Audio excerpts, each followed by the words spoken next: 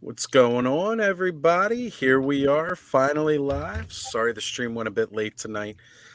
Had some stuff go on today and just, getting in a little late and getting everything set up. And then I was like, okay, honestly, I kind of figured I wanted to do an unboxing video tonight. And originally I was planning on just going solo.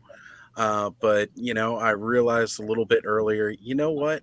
It's always fun when you've had a rough week, not to just, unbox and open up some toys and relax, but it's always great to do it and kick it with your buds. So I immediately sent out the alarm and said, "Hey, bud, you want to go live tonight earlier Oh today?" yeah, it's a Yeah. perk of the name. So definitely invited Bud to join. And then, people were showing up in the chat, and I thought, you know what? Hey, why not? Let's open this up a little bit. Payne said he was down to come on and join. So, welcome, Payne's Toy Samples. Good to have you here, brother. And Voila. of course, yeah, you've got some stuff to unbox. I've got Yeah, some I know. stuff to I got unbox. stuff. And then Bud's I'm got not some proud. stuff he's I going to got make. stuff. We got stuff. It's fun. Actually, I've had this stuff for a couple weeks and just haven't opened it yet. So, Yeah, well, this is just this week. I'm afraid because at some point I'm gonna have a rather unpleasant BBTS shipment. yeah, well, unpleasant when it hits, but then it's Well, going it to be already pleasant hit. I again when mean, you but the see it. shipping, they'll charge you for the shipping and the tax, and that's not gonna be that bad. But Nah, it's it's never gonna be nearly as bad. it's gonna be a bigger box than I want. It's all right. I can make a cardboard fort out of it. We'll be fine. There you go. I think I need a bigger box. Or send me the boxes. I will use them. There you go. Ship your empty boxes. I Bud use them is as covers for my tables when I do my painting. So yeah. That's always another good use recycle, for your reuse. leftovers. That's right, man. Completely. Well, Bud takes that to the whole extreme, making little computer terminals there, and I know I sent him some stuff earlier. A little video of like a whole staircase and walkway that was kind of made with it, and of course reusing old paper towel rolls. Yep. Emerald Knight showed us a little thing he's been doing with those. So I've been doing that with my trees. It's yeah, it's cheap. You already have it anyway, so might as well use it. Get some Mod Podge and get some paper and go to town. Yep. that's the way to do it, guys. Just don't go throwing that stuff away. Reuse it, make it I new. don't need to spend $42 on fake trees. I can make my own. That's right. Right. That's I was right. looking at some of those build diorama cardboard sets, and they were really cool, but they wanted like $78 for a whole like a dungeon set. I'm like, that's literally printed cardboard. I'll make it myself. Well, that's Granted, it like looks really good, but no. Right. if you're doing stuff for like outdoor scenes. I mean, they have some that have like a rock setting, but you can get those terrarium backs that are Yep. like basically cloth. Then it has printed pictures on them. And you just glue it to You can, if you really get desperate, you can glue it to cardboard. I mean, I glue Yeah. mine to Yeah. cardboard so it lasts longer. I It's cardboard. literally have a corner behind me that has a whole bunch of boxes that are like torn down. In fact, I just pulled out this one here and cut it up into pieces. Yeah. Well, So, let's go run through the chat real quick and say hello to everybody who's been graciously waiting as I went live, almost an hour later than usual tonight, but had some things to take care of. And then we'll go over some talking points of stuff that's happened. And yeah, just kind of have some fun tonight. So, Adam from Radical Toys been here this evening, says, I'm here. He was ready for it. And of course, Eldor, always honored to see you in the chat, brother. And then we've got Pop Actor in the house, showing up, hanging out. Oh, man, leave it to a wizard. Say his name, and boom, he appears. Oh, Eldor, good to have you tonight, brother. Great to see you. Good evening, sir. Happy St. Patty's Day to you. Thank you, Eldor. Appreciate it, brother. And happy St. Patrick's Day. Well, gosh, that's almost 2 days removed now for you, isn't it? Eldor being far from the Good to be future. here. Absolutely. Well, glad you could join us and come hang out tonight because, it's all about having fun and hanging out with your friends. And Ray Indeed. Black has joined us this evening as well as Big Sis Carol's in the house. And Pop Actor was wondering if I was doing my hair. And absolutely, that's why it looks so stunning all the time. God.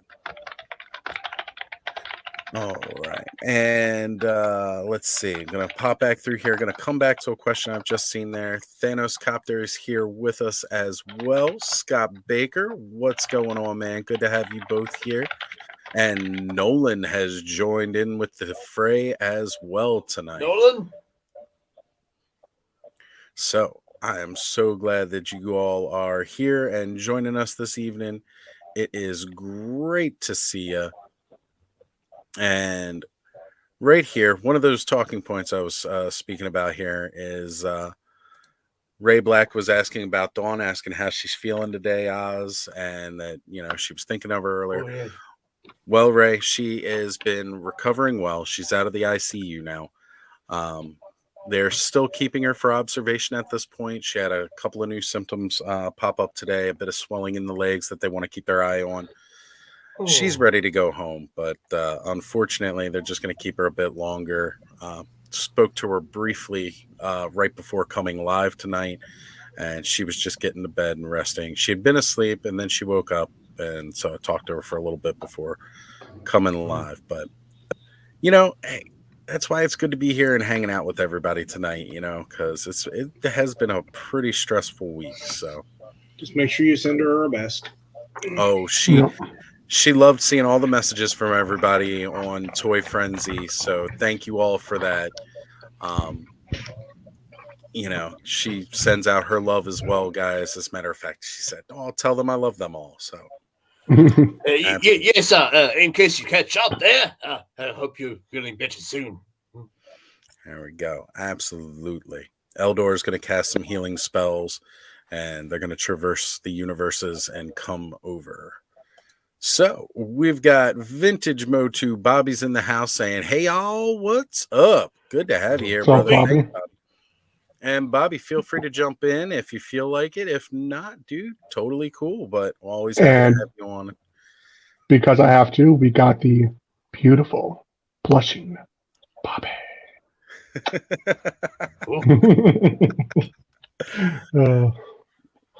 That's what I like about, whenever we do these live streams, whether it's Toy Frenzy or whether it's here on Oztradamus Toys Live, it's all the familiar faces time and time again. Having you guys coming on with us and, at various points, whether it's here on my channel or whether, you jump on and you join us on Toy Frenzy, it's always a pleasure to hang out and talk with everybody. We all have so much fun. It's like, when you were in school and you wanted to get off and go hang out with your friends by, the big green box on the end of the corner that everybody said not to hang out on, and you did anyway. That's what it kind of feels like, All right. So, guys, back on our, sorry. Oh, go ahead. No, I was going to say, back at our school, at our playground, we had these 4 stacked giant, monster truck tires. So there's 3 in this a triangle, and then one in the center on top, and you could climb up through it and crawl on the inside, even though it was always full of rainwater and dirt and whatever. But it was always the cool place to hang out. So obviously, I never got to climb it. When I was a young lad, they'd take us up to the top of a hill there, overlooking the kingdom and what have you, and we have one of the big battle ram tires there, spare tires or the old ones, and they'd put 2 of us in there sort of head to toe, and they'd pick us up on the tire and roll us down the hill. Good fun. Always was, man. Some of our playground stuff that we had as kids was, we didn't have the huge, almost gymnasium sets they had today, but I don't know. I lived within walking distance to my elementary school, and they had 2 playground things in the back, big, huge baseball fields, and they had a basketball court and a tennis court. So it was always fun to go up there. Plus, across the street from mine and Carol's house, we had a ginormous field with a little playground on it. And, it had all that aluminum gym equipment. So, that was, God, somebody was psychotic when they were putting that equipment out on the playground, because that stuff in the summer, when you wanted to go out there and play on it, Oh, burned so Third degree burn. bad. There you go. Get you some- Like, yeah. you Stainless really steel slides. Yeah, you had to suit Like- up really yes, well to yeah, go It down was there. like 20 feet high. And of Honestly, course, the being public is not much better in the summer. I'm sorry, it's just right. nothing's good. And of in the course, being a freaking bigger kid, you always slide down it slower. Yes, you all do. the You're skate- just and of course- torturing yourself longer. This was also like early, like a 90s, so those 80s shorts were still kind of in style. The really, really short one. Oh man, Yeah. yeah. I wanted to jump in here and say hey to a couple other people that are just joining in. We've got JMax77 in the house saying hey all. And then we got Danny Phillips in the house as well. Good to have you here, Danny. Thank you for showing up tonight. And Black Phoenix is also joining us this evening. Excellent to have you here as well, brother. So that's what I love about it, man. It's just family. You see these faces time and time again, and we're all hanging out and having a good time. So, guys, most of you have seen these as weekly picks over the last few months that I've been grabbing through the weeks here. All of my Rise of the Snake Men stuff. And as a matter of fact here, Pop Actor, a little earlier, he mentioned that one of the things I'll be unboxing tonight, which is Road Ripper and Mechanac. They just got them up there at Toys R Us in Canada, and they are running $65. Jeez. Oh, indeed. It's that I gotta Toys R tell Us you, man. tax. That's what I call that. Toys R Us tax. Well, Toys R Us, Toys R yeah, Us Canada tax. they were always more expensive down And here. most they were likely always a road user tax to boot. Yeah. No, it was But- it's the I'm paying for the mall rent, so we gotta upcharge. And it's also we got to pay for the name change tax. Yeah. Yep. Because that probably was not cheap. Now they're up, because they still have them up in Canada where everything is getting more expensive anyway, too. I really feel for our Canadian collector brothers. They've got it rough. And I just had to highlight, again, as is commonplace, and it's not an episode of Oztradamus Toys Live unless a couple of bad puns are made. So, Road Well, Rip-Off. every time I see Mega J's videos when he does his hunts, I cringe at those prices. Like just like, oh Yeah. no. We got to be thankful for where we live and in the you- U.S. Why they are peg warming and shelf warming. Exactly. Pop Yeah, Actor no, says that's tax ridiculous. included. What a time to be a collector, indeed. Yeah, we finally got all this cool stuff to buy, and then they're like, "Oh yeah, by the way, we're gonna jack these prices up." It just makes you more selective. It does. It does. I gotta tell you, I was actually looking at. Have you guys seen the what are they? The hacks on BBTS? They've got those skeletons. Yeah. Yeah. Boss fight Yeah. stuff.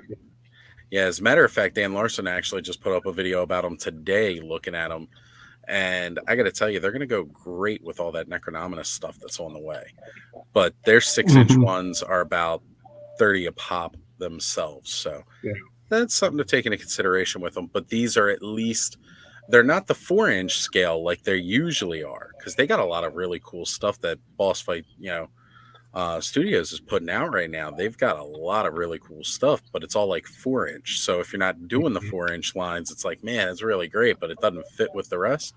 Yeah, I was kind of looking through this. I was getting really confused by the different scales. Yeah. So, well, when it says 1/12, that's their 6-inch. Yeah. And then, of course, it just goes up from there. So, I think 1/18th is the 4-inch. If I'm not yes. mistaken. Yeah, 1/18th is like Thank you. 3 3/4 to 4 inch. You might go up to 4 1/4 to 4.5. It really depends. McFarlane's, they're 110s. They're not really 112 Right. because they're 7-inch figures. Yep.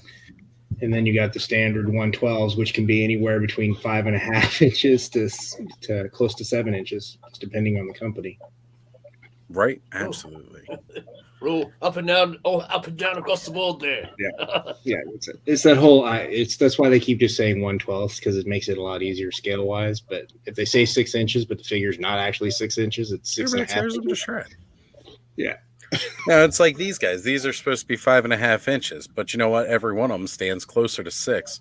Yeah. Actually, I don't know. The Yes. legs on Ratlore are quite a bit stubbier than the average looking leg that we've seen. Yeah, he doesn't stand as straight as the others do. Yeah.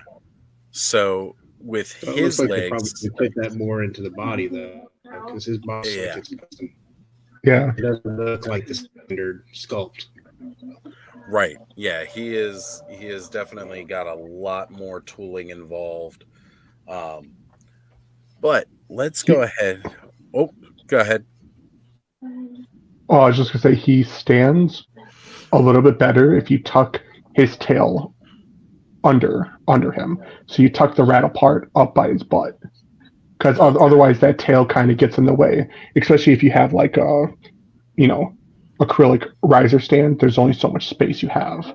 So I had to tuck his tail, but other than that, he stands fine. And of course, once you put that tail on there, you can't get it off again, as I found out. Nope. Yeah. As many others did too. So, and Emerald Knight Photos has joined into the chat here, telling everybody, smash that like button, everyone. Appreciate that, Emerald Knight. Thank you very much, my brother. Glad to have you here as well. And Ray Black has said she smashed it when she popped on, Emerald. Oh, yeah. That's right. And Pop Actor saying more about what's going on with Toys R Us in Canada.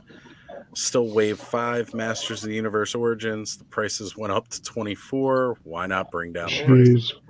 Yeah, I got to agree. For an older wave like that, you've really got to start knocking down that cost, not raising it.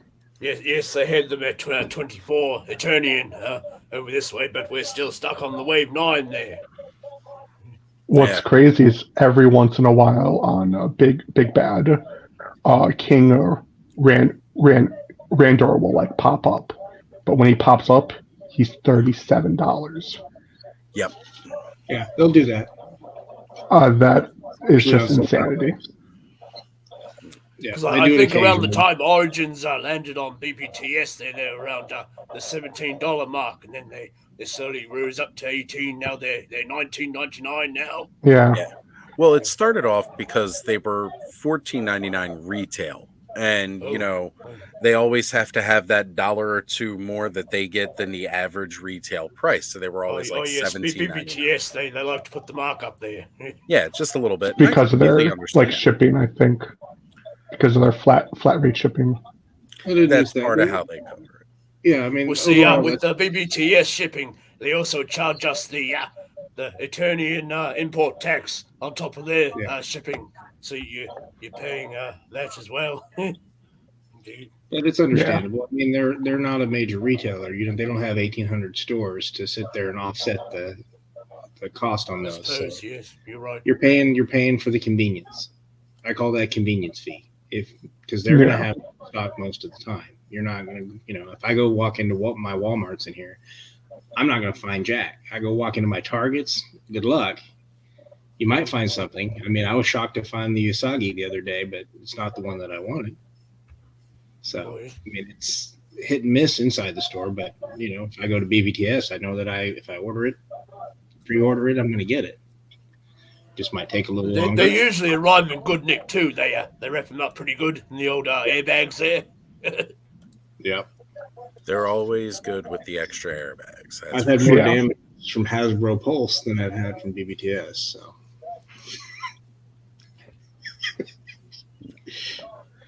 So, Carol was saying that she's talking about Too Bad and paid a little over $30 in Target for that one.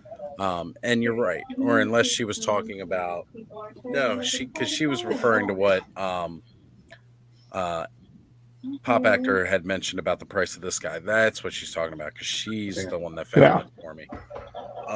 But yeah, even then, they're $32.99 here in store. Oh, So Nolan 65 says Canadian. Nolan says the Too Bad at Toys R Us is $55 in Canada, so that's And that scales about almost right, considering, Yeah. again, Too Bad's like a $32.99 figure. $32.99 when I got him. Absolutely. But, it's just one of those things where I feel for Brick because when all of us talk about our pricing, him living over in the Bay Area, he gets they jack Bay it Area up. markup.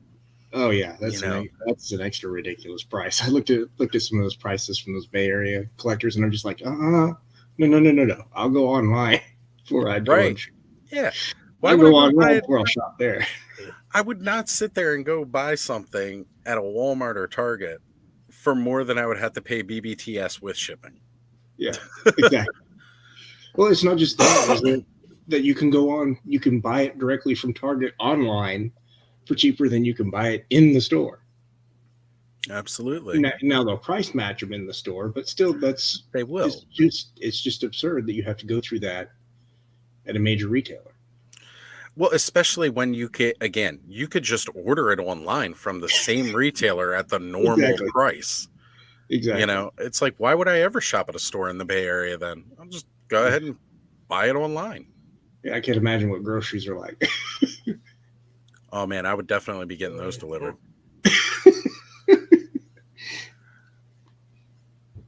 So, yeah, Thanos has said he's tired of wasting gas on it. And I got to tell you, because I go toy hunting with my buddy Chris. He's the one that's always doing the driving. So he's hauling me around looking for toys, and all we're getting is handed disappointment. The last several times we've gone out, if we were grabbing something, we've actually gone to, again, the local toy store that's around by us, Random Treasures. And yeah, you were telling me about that place. Yeah, they may charge like which one of these? Ratlore. Here he is. So right here on the back of Ratlore, he's got a $25 price sticker on this. Picked it up 2 weeks ago. Paid $25 for it.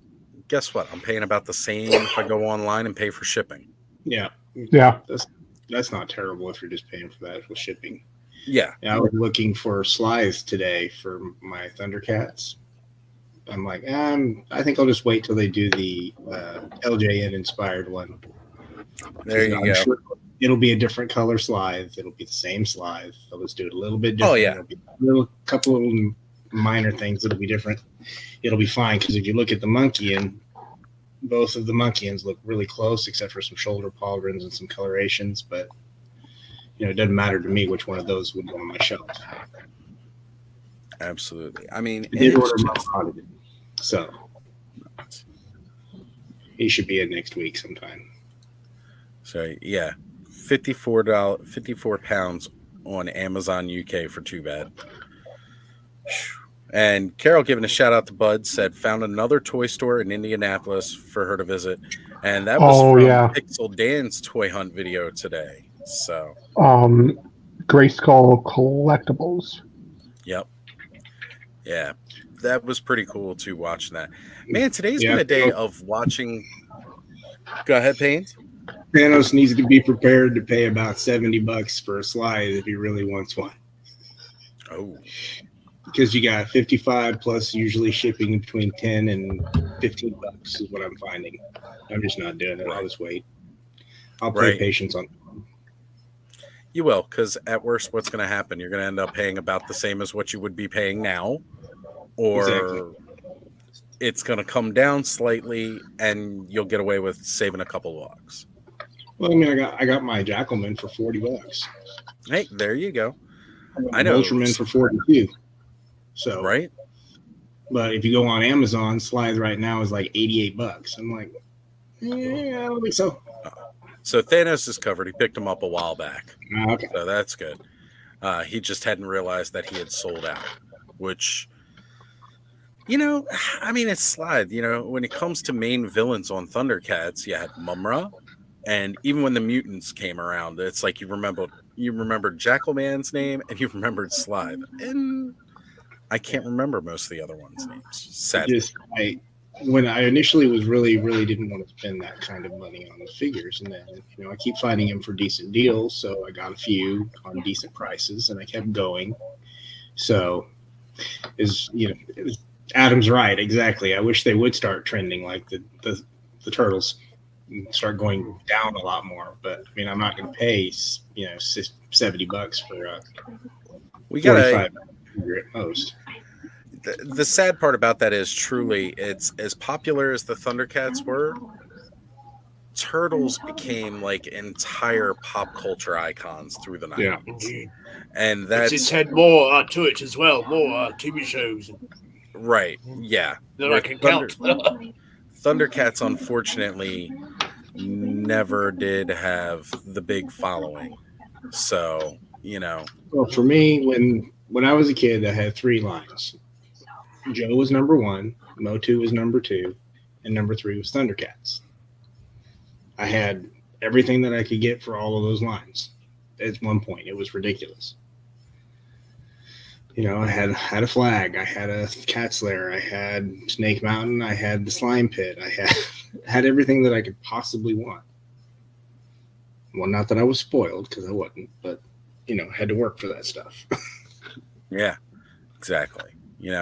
Sometimes you got. I don't think G.I. Joe's had any new shows out there aside from a couple of movies. But, yeah, they haven't had as much lately, but they still remained a consistent TV presence all the way through up through most of the 2000s.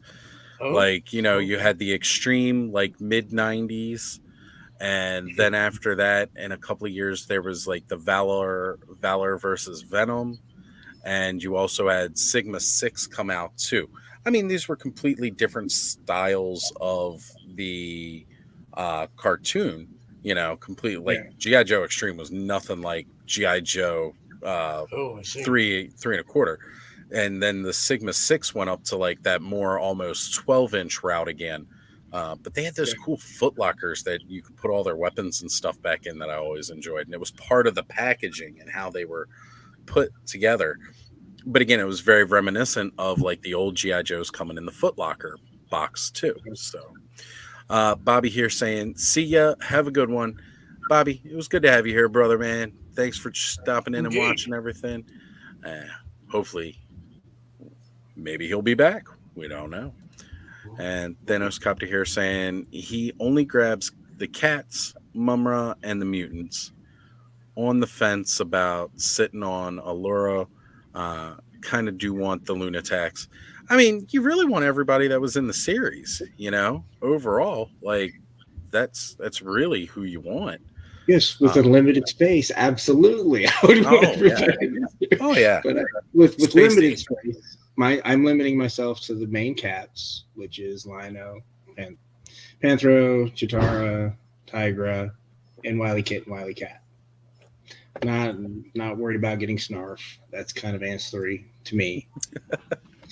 That's kind of what I've been doing with G.I. Joe there, with the classified. I'm only going to get a few of the names I know. None of this troop building or army building, as you so call it. But yes, you don't want to get as far started. as the Joes go, I'm a bit out of touch there. I thought all that ended back in the 80s, so I had no idea about these other G.I. Joe shows. I didn't know about the movies though, but interesting. Bobby, you having fun? There man? he is. I was. Did you see me backstage? I totally saw you backstage. I gave you a little salute there. Yeah, it's funny. So I had a feeling someone was hiding back there.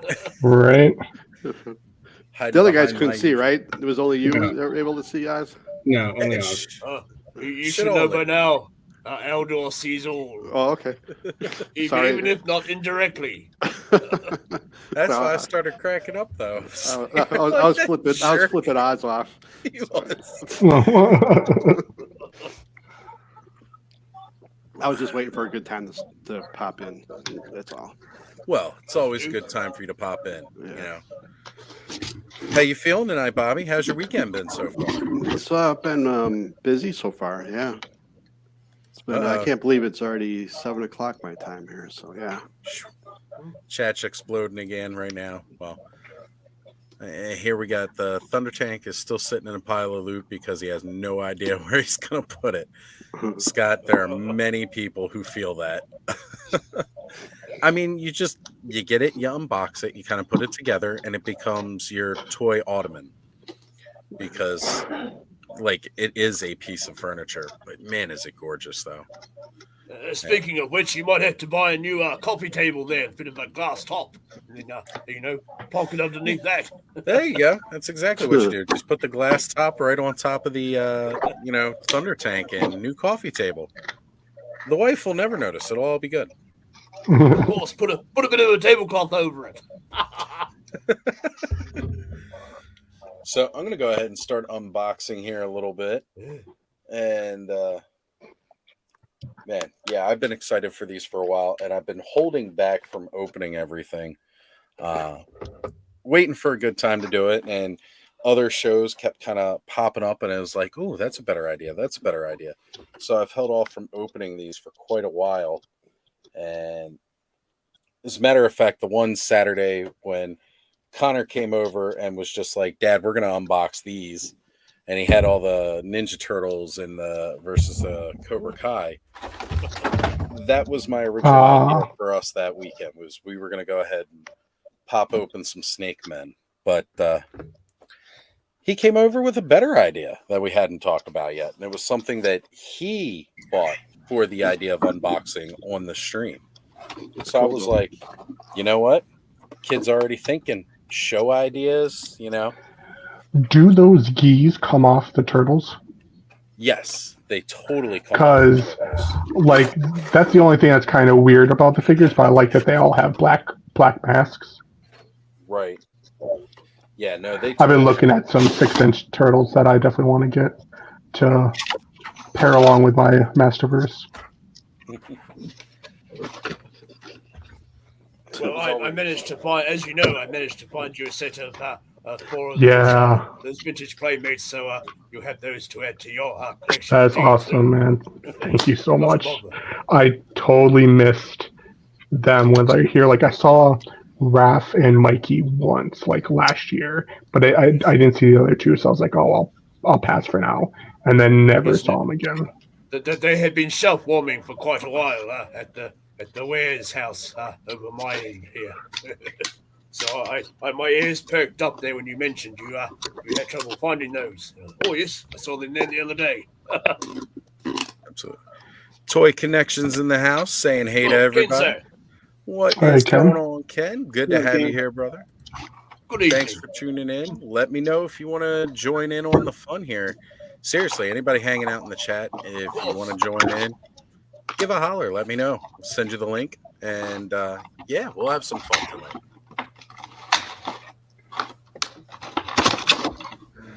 Yes, I had a little bit of a haul there yesterday, so I got my vintage Cyclone fellow here. Awesome. He's missing his shield, though, but he's still doing his little spin there, getting all dizzy. And he's spinning good, too. And his little sticker there, the lenticular sticker. Yep. Yes. Still going good there, because that's one thing that you seem to miss on the lot of these vintage figures is the stickers and things. I swear, if freaking Origins does not have that style sticker on it, I'm going to be really sad. I'm sure most of us will. Look, I'm just really hoping he spins. Yeah. Right, but like... Well, yes, you already have Roboto there, and you twist him around, and his gears does this, and the head, and so forth. So I'm sure Mattel are hard at work thinking of ways to keep... And also the way... the way Flying Fist He-Man kind of does spin. Oh, yeah. In a sense. So it's there. It's just whether or not they want to put it in or not. Yeah. Yes, indeed. I got King Hiss there also, just missing one of his arm pieces, but all in all, nice. He's a complete otherwise. Very cool. Bit hard to break the shell off though for my old hands. I was going to say I've actually got that. I'll be getting my Origins King Hiss soon, so. Looking Yeah, I'm forward about to to him. crack mine open tonight. So, Oh yes. Pop, I was rightly themed today, sir. indeed. Pop Actor was mentioning the fact that the Road Ripper feels a bit light, and I gotta say, without the mechanism in it, it really does feel a lot lighter than the old one. Oh yes. But it's still nice to see. It's nice to have. I know Hebro did an awesome video where he found a way to put the workings on the inside so it does the pull back. You pull back and let it go kind of thing. And that's right. On this channel, we're just going to keep calling it the Road Ripper because that's what it is. Yep. I saw someone do that with the land shark there. Somewhere too. I think it might have been on the IG. Someone had put a little remote or something in his land shark and was running that along the ground. So Ken says that he would join, but he's only got a cell with him, and the battery would drain too fast. Well, let me know if you get somewhere where you can, because these lives go on forever. So, and yeah, Pop Actor saying, Oz, he won't spin. Mattel's new motto, you do it, we give up. That's not saying you have to grab it by the leg and just spin them around, Yeah. Like loosen them up, maybe put a little silicone spray or something on the inside so that he or the older attack tracks. You had to push it along the ground and watch them do the flip yourself. Yeah, right. And Scott Baker mentioning that he was about to say the same as well, that he hoped. Well, I'm just getting a notification here. It was tagged in a post. Oh. So am I. Well, what's some news there? Well, no, Ray Black has, posted talking about watching Oztradamus Toyz live and Friends. So thank you, Ray. Oh, man, it doesn't let me. I was hoping I could do it just from the desktop here, but it's only going to let me send it as a message to people. I was going to go ahead and. Yeah, I just shared it myself. Thank you, Bobby. Yeah. Guys, always post pictures of you watching the streams. And when we catch that on IG, we're posting it to the stories. We're getting the word out there. People are loving and enjoying watching us. And it really does. I do see them sometimes on IG, and I do share them. But it's easier if I get tagged in it, if I'm on the show. And then it helps me. I can do it quicker. I'll see everybody's. Absolutely. Yeah. Make sure you are tagging us in the post. Yeah. I've also. Yeah, it's something I got to do better. I've also been checking out the hashtags because with the hashtags it's easier to follow stuff. You can follow specific hashtags. Yeah. So I just started doing that this week. Yeah, I've only been following a couple of hashtags. Oh, you're gonna play a little game for us there, sir. What do we got going on? Oh, okay. So you're adding an arcade to Grayskull. I got it. That's cool. The Pac-Man. That's actually cool. Gonna have all the entertainment there. Blow that up. Of course. I want to blow that up full screen.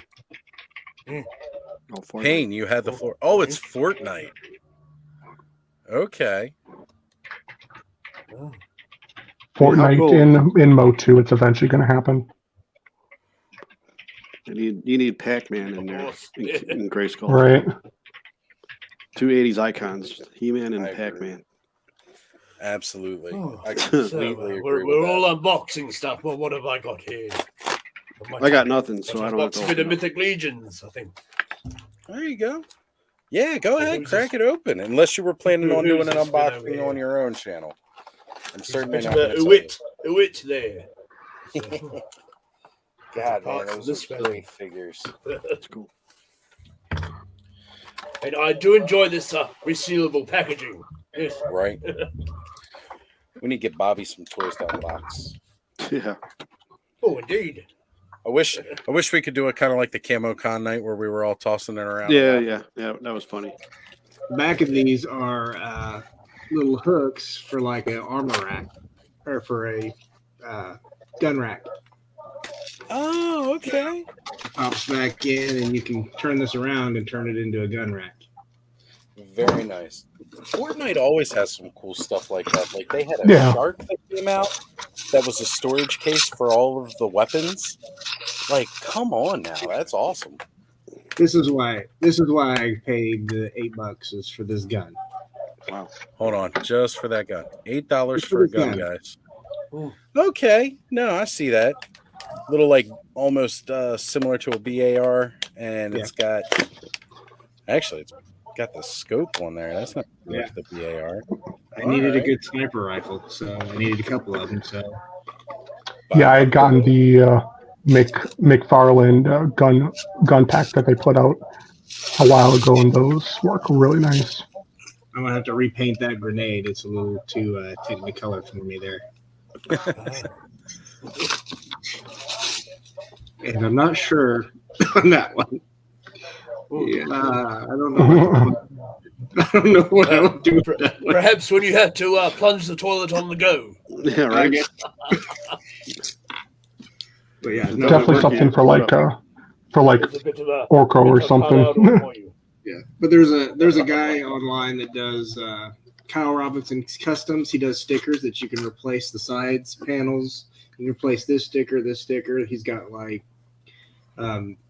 classic games like Pac-Man and stuff, Yeah. and he's got like Marvel versus Capcom stickers, Street Fighter stickers. That's what's up. So you can deck out the arcade machines any which way you want. Yeah. Mortal Kombat. Yeah, man, I'd definitely be doing that. Like, put on the old, side skirts for MK2 on there. You'd just be missing Raiden down the side. Yeah, that'd be awesome. I love Mortal Kombat. One of my Heck favorites. yeah.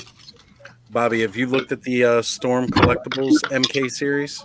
I know you were just. Yeah, I saw the Nightwolf one. That was awesome. That's what you're talking about, right? Yeah, well, if Emerald shows up tonight and he wants to jump on, I know he was in the chat for a bit.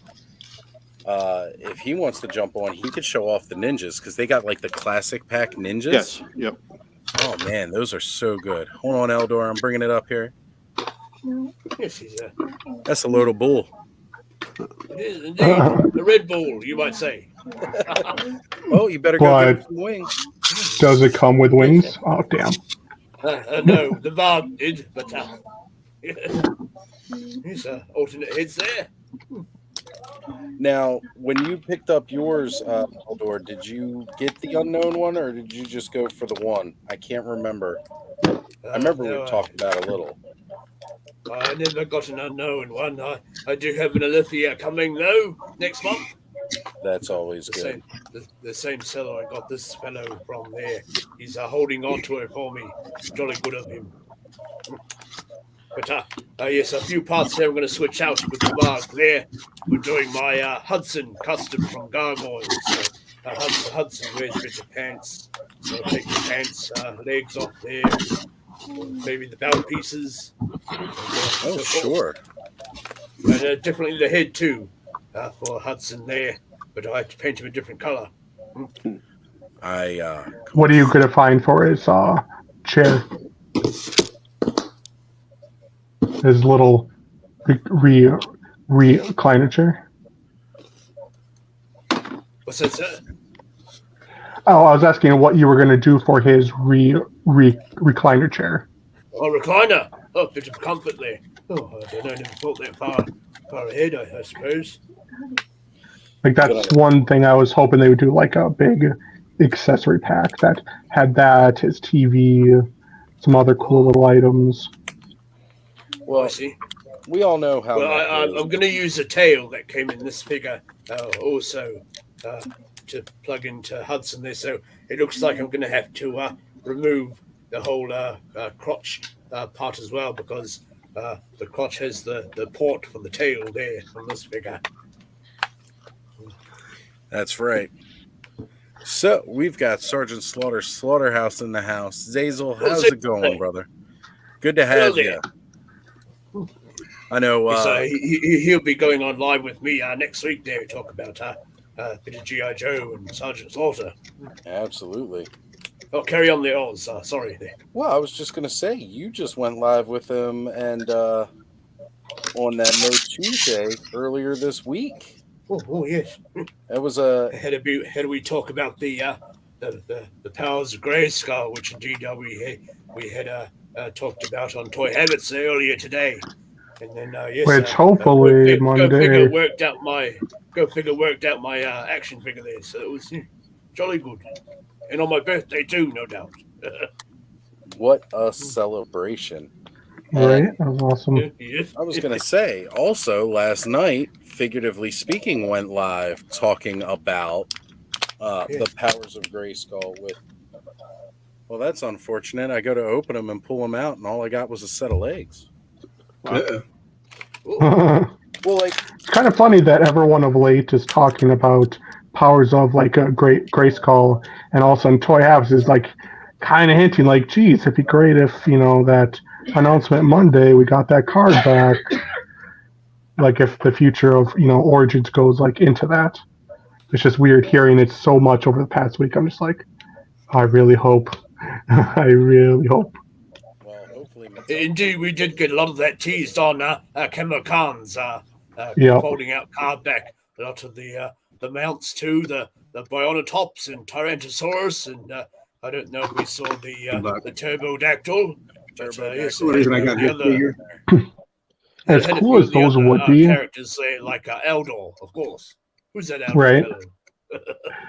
as cool as some of those, dinosaurs would be, I kind of rather have some other things first. Like, I don't know, Battle Ram.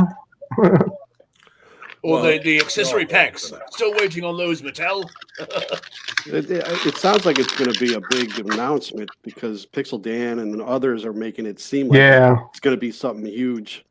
Now watch, it's like I just like haven't- a Skeletor. I'm literally not holding my hopes at all. Yeah. It'll be like one figure, I don't maybe think like so. some merch, a hat, a sticker book, and that's it. Like that's my Well, I that's don't how know, high my because hopes are going to be.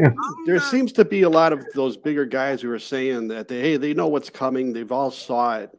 They Yeah. they were at wherever they went to, invited to see something. So I'm curious on what I didn't think it was going to be that big, but the way they made these tweets out lately, it seems like something Mhm. bigger is going to be announced. Yeah, Bit of a storm and they're brewing. under and NDA, so I think some of them, like Yeah. it's probably especially Pixel Dan and Yeah.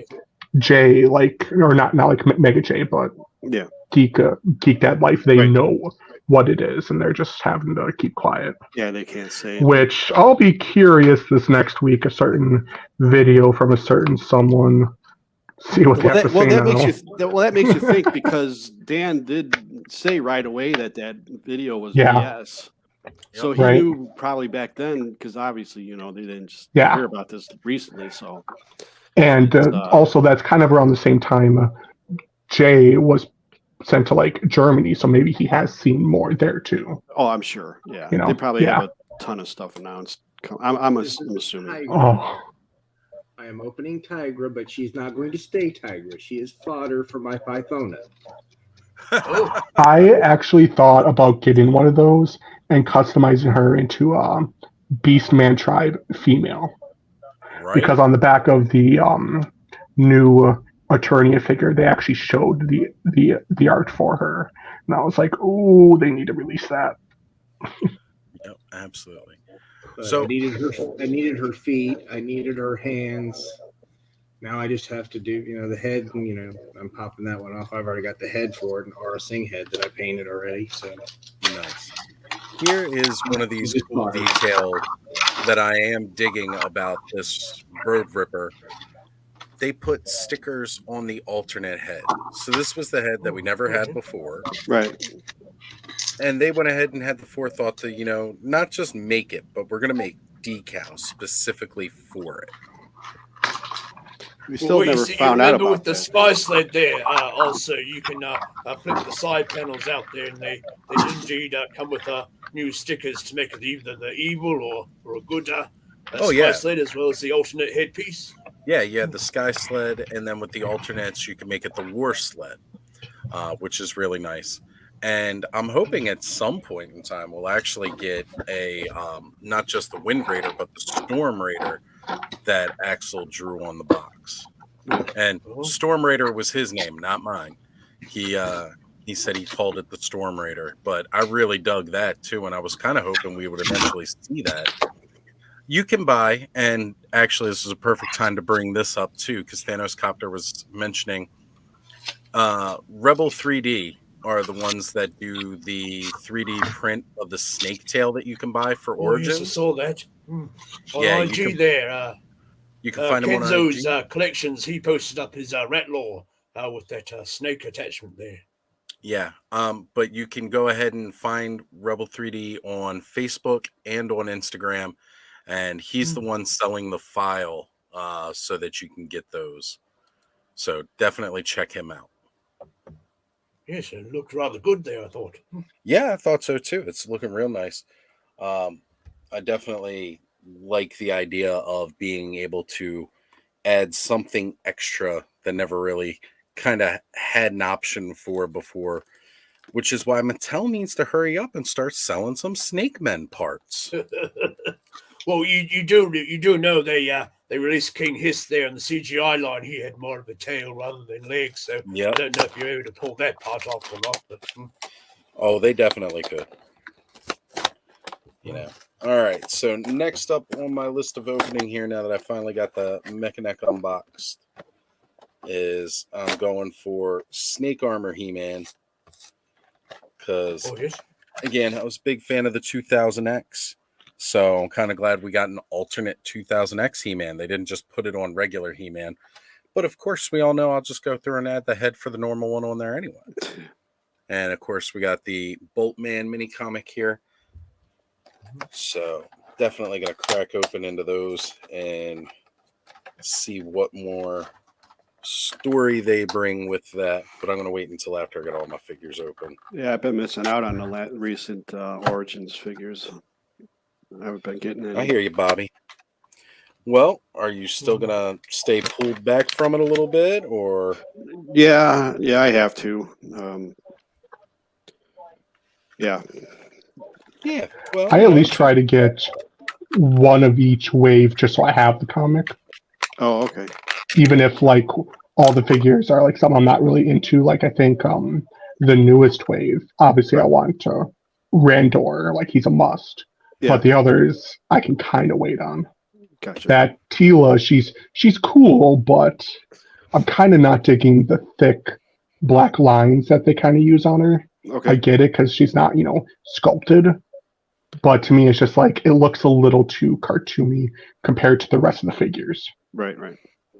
Yeah, I'm starting to think that, I'm not needing them as much, I think. So I'm not worried about getting any more. So.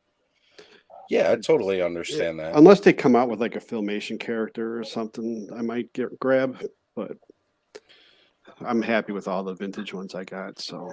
Yeah. Yes, I see my collection, or rather space is slowly running out, and I'm thinking, there might be a time to stop. That's the big thing too. You space. I mean, how much can you fit in your closet after a while? Right. You can choose there more now, I think. Yeah. And with these last pickup. Yeah. How much shelves you got, and right. You could swap out figures here and there, and change it up and stuff, but. See, I already got rid of some of my Jurassic Park dinosaurs there to make room for a bit of a Mythic Legions collection. So I don't want to think about where I'm going to put those. I kind of like that this is its own separate piece. Like, there's a lot of individual tooling on this Snake Armor He-Man that I don't know where they would use much of it again.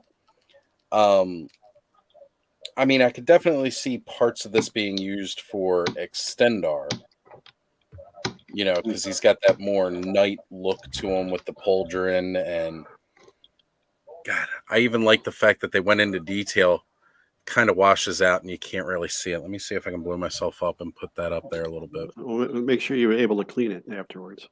You blow yourself up. Well, so they added that snake crest onto the shoulder pauldron. Oh, yes. I really like that. I think that's really neat.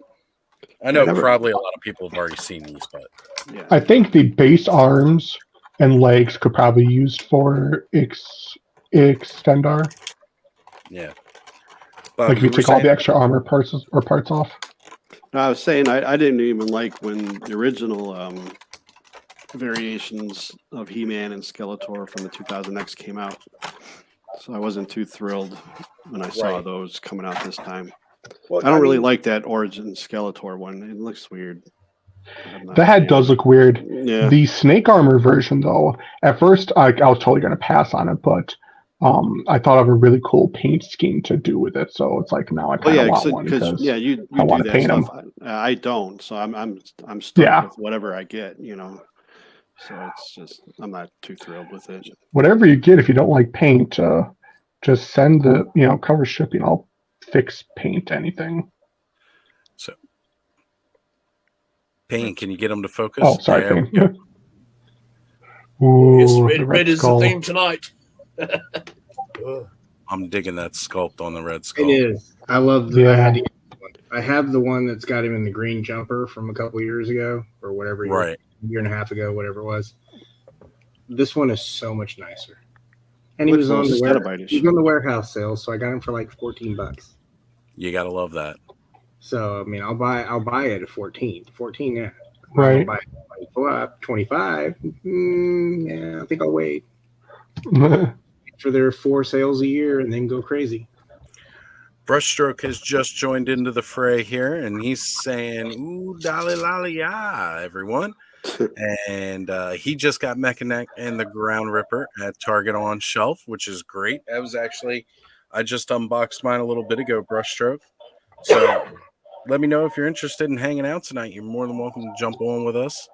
If everybody saw, like last week, he posted up a video on his channel for the first time in a while. It was fun to go over and watch him and put a face to the name. Excellent to see you there, Brushstroke. Oh, yes? Yeah, he was doing some storylines and stuff on his channel, which was really, really neat. Need to get that perfect fix for my recent broken camo con. Talking about the snake tail there a little bit. That'd be cool. Upgrade camo con with the snake tail. So it broke? Mm-hmm. Wow. Yeah, well, gosh, like oh man, who was it? I just recently had a problem with somebody else also had a problem with one of theirs recently too, where something broke on it, which is such a shame because you can't get the camo con again. Right. You get a Cobra con, but you can't get a camo con. Yeah, that sucks. Believe me, if you reach out to them, because I had a Grizzlord where that patch of fur was coming off his face, and they're like, "Yeah, we don't have any more figures, but we can send you this random WWE Elite figure. It's around the same price." So I got like a Shawn Michaels figure, which actually did end up working out because the glasses he comes with, I took those off him and put them on my Superboy custom that I made. Oh, yes. So it worked, but I was still annoyed. Yeah, see, that's cool for you if you're able to use the figure. See, if I got that, I would just toss it in the garbage. I'd be like, I don't know. I'll admit I'd be pissed off about that. Right. After getting that figure, I will admit I kind of looked at some of them because I was like, I used to watch this back in 2000. I want to get like Undertaker or at least Kane. He comes in that like Attitude Era outfit. I was like, yeah. Well, even then, like the WWE Superstars line that they have out now, like it's a wealth of soft goods that work with your Origins because they use the same buck system. The only problem is it's like $20 a figure if you're just using it to get those soft goods. Right. They look real nice. We'll see with my plan of doing my custom Hudson there, I was going to use the Varg head initially, but when this fellow arrived there, I noticed the orc head that he came with looked more sort of Hudson-like, I suppose. So, yes, I'm just going to end up using that head there. And actually, currently, I took the glasses, I put it on my Keldor, so he kind of looks like Salt Bay. That annoying meme. I was like, this looks awesome. You got to get like the trench coat and top hat from like Papa Chongo and the Undertaker, and you could make like he just looks like he screams voodoo to me with that for some reason. So Eldor, a little piece of advice from Scott Baker here. Make sure you heat that boom boom hole. And that is literally what that hole is called. The boom boom hole. Yes, for that reason. And Pop Actor was saying he just needs a Cyclone, Rio, Mossman, Spikor, and Too Bad, Screech, and Snake Mountain, and the Fright Zone. And then he will be happy. It's still a big list. It's a big Value, though. But look at how much of it's confirmed. Spikor has a listing. Mossman we know is coming. Screech is confirmed. Snake Mountain is confirmed. I mean, his list's about 50-50 already on the way. Or, you can also go get the vintage and just be as happy.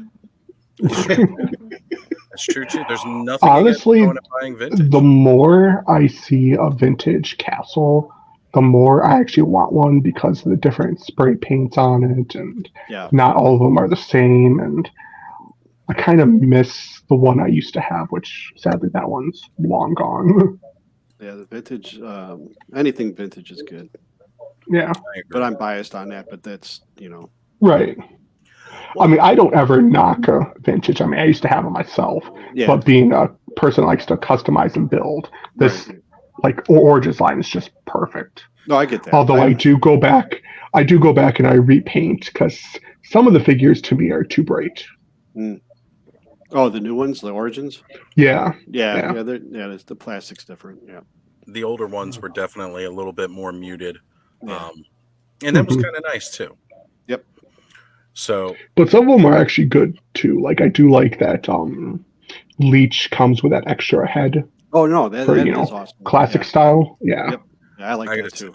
That's one of the best in my mind is Leech because you've got complete option to go full vintage with added articulation, or if you kind of just want to display them a little bit differently, they've got the classics option, which is real nice. And that's what I liked about the snout spout as well, because it comes with the filmation head. And I he's still one I'm still on the search for. Oh really? Oh man, I wish you'd let me know. I didn't realize you were still looking for him, bud. I thought you had him. No, I told you that when you mentioned that you had found Ninja, I think you found bags. Yeah. And I was like, yeah, I'm also looking for snout spout. Well, or spout snout. Don't worry, buddy. We'll don't find worry. it for you. The toy now. We'll find it for you. And then the other one I'm actually really happy with the way he turned out is King Hiss. Because even though the armor parts don't pop off, I like how much bigger the arms are on Origin one. Rather than looking like a limp little snake. I've got my vintage or something else. I do have my vintage one in the box, and I will be grabbing that. I was going to say, I see plenty of snout spouts by me, and quite a few leeches too. I mean, that's pretty much guaranteed when I can walk into a Walmart here. Now I just don't go out to stores, so. Well, generally I don't either. But if I have to go pick up something, I'll go and look. Right. Yeah, I'm pretty sure. But if you go to Walmart, you might find them. Well, Walmart has not been the place to look lately for me because they've cleared out. For the leeches and snout spouts, I believe I've seen a bunch of them sitting around. Yeah. The one up in Hunt Valley, which is a little bit further north of me, that's where I found my snout spout and leech months ago. They had a bunch of them there, tons. The one had it, and that was also around the time that Roton. They had Roton as well, which nobody else was carrying around here. It's the only store I've seen it at. So I'll try to work in a trip up there soon, see what I can find. But Thanos Copter, fortunately, his Camocon took a dive off the shelf and the knee peg busted. Oh man! So currently he's wearing Camocon or CobraCon legs. Fairly close, and as far as the legs go, right? Yeah. Thanos, send pictures of those broken parts to my IG. I may be able to put you in touch with somebody who could tell you exactly how to fix it. But I got to see what the damage looks like. So, yeah, if Camocon broke, I just switch it with Ray's. Oh, man. Now she knows the plan. I shouldn't have highlighted that comment. I know eventually I want to get an extra CobraCon and just sculpt a Cobra hood for him. Right. Yes, I bought a vintage snout spout there the other week, and I noticed that they had hot glued his leg in. So after removing the hot glue there, I was going to see about getting a bit of rubber in there, but I noticed he used a different joint system than the rubbers. It was more of that disc sort of swivel that has a little peg that connects the leg to it. So Right. it's a bit of a different setup there than I first anticipated. So we had to drill a little hole and connect a bit of maybe wire, I think they usually do, and then glue that back on so it can get the leg. And it also swivels like a little mushroom peg on the inside of the crotch there as well, you see. Yeah. So, very fiddly. Black Phoenix with the boom boom hole. Eldor, do you have your figure there in front of you real quick? I mean, we could show Black Phoenix. The one you just opened tonight. This one? There. Yeah. Turn him around to the back. So, where that tail goes in Black Phoenix, that is what's known as the boom boom hole on Mythic Legion figures. And boom boom hole is the technical term for that part. Do all the figures have a boom boom hole? No, I don't have enough yet to tell you. Okay. I was saying in case you do want to add a tail to any figure. Oh, go ahead, I imagine they probably do because they're fairly modular. I mean, I think the two of the three that I got, I think have tails, and maybe the third one as well. Right. I know even some of the ones that have the, that don't have wings, they've got the sockets in the back that you can do wings with. Yeah. Because again, it's a system more so than it's just a toy, right? And that's one of those things that I really, really love about Mythic is they created a system so that it works perfectly with pop and swaps. Well, this one I opened first, but nobody saw. So, and then he falls out. Is the burnt part of his suit textured? Yeah, it's textured. Okay.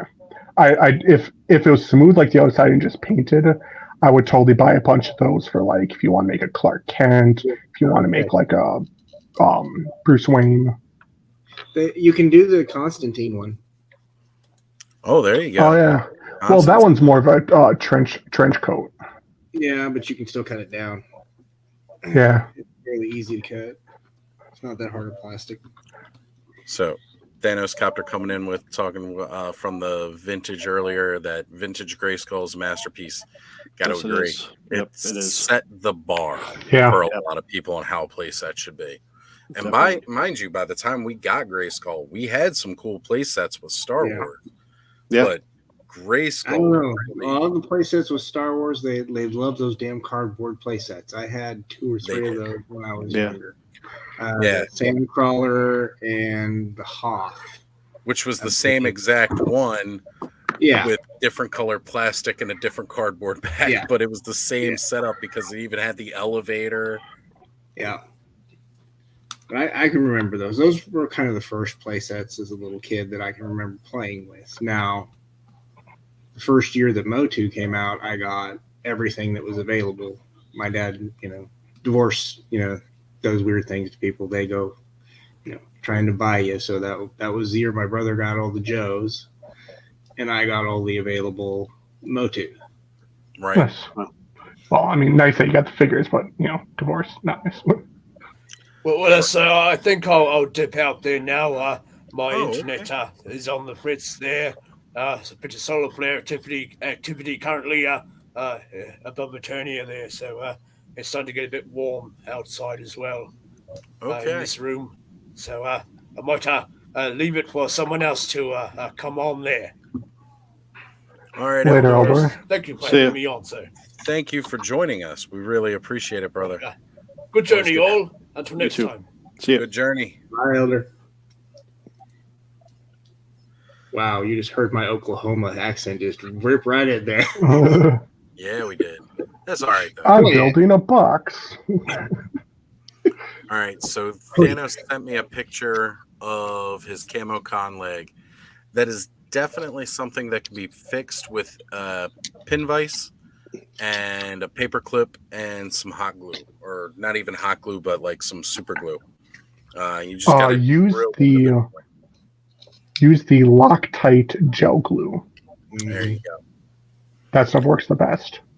But yeah, you drill a hole into each side and just go ahead and put the paper clip in to fit both ends. Squirt a little glue in there on each side of the paper clip, and you can repair that joint completely. And it'll be a little bit more reinforced now because of the paper clip in both sides. So yeah, we had Brushstroke saying, I want Mattel to release a Masterverse New Eternia 40th anniversary Skeletor since I missed out on the SDCC 2-pack. It would be nice. I see a lot of people guessing that's coming too. I want that one so bad. That one and the new. Yeah, that was everything. Sorry, what? They're not going to leave money on the table. It'll get released. Right. Yep. Yeah. One of the big things, like, I don't know much, but it is good news, and it's going to be big. That's what I'm thinking too. I would honestly if they just did He-Man Skeletor, that'd be great.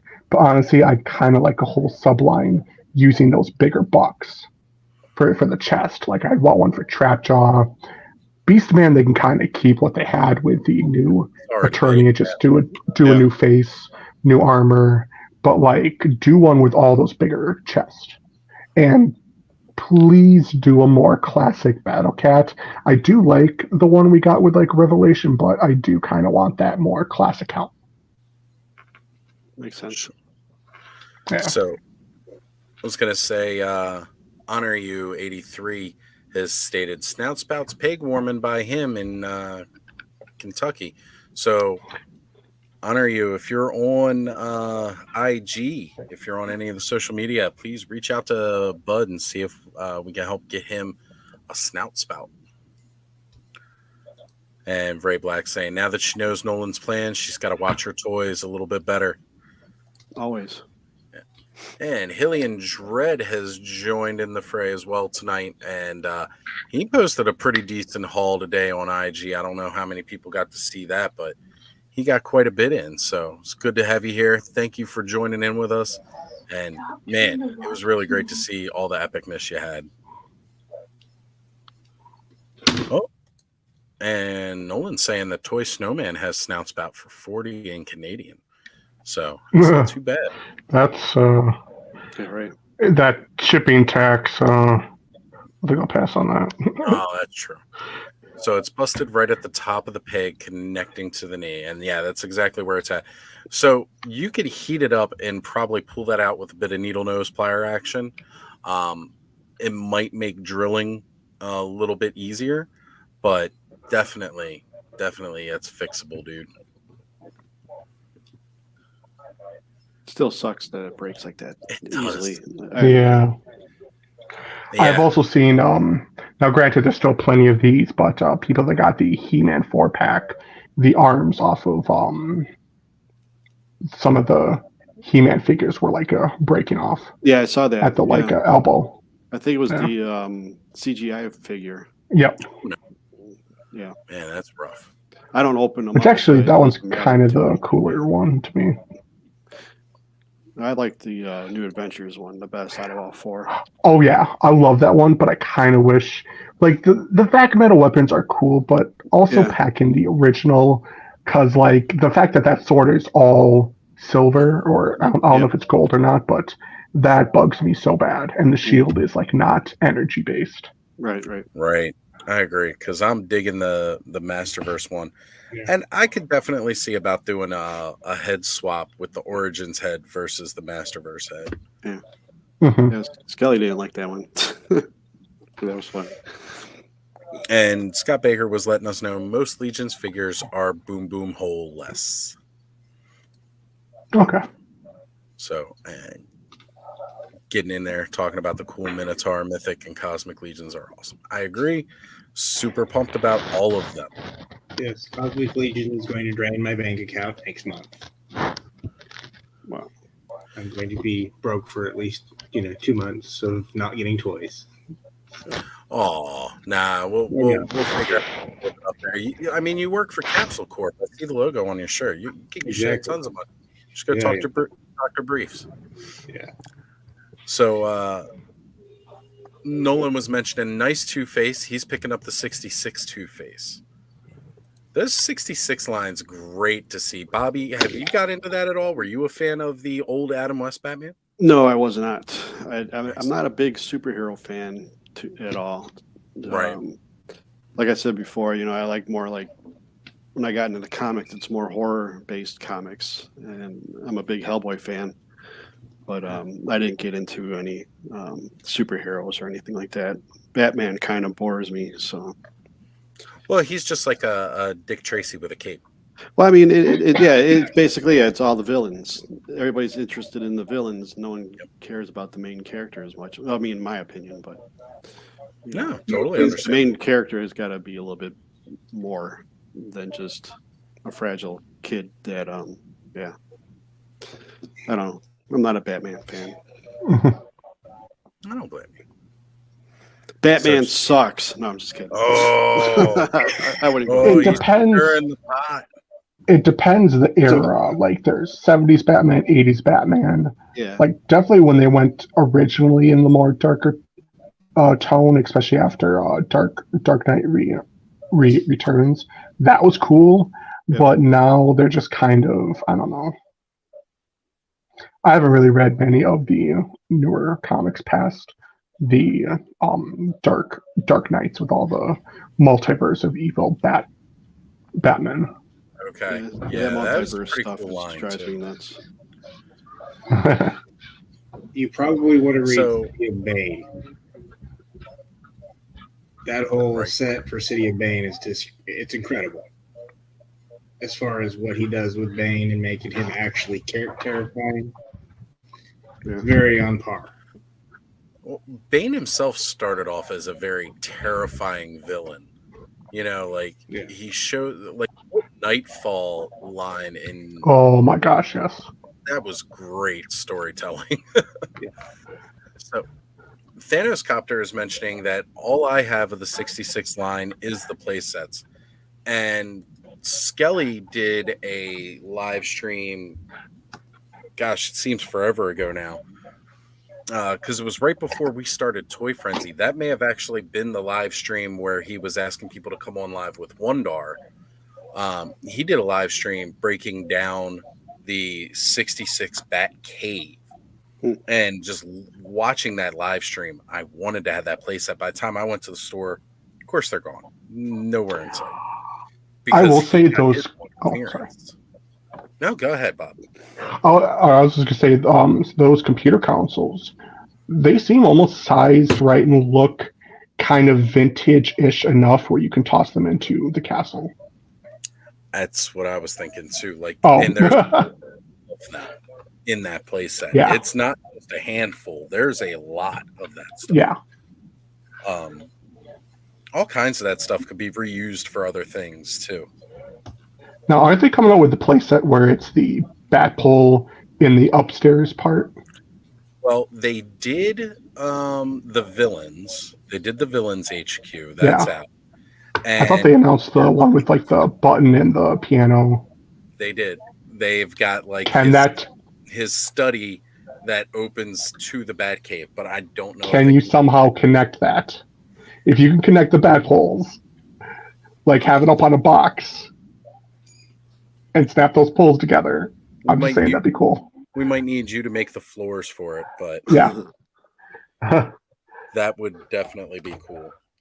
So I'm moving on to unboxing Snake Armor Skeletor. Oh, I want him so I'm going bad. to save my snakes for the end. Yeah. Oh, I have some plans with some copper paint to paint them up. I was going to say they've still, at least they had them recently still up on Mattel Creations. Yeah. Yes, I've actually been looking at it. I'm debating because I have to be very picky right now, and it's kind of either Masterverse or Origins, and I'm liking, and also like I'm definitely waiting until Monday because if they do announce that 40th Skeletor, I want him. Since I missed out on that 2-pack. I tell you, they glued the crap out of this card, though. I've never had a card that actually gave me this much trouble trying to pop off the back. Normally, I can do it really well and leave the card almost 100% intact, but this one like keeps tearing at different parts. All right, I think I got it now. So once this dries, I've made a little box platform that I'm going to be putting this up on. This will rest up on here, and this large cardboard tube that I put a topper on will slide right in there, and I have a pillar. Nice. So you decided to go the pillar method for sure then? Yes. Very cool.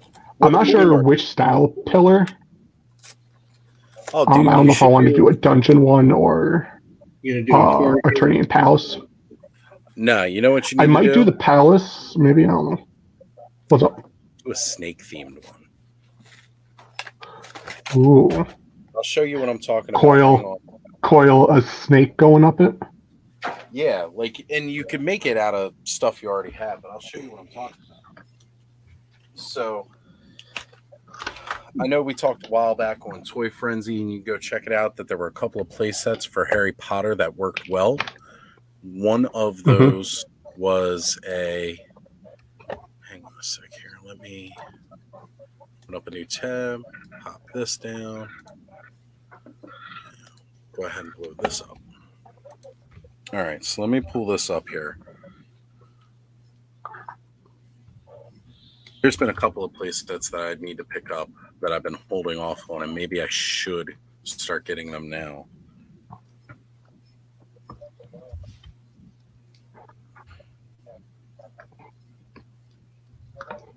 That would work for interior of Snake Mountain. So this right here, there's a better view of it.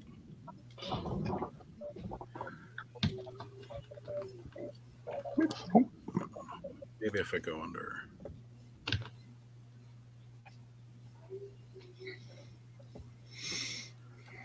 All right, so this right now,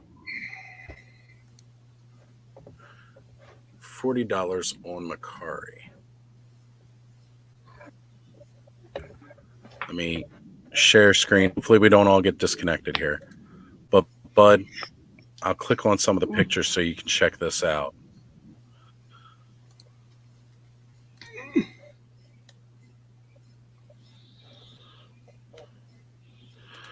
I'm going to full screen this here for a second. I'm going to zoom in. That totally is a slime pit. Yeah. Yeah, it is the Harry Potter and Chamber of Secrets slime pit. And you can see it. For some reason, it's actually getting further away, not closer. Yeah, the way the zoom works is weird. Whatever. So you can see these columns here.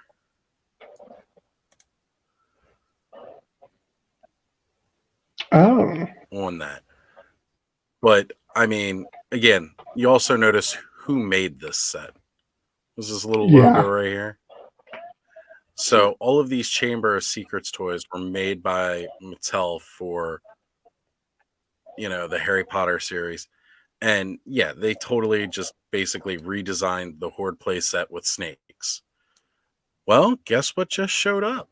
We got our snakes. So there's also one.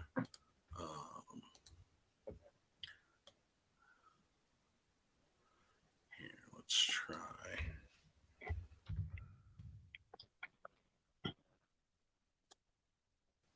Let me see if it comes up. No, that wasn't the right one. And these actually do scale with. I was gonna say, are the figures like 5 inch or 5.5 inch or 6 inch or something? Oh, OzoneToys.com. Oh no, they want 140 for this. But that if you snake look, you there. see here it's got that same pillar door frame. And looking at the pillars and columns on this, it's just,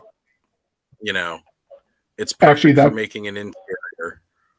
That pillar part on the left, I actually, in a sense, I'm already starting to make that.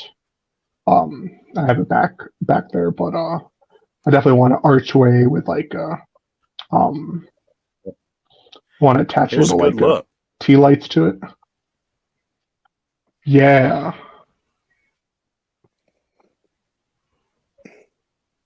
And honestly, So I could this is just, those bendy fuzzy wires,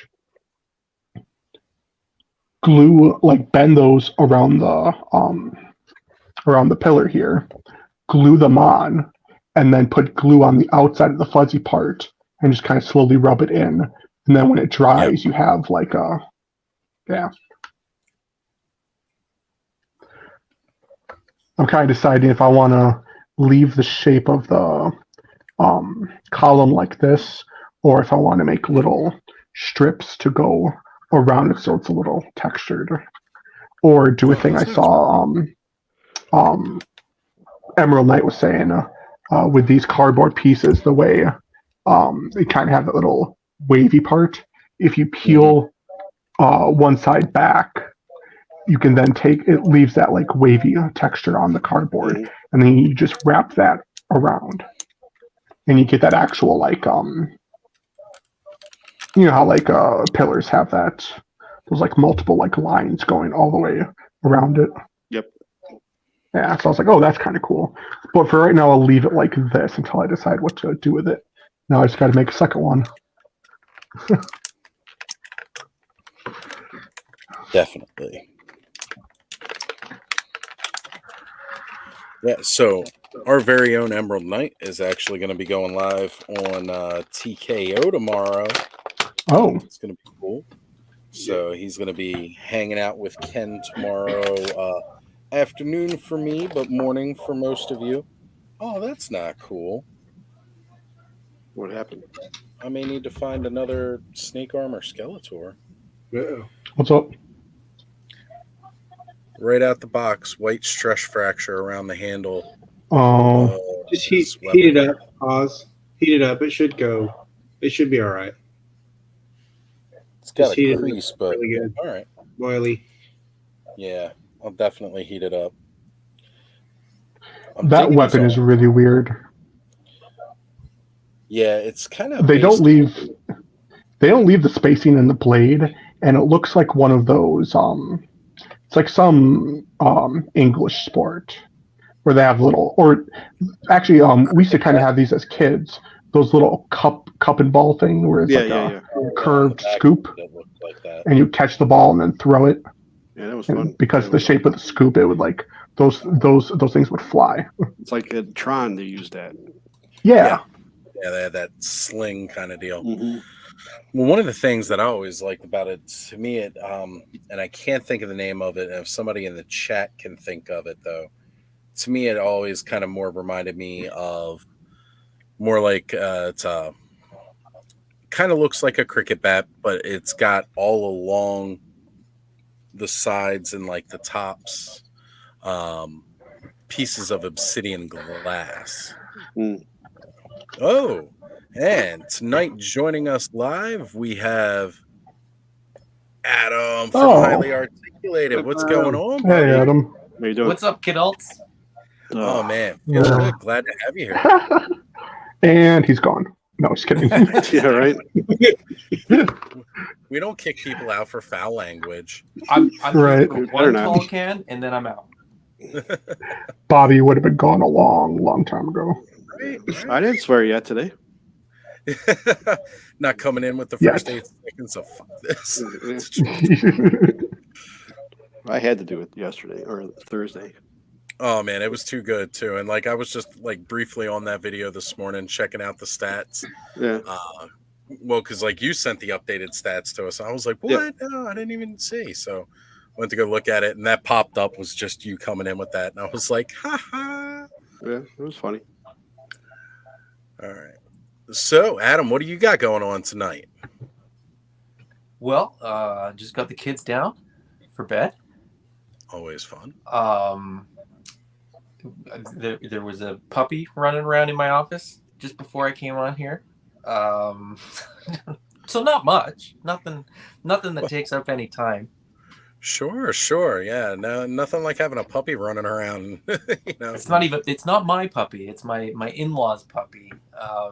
But they're out, so the puppy's hanging out with us. So Gotcha. All right, Payne, what do you got sitting there? You've been patiently waiting to show. This is the Viper with that gun that I got from the Fortnite. So Okay. Yeah, he's looking really good with it. I have to repaint it probably. But I don't know. I could kind of see like Beachhead carrying it as is. I was thinking of Stalker and Beachhead probably. Stalker'd be another good one. Yeah. All right. So I popped this comment up here, and he goes, not many, Hilly and Dredda said, not many people realize Dragon Ball Z is an 80s cartoon because it only came to the U.S. in the mid-90s. Yeah, I mean, I started watching it. I think Fox had it first, and they showed it like stupid early in the morning. Yeah, I think Dragon Ball was 88. Yeah. Sorry. Yeah, it all started back in the 80s. With the original Dragon Ball, moving into Dragon Ball Z was like early 90s, like 1990, I believe. And then like by the time he was finally fighting Frieza and stuff like that, it was like 2-3 years old at that point. I can't remember how quickly they were keeping up with it. But yeah, like I started watching it on Fox before Toonami had it. And that was like, it blew my mind, the storytelling they were doing in that. Because it was so different from cartoons Yeah. at the time. Back then, you didn't care that a fight scene lasted 10 freaking episodes, and now it's like, I can't go back and watch it. I did get really annoyed at the constant flashbacks. Oh, yeah. That got to me after a while. Oh, the previously on, Well, like when which it's a takes whole up 5 episode, minutes of your 20-minute episode. it wasn't even that. Like by the time he's battling Frieza in Super Saiyan form, like they're having flashbacks to whole story arcs that took several episodes. Yeah. And they're cutting it down and shoving it in there, and it's like, I don't need to see this. I actually want to see them fight more. But if they had more, it would have taken all of 5 minutes. Because it's annoying because you cut out commercials, and the episodes are 16 minutes each. They're with the intro and the callback or the previously on. It is about 2.5 minutes. So roughly, you have a 12-minute episode that you have to cut between fighting and then flashbacks. Absolutely. But it's awesome. It is. Yeah. It was great. I really It's very awesome the first time seeing it. My oldest boy is currently going through Super, so once he finishes that, we'll watch Superheroes together. I bought that recently, and I tried Super. I couldn't do it. I really like it. I've enjoyed Super. I'm just excited for Superheroes. So have you watched it at all yet, Pains? What about you, Adam? No, I have not watched it. I'm not watching it till he gets to watch it. So we'll Okay. watch it together. It'll be one of the few things that we get to do together because Dad's not cool enough to do the other stuff with it. Right. So, it's that age, you know. You're no longer cool, Dad. You're so old. Go away. Bobby's sitting there grumpy because he's the grumpy old man in the house. Like, what the hell is this Dragon Ball stuff they're talking about? No, I never seen it, so I'm letting you guys talk about it. Adam has been added to my list of enablers, by the way. Him and Brick. They're responsible for my AWOC problem coming in at the end of the month. Well, I'm sorry that, Brick and Adam are talking about all these cool indie toys, that are taking the place by storm. I know the three of us have all chimed in that, and as a matter of fact, we were all talking recently on Ken's channel about how it's the Renaissance and we're getting new and inventive toys from a lot of creative minds. And that's actually why I've left Scott Baker's comment up here, because we need to talk about that a little bit here. He, luckily Cosmic Wave being smaller with only 6 figures this wave, because he needs a break with Savage Crucible and soon to start Kickstarter for Armies of Ashmore, which is Defenders of Eden that I've been talking about. Yeah. That's the comic. Yeah. These things look ridiculous. And then in talking about the Armies of Ashmore, Bud sent me a link for, again, Boss Fight Studios. They're doing like their kind of extreme dinosaurs line that's up now on Big Bad Toy Store that just looks ridiculous. And with all these more indie companies coming out with such cool stuff, it's hard for me to keep with the mainstream when Yeah. Again, They're these cool, guys but are I have to stick with what I got. Yeah, I backed 2 things on Savage Crucible. I got the Frazetta, had to, because that's, classic barbarian, have to kind of get Right. that. The Abyss, Harbinger of the Abyss. I had to get that one. I wanted something that was kind of Cthulhu-like in my display. I can kind of envision where that one's going. If you notice on the Savage Crucible Kickstarter page that they under the trying to describe this in a way that it'll make sense, but when you look at the the designs for each figure, Mm-hmm. they say what they are on one side, and then on the other side it says Lemurian or whatever. For the Harbinger, it says it's in the Savage Crucible language that it says Chihulu. Yeah. But I think that's a trademarked thing or something. I don't know why they would do it in a different language, in a different alphabet, but I think H.P. Lovecraft definitely, whoever has his estate with his properties. It should be hitting close to that time where it has it should be public domain. Yeah, public domain at this point. It's Lovecraft's old. Yeah. Older than Poe, right? No. So I don't No. No, I don't think so. Maybe I'll ask Rob that tomorrow. Bobby, you should know. No, H.P. Lovecraft came out after Poe did. Yeah. Thank you. Yeah. I got started with Lovecraft more earlier than Poe. Yeah, Lovecraft to me is boring. Really? I can't read him. And I read a lot, but I can't read him. I don't like him that much. And I'm a big horror fan, but I don't like him. Okay. I'm going to take off, Oz. Okay, just brother. to let you know. And thanks for having me back on. Absolutely, guys. Bobby. Take See off. you soon, Take brother. care. Great to see you, Bobby. We love you, sir. All right. Actually, I was going to go ahead and share screen here because speaking of that very thing,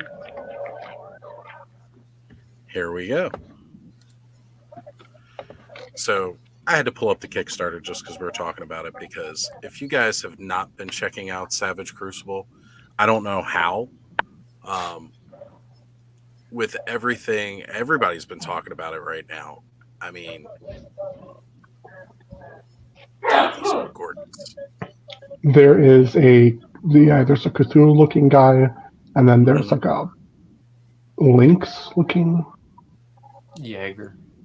Yeah, Jaeger, and he looks awesome. Right here. Oh yeah. Yeah. Just scrolling over them as you were talking about them.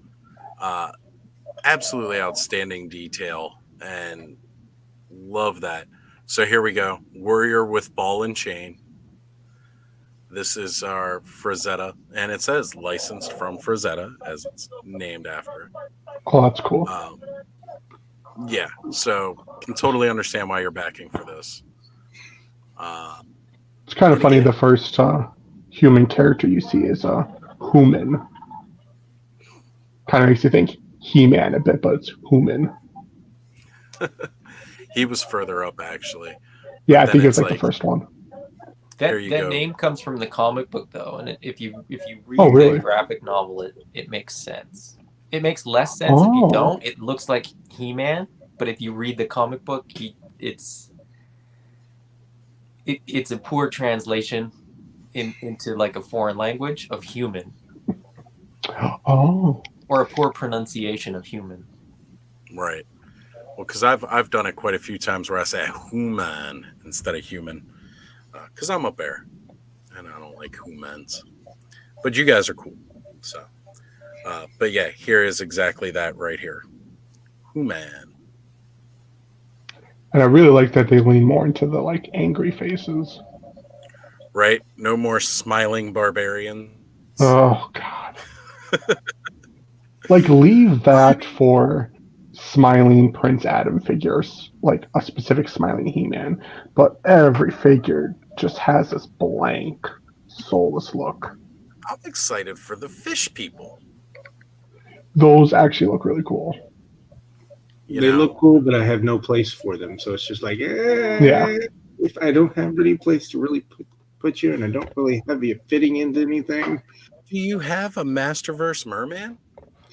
Yeah, but if I'm going to get Merman, I'm going to get more Mermen because they all look like each other. I don't want to get ones that look like something else. I mean, actually, the fish heads, I think these are probably like 6-inch scale. Yeah, these guys are all figures. 6-inch. That one I want. That one's cool. Yeah, and this is what Adam was talking about up here. It's in that language, his name.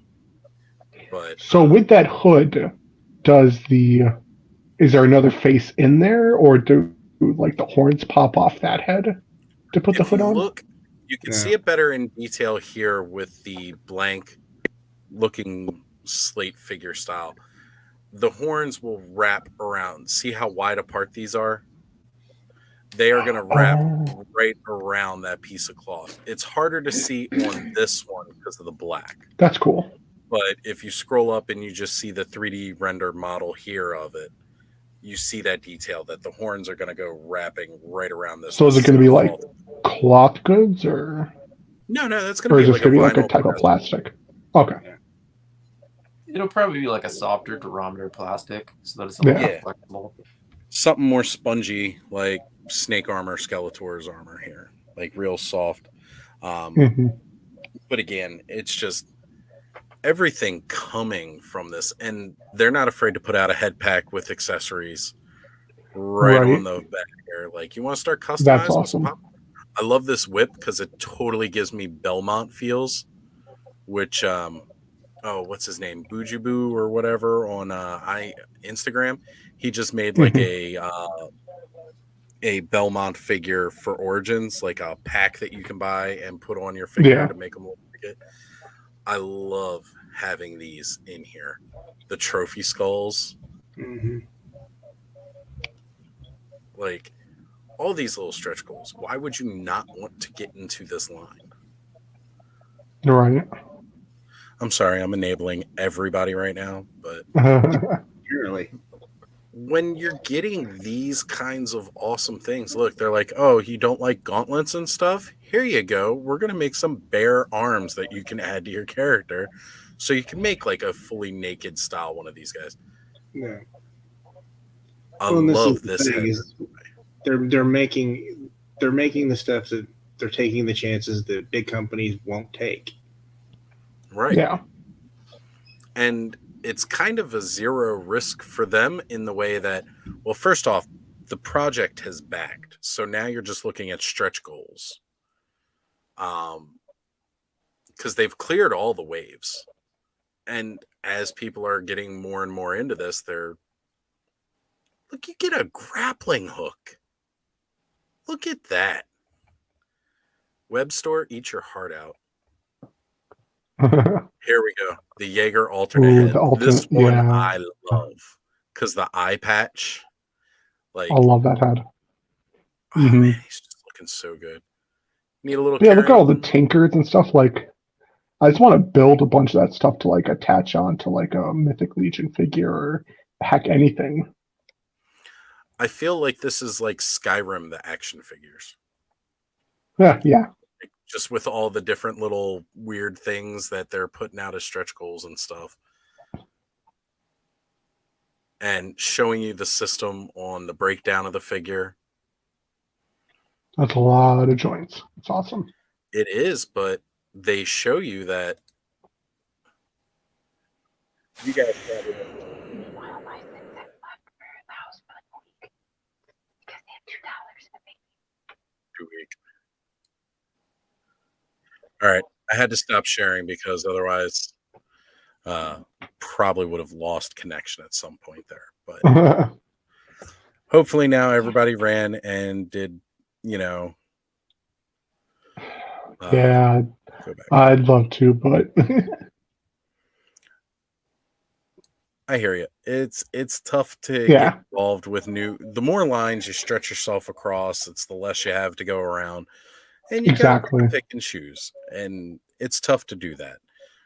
Fortunately, I'm kind of moving more into like a 6-inch, 7-inch scale figure because of Mythic Legions and seeing some of these great 6-inch lines. yeah, It's like I can mix a little bit of this in with this or do that's that. also kind of why I'm maybe leaning more into Masterverse than I am Right. like Origin. Because granted, there's a lot of Origins I'd still like to get and whatnot, but like the Masterverse just scales better with other stuff. I got my McFarlane DC figures. I mean, they did have that 80s Superman comic with like Superman versus He-Man, so that's already like that's why I got that figure, and that Oh yeah. devolved into like a whole bunch of figures. But So Pop Actor was anything that mentioning scales well with it. that I did not give my feedback on Mechanic. And the truth is, Mechanic to me is a must-have because I definitely enjoyed Yes. the figure as a kid. Overall, I'm happy to I have don't think him I in had the one. collection. But again, as most people, I am a bit disappointed we don't get the feature. But it's for the pop and swap, and I get that. And Yeah. I'm more okay with that, but I wish we did get the ground or road ripper effects. yeah, I would have rather had the Road Ripper have its actual It would have been a better sell that one had it and one didn't. right. Now, overall, though, I do enjoy this Mechanic figure. Yeah. Now it goes out with the extended neck, as we should. And, it's cool. I wish we could get a single card of him, though. I also wish the base of that neck didn't have the sculpted, like Yeah. actual neck, so you could get multiples if they did a single card and stack the neck pieces. Well, Mattel, I know you're watching. I hope you're listening. You heard it from everybody. We want parts packs. You sold accessory pack back in the day. We don't just want accessory packs anymore. We want full-on parts packs. Give us, disembodied limbs and neck pieces and add-ons. Do it for Snake Men. Do it for regular. Just give us pieces. We want pieces. We want to be able to pop and swap and build our full own customs. Like, really, that's what we want. So, Brushstroke, I wish Bobby was still here. I kind of let the chat get a far away from me at this point. He's saying, I'm jealous of Bobby's Super 7 Filmation Classics Mo2 figures behind him. He has a lovely freaking collection of them. We'll have to have him on and just display most of those because I think he said he has the full set. Camocon fell off of those risers when he broke, but I think that's what that was in there. Or he says brush. Hold on a second. So there you go. Now it's all dried. So what's creating here, Adam? Look at this. He's like, they don't want to create play sets. I'm going to make them. Yeah. Yeah, I do that with Just a bunch of cardboard and glue. Oh, wait, I should probably show this off since I made it earlier. Get my little...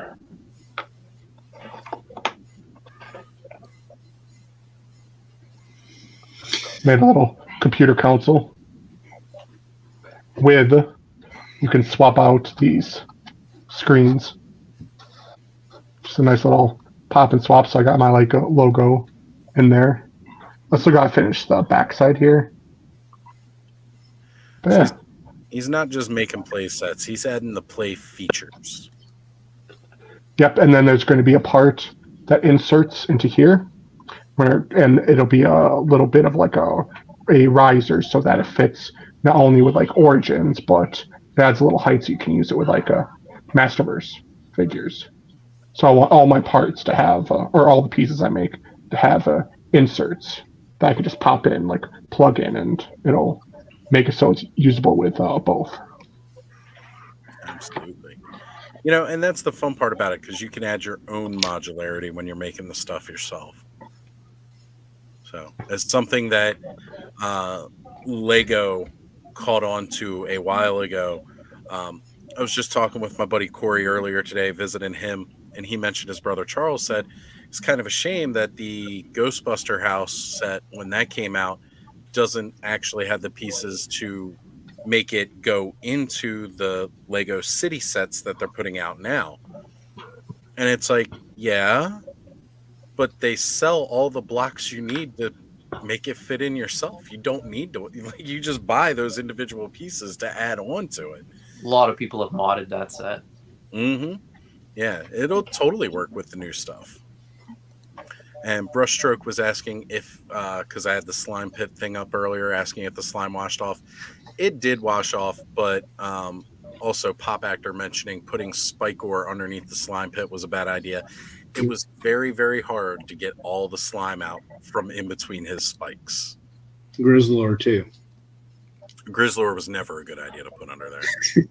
Neither were any of the Shira figures with their rooted hair. Yeah. So, figuratively speaking, has jumped in and joined us this evening, saying hey to everybody. John, let me know if you feel like jumping on a little bit here. I've definitely kind of opened it up for anybody. You know, if you want to jump on and hang out, you are more than welcome to. And Hillian Dread was mentioning the cricket bat that, you know, Snake Armor Skeletor comes with, mixed with the little lacrosse cup thing. Definitely. Star has joined in. Oh, that's the mini Modi.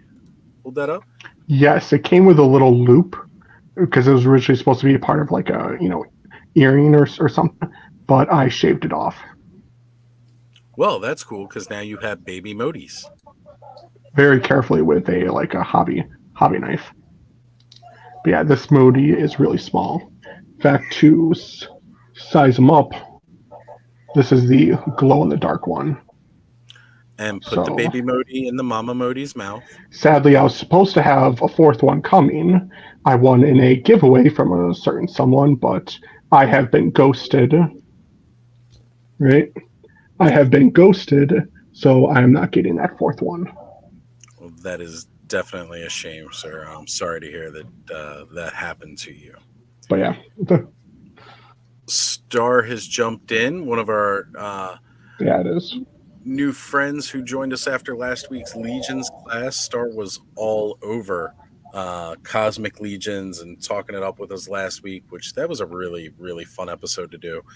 And I like how we talked about the possibility of Motu tributes in Cosmic Legions and how some characters just fit better with Cosmic Legions. And then they dropped 2 of them on us in the last week. The Whiplash and Manny Faces. Yes. Manny Faces. That so pretty much sold me on wave 3. I was like, oh, I don't know. And then I was like, really? You had to do that to me? Yeah. Yeah. Do they have characters that have longer necks? Because Mechanic would also be a nice one to have in like a Cosmic Legion style. Not yet, but we'll probably have one coming because I could definitely see them doing that. And with all the bugs, or he the would definitely be better with Cosmic than he would Mythic, that's for sure. Yeah, and with those new bugs, Buzz Off could be done. Right.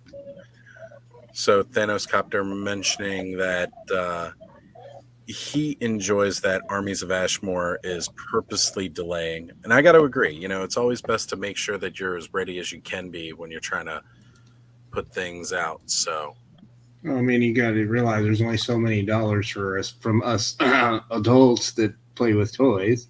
Mm-hmm. I hate that word. It's meant to demean us. That's why we should own it, even if it is meant to demean us. Because you know what? I ain't gonna let that bother me. Toys R Us told me a long time ago I'm a Toys R Us kid, and I'm gonna keep living that. Right. But yeah, no, I think they're smart. I mean, you can realize that how many of these Kickstarters just hit. I mean, it was like last year when his tank, there was 3 Joe basically crowdfunding things at the same time. So the two, because you had Operation Recall, you had Operation or Call Sign Longbow, and then his tank, and they were all going right at the same time, just about. And I was like, I got to pick one, and I went with the his because I'm doing the classifieds, and I feel bad because I like Carson's stuff, and I liked the figures, but it's not my scale anymore. But if they had spaced it out a little bit better, they might have each gotten a little bit of something. Yeah, and that's the other problem that a lot of people are having, especially on the HasLab side, is so many close together. But I guess the counter argument is, with so much stuff, is it feasible for everybody to space everything out? And I think the answer is no. I mean, no, it's not. You have, like, if you're, whether you're Hasbro or D13, like Thanos Copter is mentioning down there, or Savage Crucible, or Almighty, I can't remember what that one's called. The other one that's going on right now. Yeah. Armies of Ashmore is delayed theirs, but they're going to bump into that cosmic wave. Yeah. They're potentially going to bump into something else. Like they're holding back, but I don't know that it does anybody any good, because there's just going to be other stuff that we don't know about yet that'll pop up. We know that Avengers HasLab's going to be popping at some point. Rather soon, yes. too. Yeah, absolutely. We don't know what the price point on that boy is going to be either. Absolutely. So. So I enable people on this all the time, but I honestly, huge respect to Jason from Animal Warriors of the Kingdom, because he's doing 4-figure waves. Like, that's so manageable. Yeah. Yes. You know what I mean? Like, the Kickstarter was sort of a big thing, right? Like, if you backed everything, you're in for 2 waves of figures plus the Ancients plus the weapons packs and so on and so forth.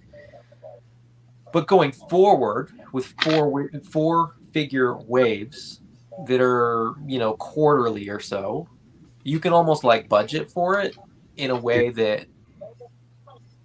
Do they do that? I don't know. Yeah. I don't know what you're pointing at, or what. I'm sorry. Just the word back here. Motu is lost on me, right? So they do 4-figure waves. Yeah. Yeah. The way they are about quarterly. Yeah. Yeah. So well, I mean, it's if you manageable, look kind of right? Release schedule wise for a year, and especially from a production standpoint. Yeah. Now, mind you, it seems lately they've just been slamming you with wave after wave after wave. Yeah, I was going to say, it seems like there's more than quarterly on them, but. Well, lately there has been, because we just had like 4 waves hit in 1 quarter, and it was that's 4 to Q1. It's always that New Year's drought where like they have their first quarter drops that come out November, like a couple weeks after the fourth quarter of the previous year came out, and then there's a drought, and then all of a sudden like the new waves hit, so there's like multiple ones coming in. Right. But like when they first it sucks. when they first started back in like 2020 going into 2021, they were releasing them a little bit more paced, and they were coming out slower, and then it was all of a sudden first off, you could barely stock the shelves early on because of everything that was happening during lockdown. And then there just wasn't anything on the shelves at all. Now they're pumping them out so fast you don't even get them in shelves, and they're sold out from online retailers. But 4-figure waves is, again, very manageable, easy to do, and it also allows for other stuff too. Like Mattel does the deluxe figures. Now, they don't always coincide exactly with a wave, but they'll put out 2 deluxe figures almost like every other wave. And that works too, because then you get these small little deluxe waves of just 2 figures that come with a little bit more. Well, Then and they're why not doing just do 4 figures plus a deluxe per wave? I think it's because they didn't line them up that way to start, Hmm. because it's definitely felt a little bit more like that on the back end, Hmm. where we've been getting them more regularly. But even, with this last one, it was like, again, this was more, they had these 2 come out, King Hiss and Thunder Punch He-Man, but then like you got the Tongue Lasher wave and everything else out, and then we already know we've got another wave coming, and they haven't really showed off anything too deluxe for that, or it's speculation what's going to be the deluxe. So Moss Man at this point, whenever he shows up, which a lot of people thought he might show up at Collector Con this past week since he is a Right. Walmart exclusive, and they had no exclusives from Masters of the Universe whatsoever at Collector Con. Which again, almost now, mind you, Toy Habits has. Don't go there. I know where you're gonna go, and I'm not even a Motu fan. Don't do it. Hey, I'm just He gonna say, wasn't right. He wasn't right. no, he's not right at all. But what I'm gonna say is, Toy Habits has found on Walmart.com listings for these figures. But I know specifically in my location, as I have talked to the department manager, they're not carrying it in store. So these are going to be like online only, which. But that's different, right? Like Exactly. Different Yeah. stores have different sell-through patterns, and so they'll pick and choose. Like Walmart's still buying the product. Yeah, Walmart's How still they gonna have sell them it might change, and it's not necessarily going to be in every store. That's the same. That's the same in Canada. So when there's every time there's a reset, people freak out because they're like, oh, there's no, GI Joe pegs, or there's no TMNT pegs, or there's no Motu pegs. But every store is different. So like your store might not have Motu pegs, but it does have the other ones. And then the store that doesn't have, classified pegs still has Motu pegs. So it's whatever's selling at that location that they're going to put out there. I mean, that's Yeah. that's how retail works overall. They're not going to. yeah, shocking, Well, right? What sells is what Yeah, I they know. They're Here's not. the They're thing. not going to do. That shelf velocity is extremely important, especially to smaller stores. So It's I- almost as though they monitor that stuff and just I know, right? what you mean, planograms are actually planned? Yeah, What? exactly. But here's the thing. Planograms are based off of sales per square foot. Yes, yeah. And when you're not seeing waves sell because they're stocked with the same wave for over a year, they're going to take those products off. Yep. And the problem was with Masters of the Universe, that was every single store. It was not selling. Well, Now- the other, and I can't speak to Motu because I know nothing about it. Sure. However, there are other brands that I can sort of speak to. But at least at Walmart in Canada, and it's not just Walmart. Toys R Us does the same thing. When figures are shipped in waves, the wave has a SKU, and that Yeah. SKU is calculated based on the wave. So, like, if you've got a particular peg warmer, so let's say it's Black Series, right? You've got Lando in that wave. If all of the Landos don't move, then it looks like that wave is a slow sitting throw. there. Right. Yeah. Meanwhile, they can't bring enough of the other figures in that wave in Because it's all to satisfy the need, but they don't know that because that's not how the metrics work, because they don't drill down to the specifics. Now, once you start getting like classified has gone to 5-figure waves, but they're selling them to retailers in case packs. So it's not an assorted pack; it's a case pack. Right. So if you buy a case of just with the last wave, because it's right next to me. Like you buy a case of CoverGirl, you buy a case of Falcon, you buy a case of Outback, so on and so forth. If all of one of those cases sells through, you can reorder. but they would have separate SKUs because they're a case pack. So that's Yeah. Walmart's selling boxes of things. They're not selling units. They don't care No. about units. So Yeah. Scott was right that they're widgets. They don't care what the widget is as long as the SKU is turning over and they can track that. That's right. They'll bring in more widgets. That's exactly it. And whereas G.I. Joe with classified is moving to singular SKUs, a lot of companies won't do that because they only have a certain amount of SKUs. So early on with Origins, He-Man had his own SKU, Skeletor had his own SKU, and then the rest of Wave 1 had its own SKU. Well, a lot of that was for them to try to keep. They wanted to keep He-Man and Skeletor with each successive wave. So Yes. by giving them their own SKU, it allows them to continue to do that. That's why you'll find the Wave 1 He-Man and Skeletor in some places, like BBTS. Yeah. Right. Like It's that. an evergreen SKU. It's a SKU that won't, like, it's not, you know, it's like Spider-Man, right? Or to some extent, I hate to say it, but to some extent it's Wolverine or it's Snake Eyes. As much as people are like, oh, we have too many Snake Eyes, I'll buy all of them. I love Snake Eyes. Oh yeah. I can live without a ninth version. I'm good for a while. Yeah, but there's still so many good versions. I know, but you know what? Let's get some rest of the characters. We have 9 versions of Snake Eyes and 60 figures. Something's not right on that. Yeah, I mean, That's I get the it. thing.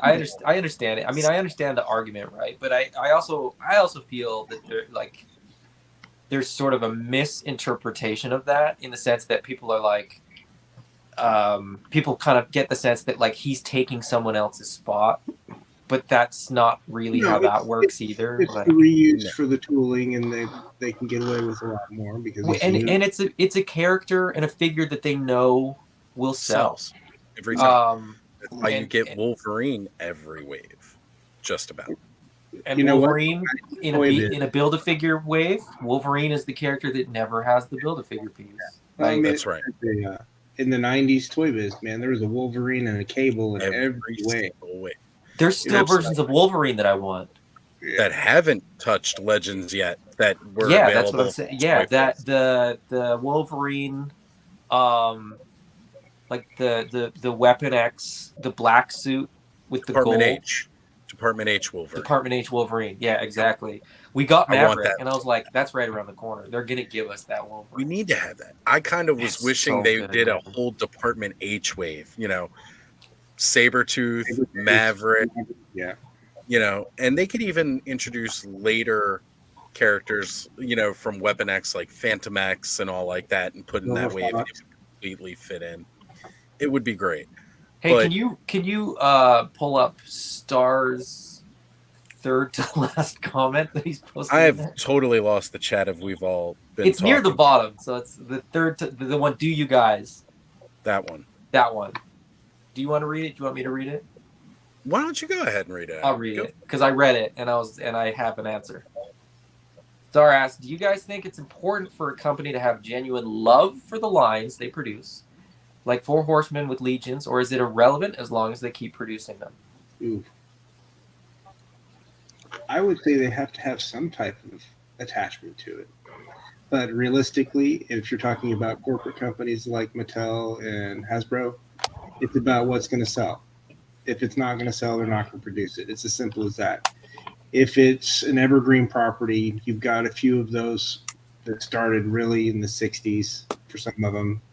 In the 80s, there's several of those properties that are still evergreen today. You can guarantee that they're going to sell at least a little bit. But I mean, I think it shows if they care about it. Yeah. If they don't, if the people that are involved in the actual, like, say let's say Black Series team or the, you know, who's ever involved in that team, if they don't care, if they're just there to check, it's going to show. It's going to show quality of the figures. It's going to show in what figure selection is.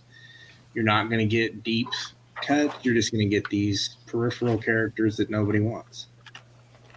And they'll sit and then they'll die on the vine, and, you know, a couple years of wait, and then they'll restart it again, and keep going back.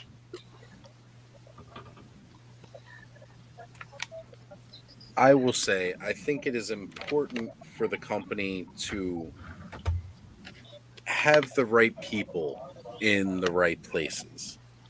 Yeah. Hasbro has these teams divvied up across things, and you can tell which teams have the more passionate people. It doesn't mean that they have to be passionate about the actual product they're on, is like the line. They don't have to have a huge GI Joe fan in charge of Classified to succeed with Classified. They need somebody who's passionate about producing toys, because the people who are buying it, they have the numbers, they know age demographics and things like that, so they know who's buying the most of what type of figure this is, or what kind of scale. They've got that information. They know. We've seen it documented time and time again online when they make statements like kidults are 25%. Which again, if most people realize, if we're the kidults and it's 25% of who's buying toys, No, or no, whatever, no, no. or it was action figures. Okay, so much of, it's so much of that article I disagree with, but I'm owning the kidult term because why not? Take back that power. I agree. Okay, so kidults were defined as collectors aged 12 and older. Yeah. And it was 25% of the growth within the toy collecting community. Right. So what does that number even mean? We don't know. Like, it's like, if the growth is 2%, then kidults represent 25% of 2% of overall sales. Like, it was just, it was such an absurd article that somebody just latched. You know what I think? I genuinely believe that like somebody that was related to that article is a collector themselves, and they just wanted to write an article about adult collectors, and so they had to like make it seem like the numbers were like important enough to be in the New York Times, and then they coined a term, and some editor was like, "I like it. We could sell this." Well, that term's been around since the 1960s. I don't know if you've known that, but that term was used. Jay looked it up when that article came out. Mega Jay looked it up and went on a deep dive of what exactly a kidult is. Mm-hmm. He hates that word. Surprise, surprise. The definition. Well, this is part of why he hates it, because he found out like the many different meanings behind it. But one of the main things that we found out was that the term was used for TV with the adult watching childlike programming, being a kid. Oh, okay. So that's actually where the term starts. And then of course now it's, as things change, things evolve, language evolves. So now they're using it in a much different style, talking about the adult collector market, which again, it's still fitting that definition of an adult who enjoys something that's thought of for kids. Because again, toys are thought of as kids' property, which is one of the main things Scott Knightlick, his title of Toy Guru, always tries to say. Toys are not made for us. Yes, some are more catered to us now, but the truth behind it really comes from we are not their target audience. For mass market toys, no. But let's talk about 112 Mezcos. How many 112 Mezcos are you going to give to a 10-year-old? Go home. But I mean, realistically, you're talking. It's apples and oranges kind of argument. I mean, you have apples here, which is mass market retail toys. Yes, they're intended to go for children. Most of the collectors that they collect those mass markets first. Or they'll do vintage toys. So you've got those two markets. But it's an apples to oranges argument. But realistically, you wouldn't have toy companies like Mezco that are doing well. You wouldn't have companies like Mayfix. That's not for kids. Right. I would be hesitant to buy my. I don't think anybody's buying Mafex or Mezco and saying, "Here, take this," to their But child. I mean, realistically, we know how the kids if this play. whole argument is they're built for kids, it only holds up as long as you're saying mass market retail. Yeah, retail stores. Yeah. If Right. it's in a toy aisle. No longer for kids. That was what got us started down this conversation in the first place, was the talk of Masters Universe not being carried on planograms, not selling Mhm. in store. And we know it's not, because most of us are buying them at Big Bad Toy Store or any of our online toy retailers now, because we can't find the waves. And again, the collector sector here, Cushy Mama has joined in talking about how Toys R Us in Canada, with the dang land sharks still in her local stores, Motu is being depleted, and it's true. Like, we're getting too clogged. It's the same thing that happened back in the day. They're not being able to clear out the older waves to put the new waves on. Meanwhile, you find it sold out. Big Bad Toy Store, entertainment. What happened with Wave 1 and Wave 2? Because Wave 1 was still in the stores and Wave 2 was ready to ship, but Walmart I never said they saw didn't Wave want it. 1, period. The only figures I ever saw hit the stores here for Wave 1 were He-Man and Skeletor. The only other two figures I saw besides them for almost a year was a singular Merman and a singular Zodak, which both got added to my collection.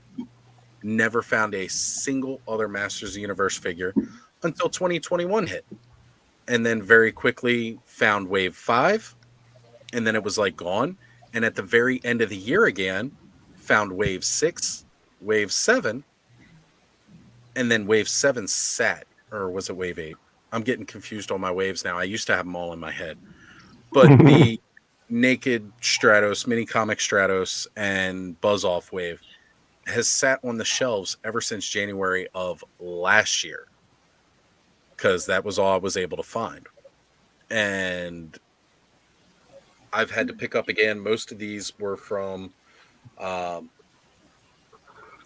again, the Random Treasures toy store, because again, it's a specialty toy store and it's a bit of a markup, but I'm okay with that bit of a markup, because I'm not driving to the 6 or 7 Walmarts and Targets in my area just to come home with nothing, because there's nothing but Buzz Off and Mini Comic Stratos. So I am going to try to get us caught up a little bit more with the chat here, because there's been a lot going on. And I know Adam's been over there reading it as he's picking out questions and stuff to talk about. Plus, I want to give some shout outs here. Yeah, just quickly, I'm going to answer Star's question. My answer to that is no, I don't think it's necessary. I think if the brand team is passionate about delivering a good product, then their love for a line is somewhat irrelevant, because they can do their market research and they can sort of give the people what they want, so to speak. Exactly that. I hear the argument all the time, or I see comments where like somebody's customized something and people go, "Oh, you should work for brand X." And it's like, yeah, but then we would just get that product. What if I want another product? Maybe this customizer only loves this figure or this vehicle. Like, yep. Then you get into that problem where like every collector has like a vision of like what they want their collection to be, and it's problematic, because then you'd only get certain characters, right? Like the people that are like, one Snake Eyes is enough, then we wouldn't get any version of Snake Eyes beyond the first one. I do think if you're creating an original IP, by default you're going to be passionate about your line, because it's a creative output. But I think if you're doing a storied IP like Masters of the Universe, G.I. Joe, take your pick of sort of IPs that have been around for decades and decades and decades. Yep. You've got a sandbox that you're playing in. You don't like I said, if you're too passionate, you're probably gonna have a little bit of a perspective bias on like what you think people want, and it'll be based on what you want, right? Right. You're picking what you like. So I don't know. I don't think there's a right answer to that. I think it's much more nuanced than people realize. So that's my short answer. It's much more nuanced than Do they have to love the line, Absolutely. or can they be completely indifferent? I think you have to have a whole team that, everybody has, a different role, a different part to play. You definitely want that guy who's like, what about this one? And then the person that's like, I don't know what that is. Let's do the market research, right? You have to have a balance there. Yeah. The balancing act, I think, is the most important part of that. Yeah. You Because know, even with you guys with Motu, right? Like, how many waves do you get where there's a figure that you're like, oh, why did they do that one? yeah, why him now versus Exactly. And that's A lot of purely people say subjective that. based on what Yeah. you like. Because somebody else is probably like, this is my favorite figure. I've heard people, what's the Bumblebee guy that a lot of people are kind of like dismissive of that one having come up already? And meanwhile, there's people that are like, that's my favorite character. That's the only classics origins, whatever is it, origins. That's the only origins figure I wanted. I'm not making that up. I actually heard somebody say that was the only origins figure that they wanted, and I was like, really? Let's see if I can grab him without. Mechanic right here Here has he been is. a big contender. Now, when you talk about Buzz Off, there's tooling for Buzz Off that was only used on a handful of the characters, which is one of the reasons why it took later to get him out. Because again, they had a plan for these. The original waves that came out used the same same $4 if you include the female buck. So you had your standard hero buck with the muscles, the gauntlets, the furry loincloth, furry boots. You then later had, and I don't have an example of it here because 2000X doesn't, but like the ones that came with these style feats, that's right. I said feats on live, so you can all hear my bad multiple grammar. foots, yeah. Multiple foot. But Example here. Buzz Off, this chest, these claws, these style legs, and these feet. Yeah. Well, same chest, same legs, same feet, and back here on this guy, same claw, legs, feet. Yep. So there's 3 figures out of like 1, 2, 3, 4, 5, 6, 7, 10 of the same. No, 11 of the same parts. Yeah. Whereas again, Wave 1, Man at Arms uses all the same parts as He-Man, and so do several other characters. Again, including Mechanic himself. Scareglow uses pretty much all the same parts as Skeletor. Merman uses pretty much all the same parts as Skeletor except for a new head sculpt. Beastman uses the same parts for him and Stratos. And then parts that get used with Zodak along with parts of Skeletor and parts of, He-Man again. So they went with the very basic ones that can make the most amount of figures first so you can pump out those waves. Banking on this is an art form. Yes. And Masters Universe did it very creatively for a long time. And then they get more into the individual tooling, which is why we see characters now more like Ratlore hitting the line. None of these parts were ever reused on any of the other figures. Not a single one. I just want a quick insert. I managed to get Buzz Off back on the top part of the shelf without knocking any figures over. Congratulations. I am sweating right now. Like, I literally have sweat. My hands are very clammy from doing that. There's been so many times, like when I first set Mechanic up on the top shelf of my riser shelf, where I should have started from the top and then went down. No, I started from the bottom and went up to the top, and I put him perfectly in there, and then all of a sudden 20 figures just go tumbling over. Yeah. And I'm just swearing up a storm. Yeah. Well, that's why I was asking you. Putting your collection back in order. That's why I was asking you. What's Orko got to say about that? Orko, I don't know how he does it. This little guy with his flat bottom that sits flat on my shelf seems to knock over the most figures. Because he'll go tumbling down and then 10 more will follow. But he's flat. He's just like Orko from the show. He's messing things up all the time. I'm even scared now to put it back on the shelf. It's on brand for him, then I guess. Right? Yeah, exactly. Absolutely. It's very on brand. So, no, the scary thing is my freaking Masterverse Orko also does the same thing. If he falls over, he's taken 4 other figures with, and he has his own base stand.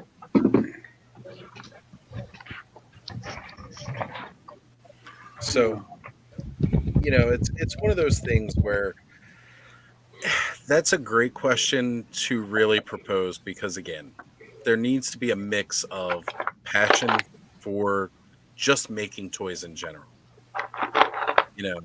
That's the most important part. Like, if you're passionate about making toys, then you're going to go far in the toy biz. And that's my opinion of it because you know what certain play patterns people are looking at. And again, over what you're seeing too. Like, are you making those mass market retail toys? Or are you trying to make a hot toy that's going to sell to somebody like one of us who has the bank account to afford it? Because let's face it, you're not making a hot toy for a 3-year-old. It's never going to see the light of day in store. John, you have been awfully quiet this whole time you have joined in. What is your opinion on this?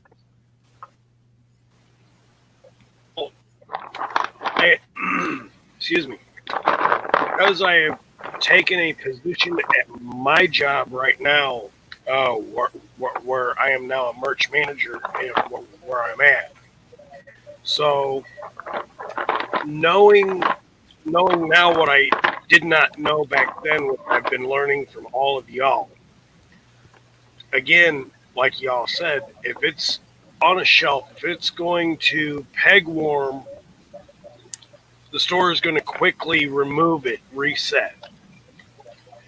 If it's a product that's going to sell and sell quickly, the store's not only is the customer going to get the most bang for their dollar, but so is the store, so is the retailer, so is the company that sells it to the store. So if the product moves, they'll bring it through. Now, granted, with distribution, that can always be an issue, which we see with the Motu line. But it's not just Motu. You see a lot of these toy lines right now, the distribution is still in shambles. And that's something that's going to take time. But should it have taken this much time since the pandemic, since the truck drivers strike, since everything that's happened within there? Should it have taken this long? No. From the way I see it in perspective, and from what I've learned, not only just from you guys, but from what I'm learning now, being in the position where I'm at, what can a store or a retailer actually control when it comes to distribution? It's really absolutely nothing. That's completely out of their control. Not true.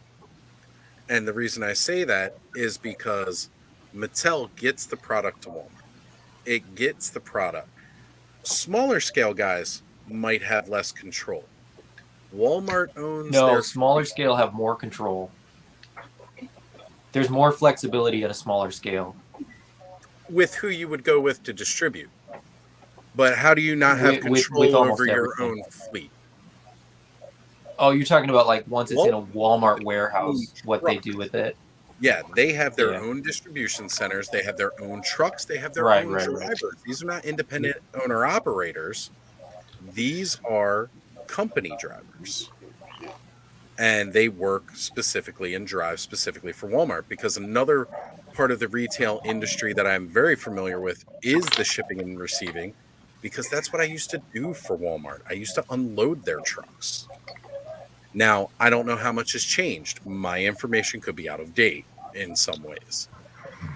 But I've also still known people who unload trucks because some people never left. and not much has really changed there from what I understand. But they own their distribution. So they have total control over that. They have control over their trucks and shipments. What they don't have control over is Mattel getting that product to them. Okay. Which Mattel has gotten that product to them. So it's up to them to distribute properly. But again, they attempted to do this. They got in a ton of, again, whether it was Wave 7 or Wave 8, that buzz off and everything else. The problem was, by the time that they got it up on shelves and everybody bought it and they restocked, again, they were ordering SKU for Motu Origins assortment. Right. Because that's what's selling. So they order it, they fill it up, but now nobody's buying set assortment Wave because they've already bought it, whether it was through Walmart, whether it was through Big Bad Toy Store or whatever else. Now it's been purchased and the rest of it's just sitting there. So they're not going to get that, again, next SKU wave in because, well, we still got the last one sitting. So why do we want to order more of your product? The online is really one of the best ways to go with that because, again, they know it's going to sell because they've seen it sell. They just know where it's going to sell better. Kids aren't walking down the aisles buying Motu. It's mostly us and us sharing that passion with our kids. I want to challenge that. I want to challenge that assertion. And the reason that I say that is because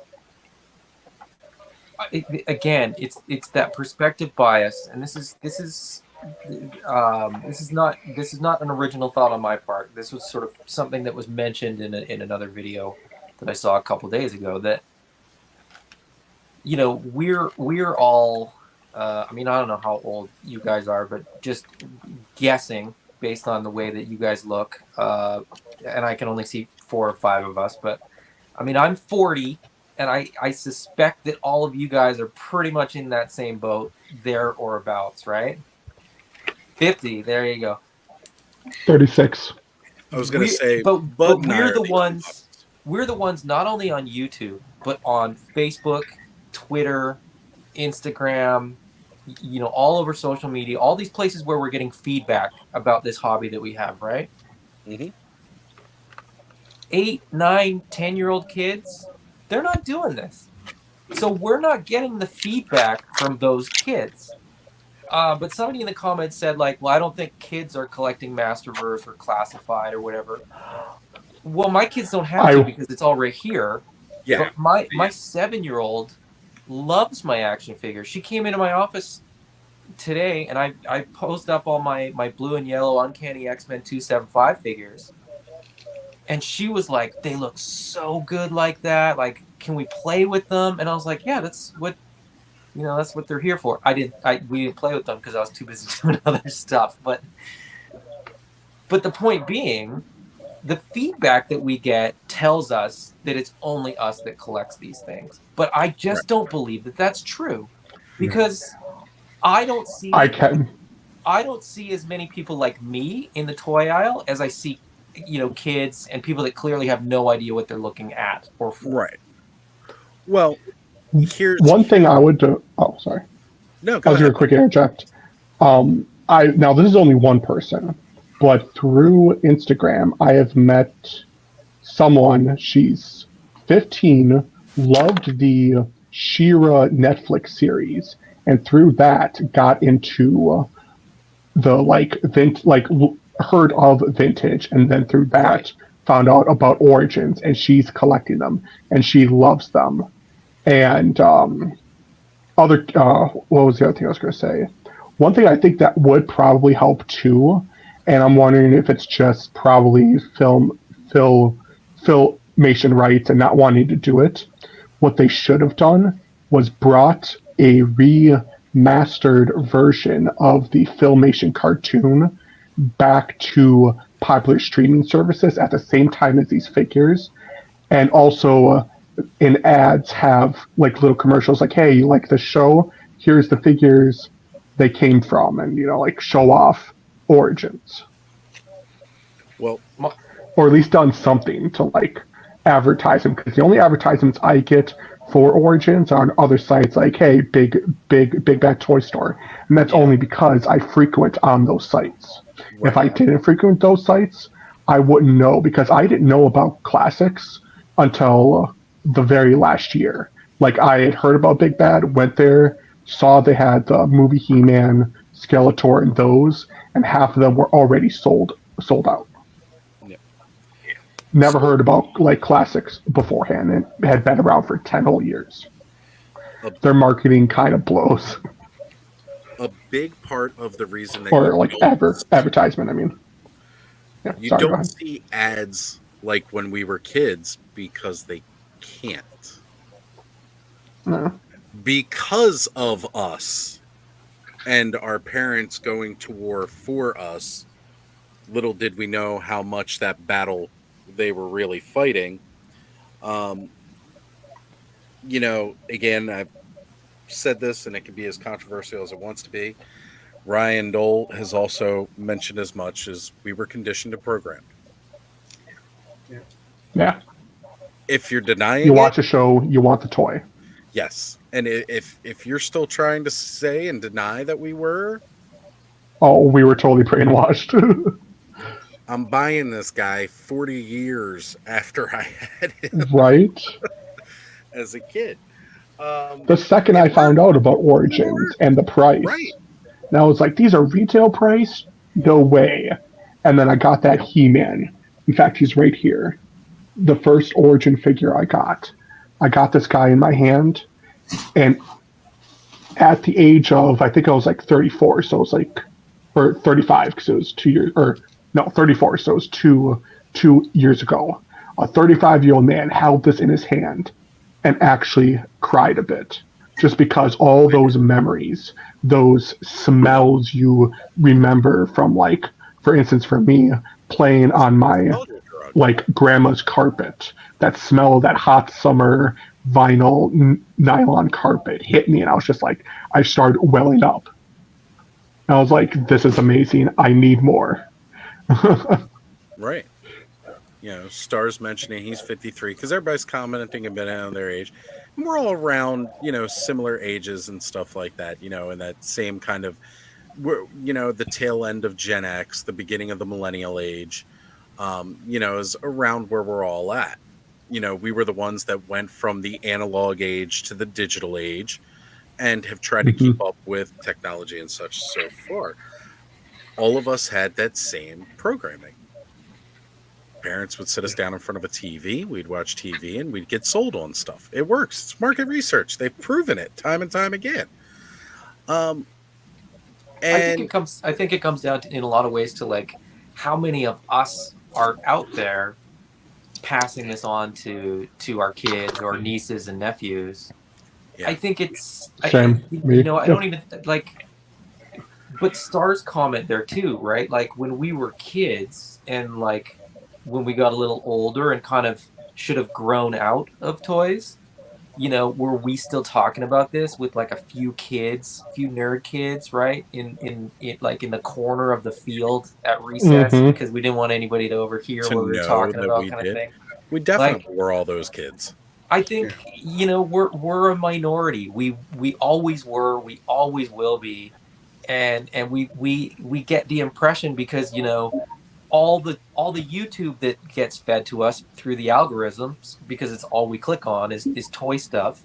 And it makes it seem like in the world there's more of us, but there just isn't. Like the reality is there's not many of us. Like it's not this is not a widespread thing. No. I would say my entire class in the Walmart toy aisle is looking for the same hard to find figure that we are. The reality is they don't even know it exists. Yeah. I would say in school, like my class had like 20 something people, being in a small town. There was me and one other person that liked He-Man toys. So scale that up to like bigger places. It's 1 out of 20 or so, or 2 out of 20. So like we're like 2 out of 20 in like our big age bracket. That's also your sample too is a little bit skewed because it was school age children in the 80s. Yeah, right. So boys probably as well, because it was probably Yeah. you and Oh, another yeah. boy. It's definitely boys. The So girls. then Now, my when you sort of sister- expand on that, right? Like it becomes, Yeah.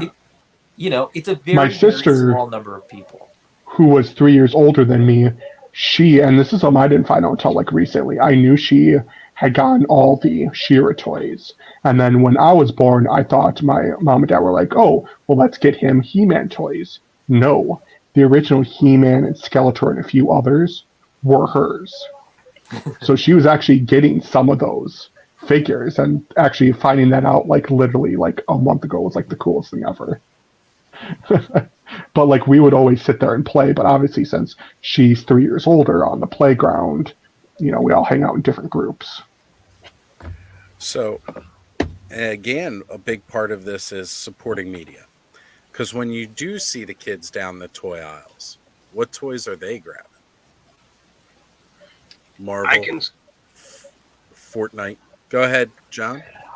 As much as sorry. I can speak personally. When my kids go down the toy aisle, they're looking for the weirdest thing possible. Well, that's always good. Because that was the That's kind awesome. of kid I was too. I was looking for the weird stuff. Uh-huh.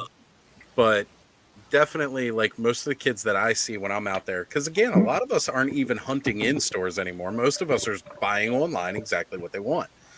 I go to the stores because I have so many around me. I don't have to drive an hour to a Walmart. I don't have to drive 30 minutes to a Walmart. You can go around the corner. Like I can actually walk to my closest Walmart and back in a 6-hour span, and not have any issues. It might take me a little further to get to the closest Target, but again, when you're driving around with somebody, like I can easily hit 6 stores, 3 Walmarts, 3 Targets, because most of them are almost like right back to back. And that's within the first 10 to 15 minutes of my house. As I get further out, that expands to over a dozen Walmarts and Targets that I can hit within a single day if I'm hustling. And I don't have that. up and down Sadly, those yeah, aisles, I have 2 Targets near me up and within down like a those 40-mile range. Yeah, up and down all those aisles, the kids that are grabbing the toys, Fortnite, Halo, they are grabbing Minecraft Roblox. stuff, Roblox. They're grabbing what's I don't even know what any of that stuff is. It's all games. Yeah, they're all video game based kids that are- IP toys. Yes. So they're getting all the stuff that's relevant in the media forms that they're into. Like, honestly, I'm shocked. Like, I played Minecraft a bit. I'm surprised, like, there has, like, Motu would honestly fit into that world fairly well because you're running around with a sword and a shield and attacking creatures. I'm sure somebody's got a Motu skin pack up on the Minecraft store. I could probably go look now and find Well, out. yeah, but I'm saying like an official where they're making toys. Right. Where they're making like toys off it.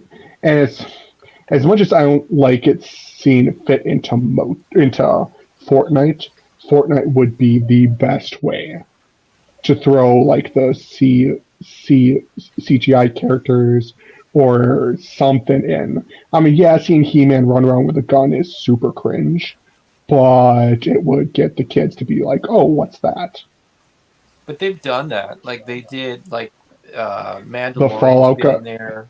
Snake Eyes was Yeah. in there. I still want that Dragon skin. Ball was in there. They had Goku Yep. and Vegeta with Ugh. guns, and it was just really That was weird. I That's did not what like got Connor that. into Dragon Ball though, was because they showed up in Fortnite.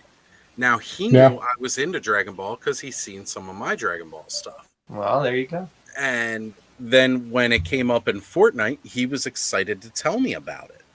He had also seen me play some of the Budokai game on Xbox One. He had seen me play quite a bit of that. And, he used to enjoy, he was at the time too young to really grasp how to, mash buttons and actually do something with it.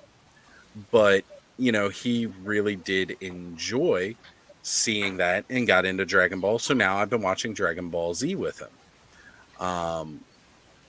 And I think that's great because, again, this is something that I get to share with him. I shared with him Masters of the Universe.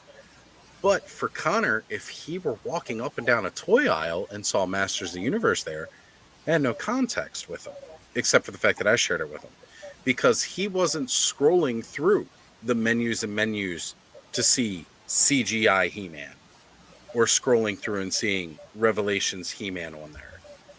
But because I brought it to his attention and showed it to him, he liked it. So again, Yeah. this particular brand with Masters Universe, it's not going to sell to a kid like him because there's not enough supporting media that is in his face. But was there enough supporting media when we were kids, or was there just so much hunger because we got one episode a week? Oh no, with You know what I He-Man, mean? Like, you we didn't filled get in one the blanks episode a with week. the toys. You showed it. You get one episode a week. Oh with He-Man. no, The it was reason every that there day. was only 2 seasons, Was it? It was 5 But days. It was Monday to Friday. it was 100 and almost 60 some episodes. Again, somebody Yeah. correct me in the chat to how many episodes Yeah. it is. 100. But go ahead, John. It was 130 episodes Yeah, between season 1 and season 2. and that's because it was Monday through Friday. Every single day there was a new episode. Because Yeah. they knew they were introducing pretty much a new toy every single episode. Yeah. And because that was how it became marketed and that was after the first year of Masters Universe, because it didn't get introduced until 83. The toys were out in 82. Now, mind you, it took a while to get the animation and everything. The idea was there, but the show itself didn't get out until later. Right. So again, that was just one of those things that happened to be where this particular one, Masters Universe, yes, we got a ton of media to support it at the time.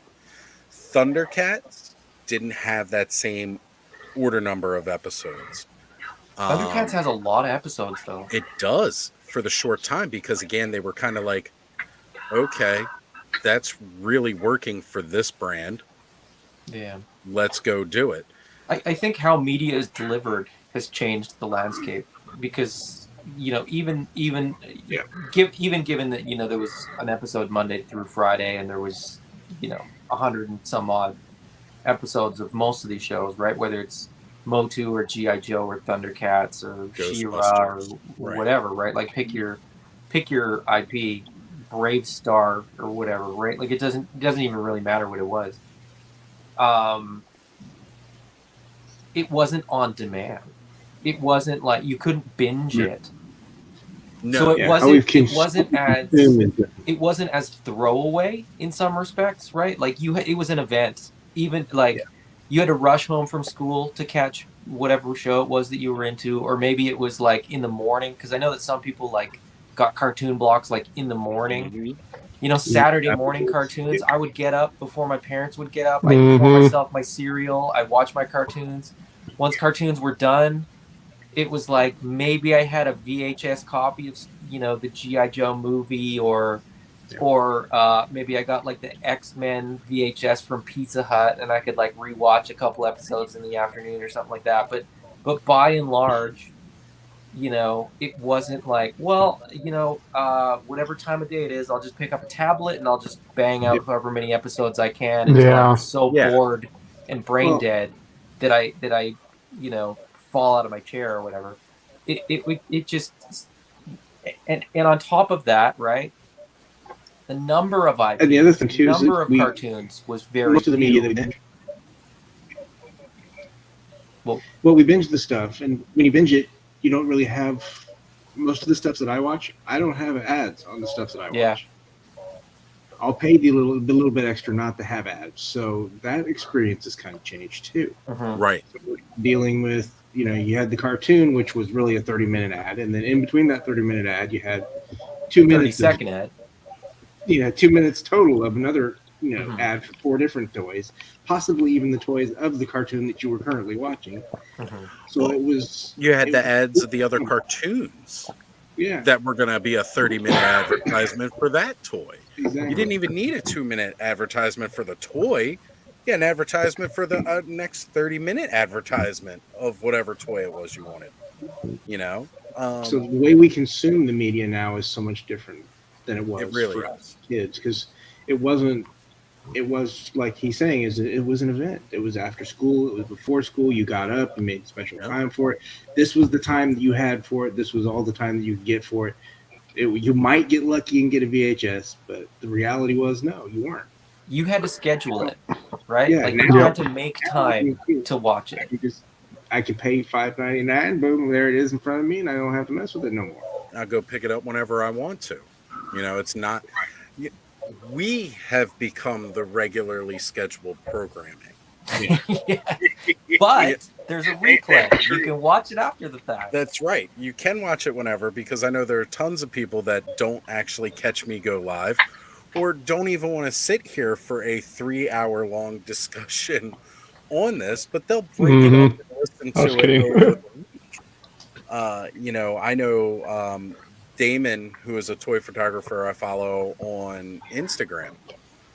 He oftentimes will talk to me about the episodes throughout the week as he's watching more and more of Thursday Night Toy Frenzy and then Oztradamus Toys Live. He'll talk to me throughout the week as he catches up on bits and pieces of it. And actually, oh, go ahead. Sorry. Well, I wanted to talk about what Skelly is talking about here. And this is what made me bring up the fact of us, because I also know my son likes to watch myself, and he enjoys seeing all of you guys too, because you guys are Daddy's YouTuber toy friends. All my YouTube friends and stuff, he's started to watch many of your channels as well. Every generation has their popular media. Ours was TV and books and comics, and we spent a lot of time waiting because, again, some shows, He-Man was an exception. Ghostbusters was an exception. And then it was, after that, we had more of, again, Thundercats was not every day. It was a weekly thing. Power Rangers was, it started out daily and then moved to a weekly format. Yeah. And again, here, just speaking in general of how it was presented to us, because you waited 1 month for your next issue of the comic book. So, there was a wait. There was this hunger for that next issue, that next episode. Also wanted to give a big shout out to Toy Sorceress here in the chat with us tonight, joining in the convo. Oh, hey, Toy Sorcerers. She had sent me a message saying that, she would join, but, she's already had a long day today, and she's kind of running on her own. So she's joining in with just the chat and instead of jumping. Speaking of long days, I am going to get off here because I have got to get up at the butt crack of whenever my child wakes up. Could be 5:30, could be 4:30, could be 6:30. Whatever works. Well, thank you for coming on and doing some unboxing and showing us some really cool stuff that you got there. And I know we'll be seeing more as the week goes on IG, as well as your own channel. So people definitely check out Payne's Toy Samples on IG and Instagram and YouTube as well. Normally I'd have Bud. Oh yeah. I'm a mod. Hold on here. Let me do my job. I got the list here. He's balancing being the star and talk to you guys tomorrow, and you'll probably see a post tomorrow, at least on Instagram. I don't know about YouTube this week, but we'll see. There we go. All right, brother. Well, thank you for joining us. It's always good to have you, and we'll see you next time. I'm going to jump off here very shortly, but I just, in terms of what Scally said there, we I think our connection to the toys kind of goes deeper because of that waiting, because of that in-between time, because we had to have our own adventures with them. Yeah, there wasn't the same immediacy that you have with, a video game. I've heard of, I'm not really a video game guy, but I've sort of heard video games described as the equivalent, like the modern current equivalent of playing with action figures, where you're inhabiting that world, you're interacting with that world as sort of I guess as some sort of like an avatar, because you're playing as a character within that world, and it's, you know, the world is built a little bit better for you than it was for us. You know, we had to get out in the backyard and, you know, dig a river in the sandbox and get some sticks and stuff like that. And our experience was more tactile then, and so as a result, you know, it remains more tactile now. But yeah, I mean, it's changed, and I mean, I don't think there's I don't think there's any reason to sort of you know, what's the like, you know, I think people get sort of upset and they sort of like they feel that there's like there's something lost or whatever, but it's not, you know, it's not better or worse than it ever was. It's just different, and it's, you know, people are like, you know, is action figure collecting gonna die? And it's like, it'll probably die with us. Let's be realistic. Yeah, there will still be a vestige of it in you know, the people that we pass it on to, like I said. Right. Connor's been very adamant that he is a toy collector now. Not just so much, he still plays with his toys, but he wants to be a collector like his daddy. Yeah. And that's true. He's taken steps into getting more into the idea of collecting, and not playing with it the same way he used to. He's more cautious with the accessories. He doesn't want to lose those. Part of that is because I always instilled it on him as a kid that when he's done playing, make sure he picks up everything and puts it away, because I hated losing my accessories. There will always be collectors too. Yeah. You know, there's still, you know, sports card collectors. There's still comic book collectors. There's still, you know, DVD, Blu-ray, film, you know, LP collectors, cassette tape collectors, stamp collectors, coin collectors, things that aren't toys. This stuff never dies. It just ebbs and flows. It just, you know, it's in favor at some point, and then it's out of favor for a little bit, and then it comes back. And it, like LPs is a great example, right? No one was, I shouldn't say no one, because as sort of a kid that was into like punk rock and stuff, everybody that I knew had records. But the mainstream, nobody cared about records. It was a completely obsolete technology in the 90s, right? Like everybody, like cassettes, CDs, MP3s then took over. And I think it was MP3s, you know, when people started getting compressed music, like really compressed music, there was like a thirst for like, somebody probably at some point mentioned to somebody, like, do you know that you're getting half of this song right now? And they're like, I don't understand what you mean. Like, what if I told you you could listen to it exactly how it was recorded, and somebody's mind was blown when they realized what a record actually is, and what a CD and what an MP3 are, like the reality of what you're actually getting. Yeah. It's the same, right? It's the same to me, like a skin on a video game versus, you know, an action figure. Like there's a tactile thing, there's a difference, there's an analog reaction. And I think on some level, you know, humans are analog creatures, right? Like we are not ones and zeros, and so we kind of, there's a disconnect in some respects in that way. But no, I completely agree with you on that. You know. Oh, I want some insight from you guys, and then I'll go. So, because I'm done my drink. I said I'd stay for this. Let's go. Here's my question. If somebody wanted to get into the Motu lore, there it is. Orko Did you hear struck it? finally. Oh yeah, we heard Orko. Yep. Excuse me while I mute for a moment. Okay. If somebody wanted to get into the Motu lore, is the cartoon like is that the lore? Like, is that where people sort of get the most from, or is it the mini comics, or is it like, how does it work? Well, John actually was going over last night about King Grayskull and the separate lores, because a lot of people jumped on the new revelations as being this woke piece of anime, like it was a bad thing that My they were kid, changing. if that's all that she's ever seen, she loved it.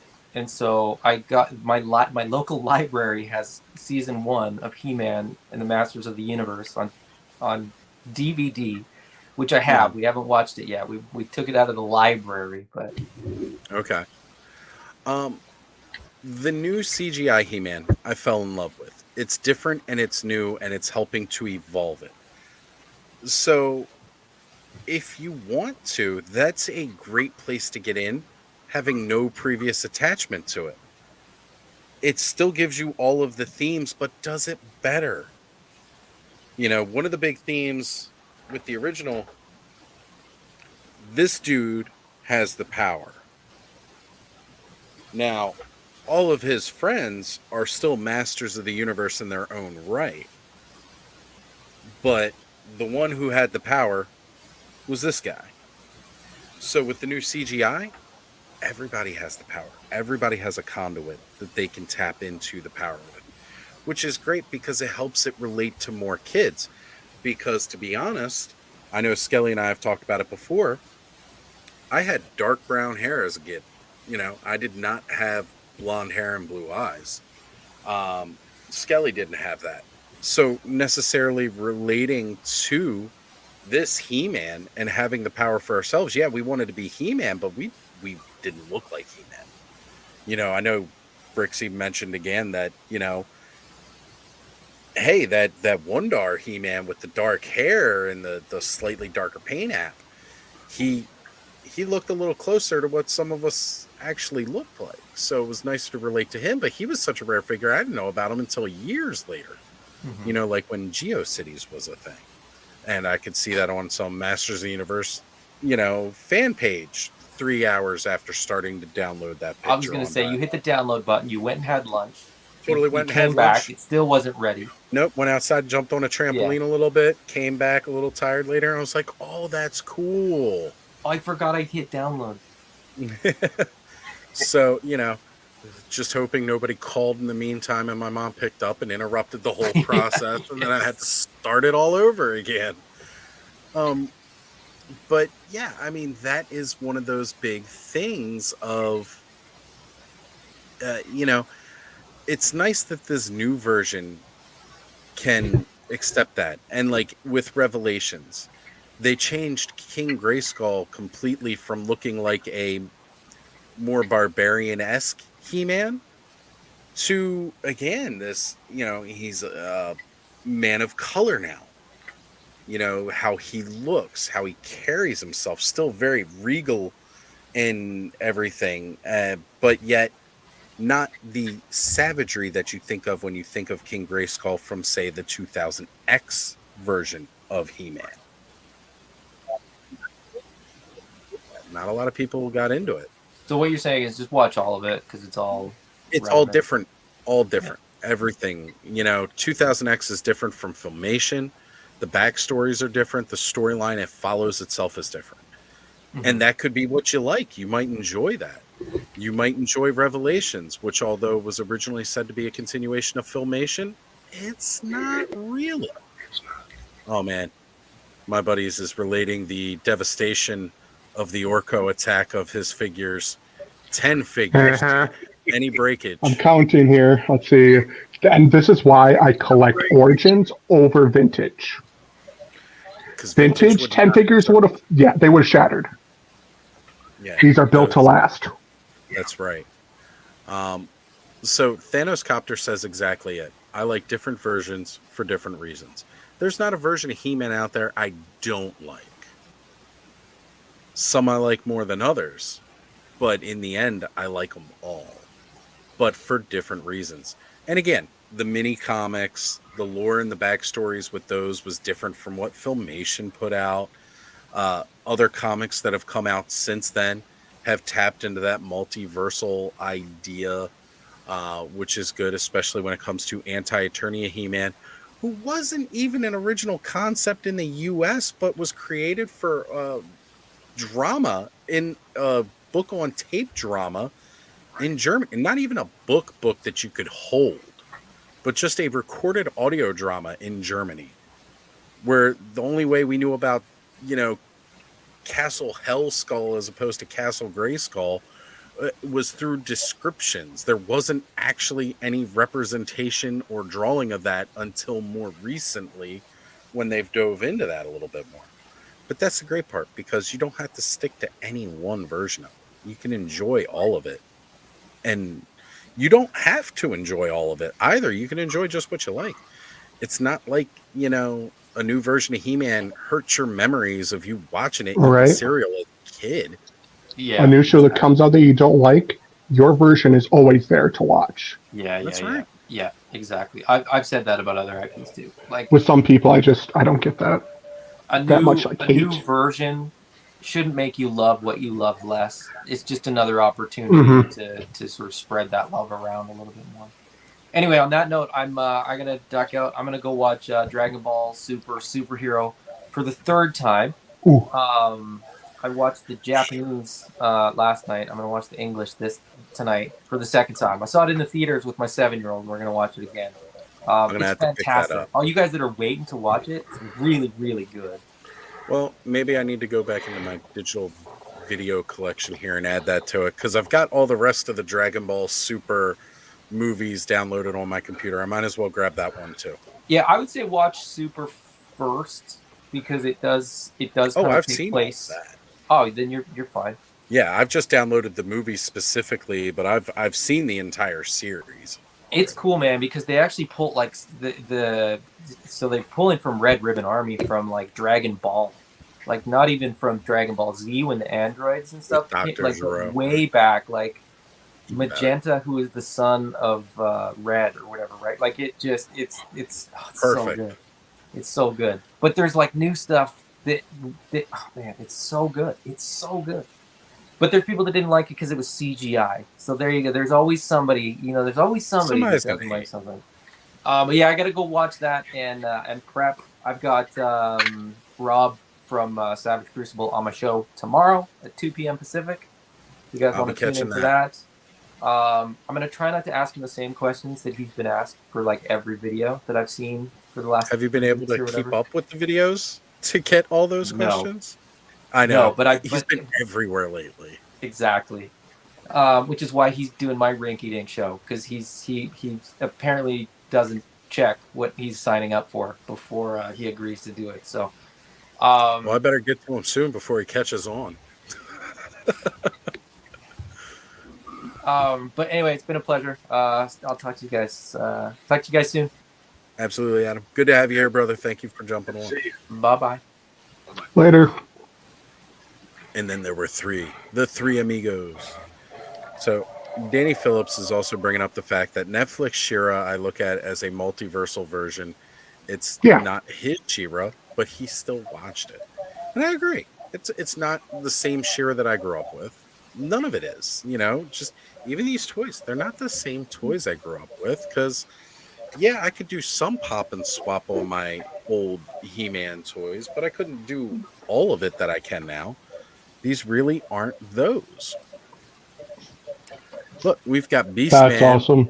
with friggin' Braun Strowman armor riding on the Joker lizard from Savage. I want that Joker lizard as an adult, full-grown Modi. Well, that's definitely how you could do it, because look at that Yeah. face. You could just go by It looks like it Dewback, is. and 1990s Power of the Force Dewback will find it kind of nicely. Okay, I've recovered. No fatalities, 1 scratch, but I'll fix that later. My Rat Lord got scratched on the leg. Oh no. It happens. We got hardwood floors, so. Right. So, and Black Phoenix was bringing up here that King Grayskull in the CGI version looks completely different from Revelations and from the 2000X. He's like black hair, kind of receding hairline, mustache and beard. He actually looked really cool. I love the fact that, again, Thanos Copter bringing up that the original comics were epic. The art and tone were darker. It was definitely more of a wasteland survival, almost tribal again, we were just recently talking about how that was its whole thing. It was great. 2000X, again, saying here Filmation was beautiful, which it was, but it was Oh definitely yeah, more kid friendly, even more so than the toys. And then 2000X actually took parts of the lore and expanded it on them. And I agree with that too. Like 2000X really deepened the lore that we got with the rest of it. So Rolando Flores has joined in with us here. What is going on, brother? Good to have you here. And Brushstroke is heading out. Well, thank you for popping in the chat and joining us tonight. And I'm sorry if I've been missing anybody's questions throughout the chat. I'm trying to keep up best I can, but the conversation's been so good, it's getting to Toy Sorceress is saying King Grayskull in Revelations is really cool and loves the tie-in yeah, I to love him. Preternia and the powers of Grayskull. I agree. John, you were covering that last night, and it was, it is really good. Preternia, which in the original setup, they set it up for He-Man to go back in time to Preternia. Preternia was the time of the Snake Men and everything else. And so Kevin Smith gets a hold of this and he changes things up. And mind you, I loved everything he actually did with it. He turned Preternia into their version of Valhalla. Not so much heaven, but more Valhalla, where the Yeah, champions who proved themselves as protectors of Eternia go to Preternia, and they have the wild hunt and they feast and they just enjoy life. Maybe yeah. A not lot of eternal people. battle, but Sorry. no, go ahead, A lot bud. of people that didn't like the show, and they kind of. I mean, in the show, they did kind of. Wasn't there a line where like one person yelled, or maybe it was Marlena, like, "Oh my gosh, she destroyed heaven." But Yeah, it's not actually heaven. Like you said, it's Valhalla. Everyone else on Eternia that dies didn't like when they say like, or I think it was like King Grayskull himself said, if a champion returns and he dies, like everyone else, he becomes part of the earth. right. Yeah, So he like, forfeits his ability to stay in Preternia. Like yeah, basically, with Adam coming back from Preternia, he dies again. There is no Preternia for him. At that point, he returns to the Earth. yeah, like everyone else, I think was the phrasing. I could be wrong. And Toy Sorceress is mentioning that she loves that you have Sorceress and King Grayskull there. Oh yeah, since she popped up, I had to pull it out, so technically it's Toy Sorcerer's fault that all my figures knocked over because it was when I grabbed when I grabbed Sorceress that they all fell over. John, go ahead. You were about to speak up. The thing that really took me by surprise is that when Prince Adam was actually killed by Skeletor in Grayskull, he is the only entity that hit Preternia and chose his lesser self. So, to me, that shows something more, not only of the characterization of Prince Adam in life, but also in his death. So it kind of brings a whole new scenario, not and a backdrop on Prince Adam of who he is and who he is on Eternia as well as in Preternia, and I really liked that. Yeah. Again, everybody else in Preternia was walking around as the more transformed version of themselves, as their version of He-Man, as it were, as more of a moniker, even though they had their own names. But I don't think any of them after they, and again, we don't know because we don't know the full story. I have yet to read any of Yeah, the comics, but did Wondar ever revert back to being whoever he was when he called down the power? Did King Grayskull ever revert back and give back the power? Adam always gave back the power once it was no longer needed. And so, like, it is really great that when he went to their Preternia, he decided, this is who I am. This is always who I was. He-Man was just a costume that I put on so I could go save the world without the ones that I care about getting hurt. Correct. So that's always cool. And Toy Sorceress says she thinks Preternia will play a huge part of Revolutions. Yeah. And hopes the hero, because again, Toy Habits went live earlier tonight, talking a bit about what's to come. I swear I heard a little tidbit. It was on a site and it was like official from someone that was working on the show that Revolution was about something about either learning more about Preternia or restoring it. But this was like months ago, so I can't recall where.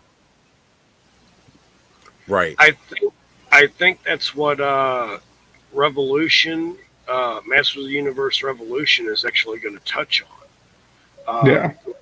Which is the second half of Revelation. So I really can't wait for that. Right. It's going to be great. Well, we've only got to wait until next year because Revolutions is supposed to hit in 2024. Was supposed to be this year, but bummer. Right. Got pushed back, but that's okay. So, Stars asking, I hope it actually gets pressed back. Maybe they're adding more episodes. Because I hope it's not just 5. Right. So Star is putting how much of Eternia is populated.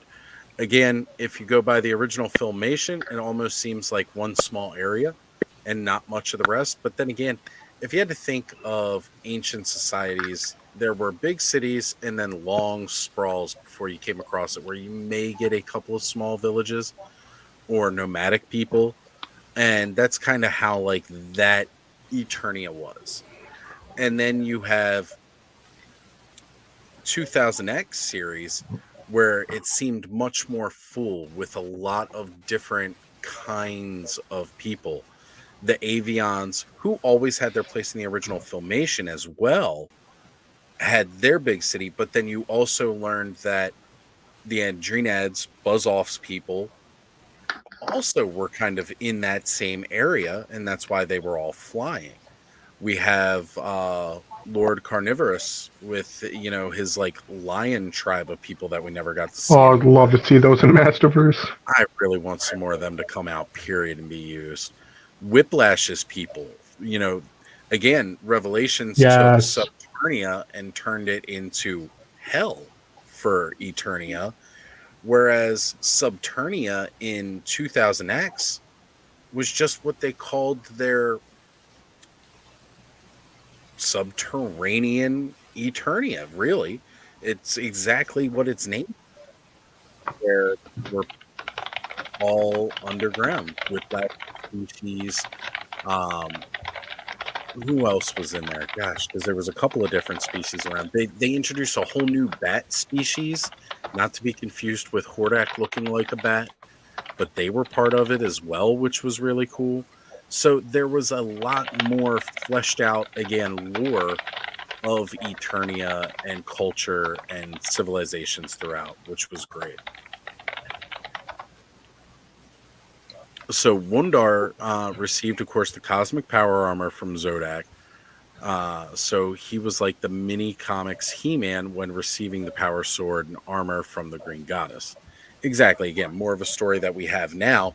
Whereas originally Wundar didn't have any story. He was just this repaint variant mail-away figure of He-Man that we all created a story for in our own minds once we found out about him. Which holds true even in reality, because everybody, the main reason he took the moniker Wundar was because Classics named him that after the rumors of the Wonder Bread He-Man, which up until more recently we actually found out was not true, that he did not come from Wonder Bread. So, yeah, and we have several different kingdoms, nomads, and hidden cities in the Filmation, which is true. Because they always introduce like a new area with a new type of character or something like that, again, to sell the toys, but you didn't always see like more of the same race.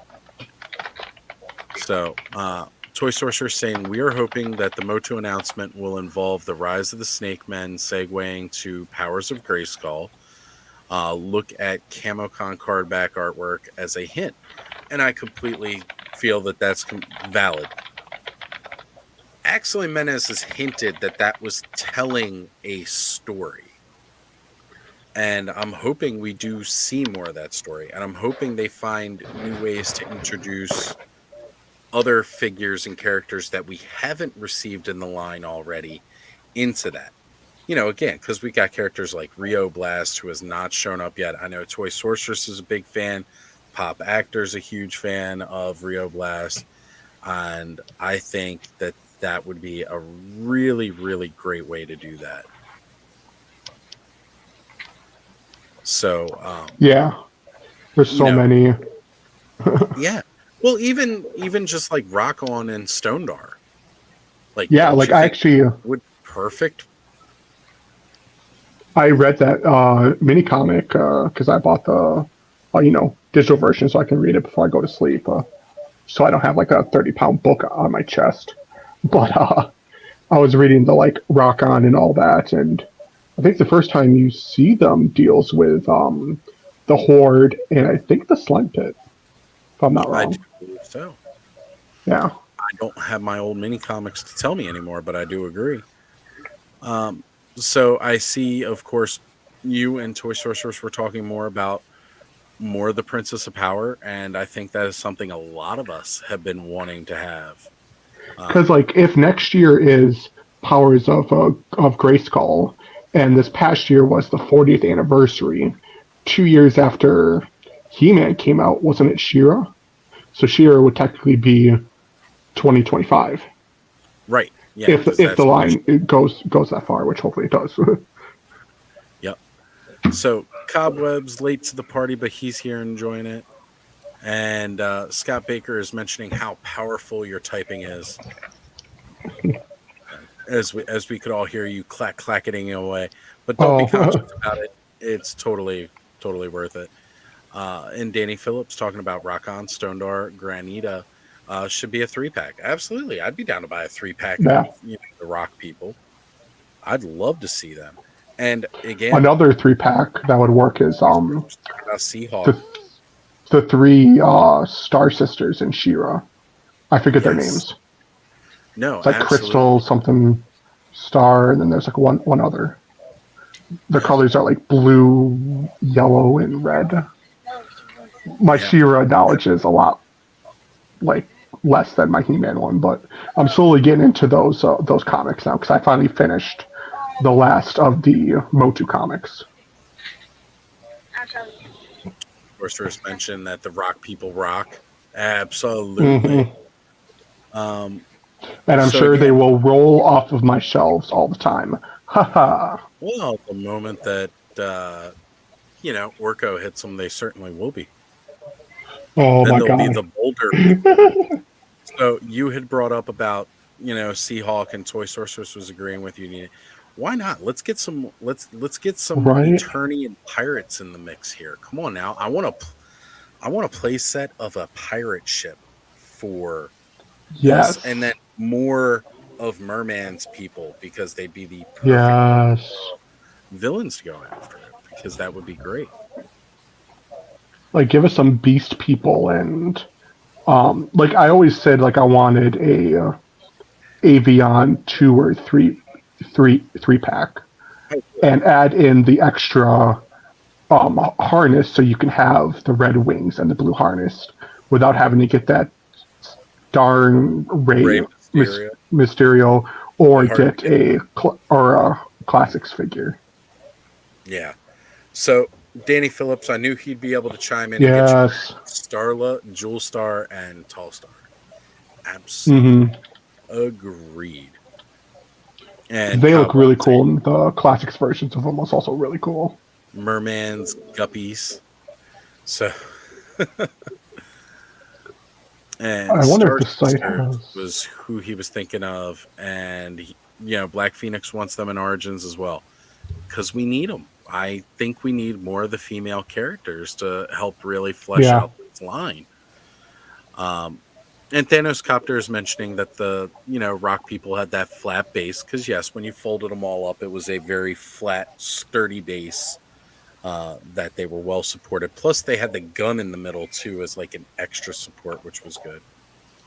And Toy Sorcerer has mentioned our mateys because yes, we need more Eternian pirates. We've got 2 versions of Eternian Burger King doing Whoppers for Eternia. We need Eternian pirates. We got the Whopper, the double Whopper with cheese with the 2000X version. I like this little comment here. Tall Star and Extendar should date. Why not? Let's do it. Yeah. More couples in these packs. So, all right, guys, I think it's going to be about time to wrap things up because we've been going for 3.5 hours. I definitely. And my phone's getting low. Up, see? So, absolutely loving this rat lore. He is amazing. Yeah, I'd grab mine, but I'm scared. Yeah, don't knock anything else off your shelf. Damaged him as much as you should. Right. And again, Rebel 3D on Facebook and Instagram is selling the files for these so that you can do a snake tail. Oh, wait a minute here. No. This party is about to get started instead. Very special guest with us tonight here, all the way from Cork, County Cork. We have Mo2 Origins Cork joining us live tonight. Oh. How goes it, sir? Good to have you here. Hey. What is this? He has a face. I woke up and I noticed there's a link invitation. What's going on? Just inviting people to join me live for the stream as I unbox several Snake Men and the Ground Ripper as well. Yep. All right. Hello. Absolutely loving my new James Earl Jones figure here as Conan the Barbarian. Now I'm just absolutely loving this new King Hiss. Oh yeah. So good. And I take the arms off. Take his arms off, flip them around, and you can actually have them pointed upward. So he's like doing like a snake strike pose. So have the left on the right and the right on the left. Flip them up, and then turn around the heads or turn around the articulation. Nice. Yeah. And another one I was going to say, you have a Ram Man. Do you have his spare head? Oh, I do. Take the head and put it on Snake Armor He-Man. It looks amazing. A helmet for that armor. Oh, okay. That's what's up. I can definitely do that then. All right. And then if you have the original 2000X He-Man, take the extra head off of the Masterverse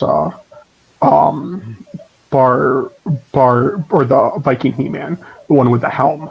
Put that head on the original Origins 2000X He-Man. Okay. All right. Because that way you actually get 3 separate characters out of all those He-Man variants. It can just be an armored Snake Man fighter, and then you can have Vicor. Right. Yeah, okay. Yeah. Definitely can do that. And then also, if you by chance have it, put the cape from the WWE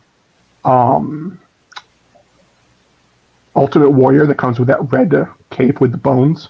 Yeah, see? Look at that. It's awesome. I'm digging that. Show it again. Okay. All right. Ooh. Look at that striking pose. Very good look for him. He will have. I'm going to take a dark wash on that figure to make all the little snakes pop out. I'm going to paint all the little eyes. I definitely want to do something very similar myself. Is that the figure you want to? Is that the figure you want to paint together? Or you know what? That might be a good starting point. Let me pick up one extra of them just so that I can have one that may not get messed up. I got to see if I can find another one. So Toy Sorceress is out for the night, saying, so fun hanging out with everybody. She's going to call it a night. She's pooped. Well, it was good to have you here. So happy. And Cobweb was saying, oh, damn, I was real late. Well, you know what? At this point, it's okay. because we're going to go on a bit longer here, because this is and again, I don't know if you want me to just call you by your online name, or if you mind if I use your actual name on live, because we're still on live now, but this is your first time on a live stream, isn't it? Yes. Well, I am certainly honored to have you here. Thank you for joining us this evening. I bet you Bobby's going to get real jealous. He didn't stick around now. Well, this was actually unplanned, and I was not didn't know what was happening here. I'm still a bit tired, but yeah. Hey, early morning my for pleasure. you. Thank you for having me. Yeah, man, absolutely. Thank you for joining in and coming to hang out with some of us. Because, I mean, again, Buddy and I, we're more familiar with you as you are one of the Patreons of the channel. So you get to join in all the fun, cool chats on Discord, as well as in our group chat on IG. Whereas John here, figuratively speaking, he has yet had the pleasure of meeting you, but I'm sure he follows you on IG now, as we've all been sharing a lot of your fun and amazing photography that you've been doing, like those new pictures of Slammer you did, the test shots with the motion on it. That was great. Thanks. Still work in progress. Well, getting there. it My was first really time cool. here, and look how I'm looking. I really just literally woke up and turned on the light. Well, and not to mention, eyes are baggy. just a quick plug, the actual Discord server, the amazing work he is doing translating the German comics. Yeah, we're getting full That is English translations of the German comics, which is so great to have. You, sir, are a saint. Speaking of getting further started here, we've got Bill from Weird Fantastic Toy Adventures. I was just going to give you the shout out and say, why don't you come on with us? Because clearly we've decided we're not done yet for the night. How are you doing tonight, Bill? Uh-oh. Might be a little Good to bit be of here. We just got done live streaming in Largo. We did a deep dive on the Phantom tonight, so we all had a good time over there. How you guys been doing? Oh, I love We've Phantom. been doing good. Been unboxing Snake Men. So wait a minute, deep dive on the Phantom. Why don't you go ahead and tell everybody in the chat right now what you guys have started doing on Saturdays, because I go live around the same time you guys do. So I don't always get to catch it live when you do, but I love watching the replays of your Saturday nights. They're the icons. Thank you. Yeah, what we try to do is we try to do a spotlight on pulp characters or comic strip characters from the early days, such as we've already done Tarzan, we've done Doc Savage, we recently did The Shadow, and tonight we did Phantom, and kind of get you kind of caught up with those old characters. And some of these characters are getting figures out from different toy companies. I know I got. The NECA ones are nice. Yes. For Phantom, I want to try to find the one with the blue and black striped shorts. Yeah, and we went into why the Phantom has different colored costumes. It all depends upon what nation is in those stories. You know, he's red in Italy, he's blue in Scandinavia, and he's brown or somewhere like that. And then of course, you know, one of the things in Papua New Guinea, some on their war shields, because back during World War II, the soldiers brought comic strips over with them and shared them with the natives there, and they fell in love with the Phantom there, and they feel like they get the power of the Phantom by painting him on war shields. That's awesome. Didn't Phantom come out like mid-30s? Was it? Like 1930s? I was looking out a little bit. Yeah,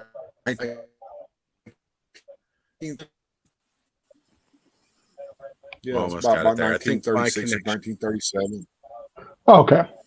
There it's it is. my yeah, because I was actually I don't know. I was going back and looking up. before my connection goes wonky. Mine's been there And then too. Like every time I try to Phantom share. was also kind of around the same time. Yep.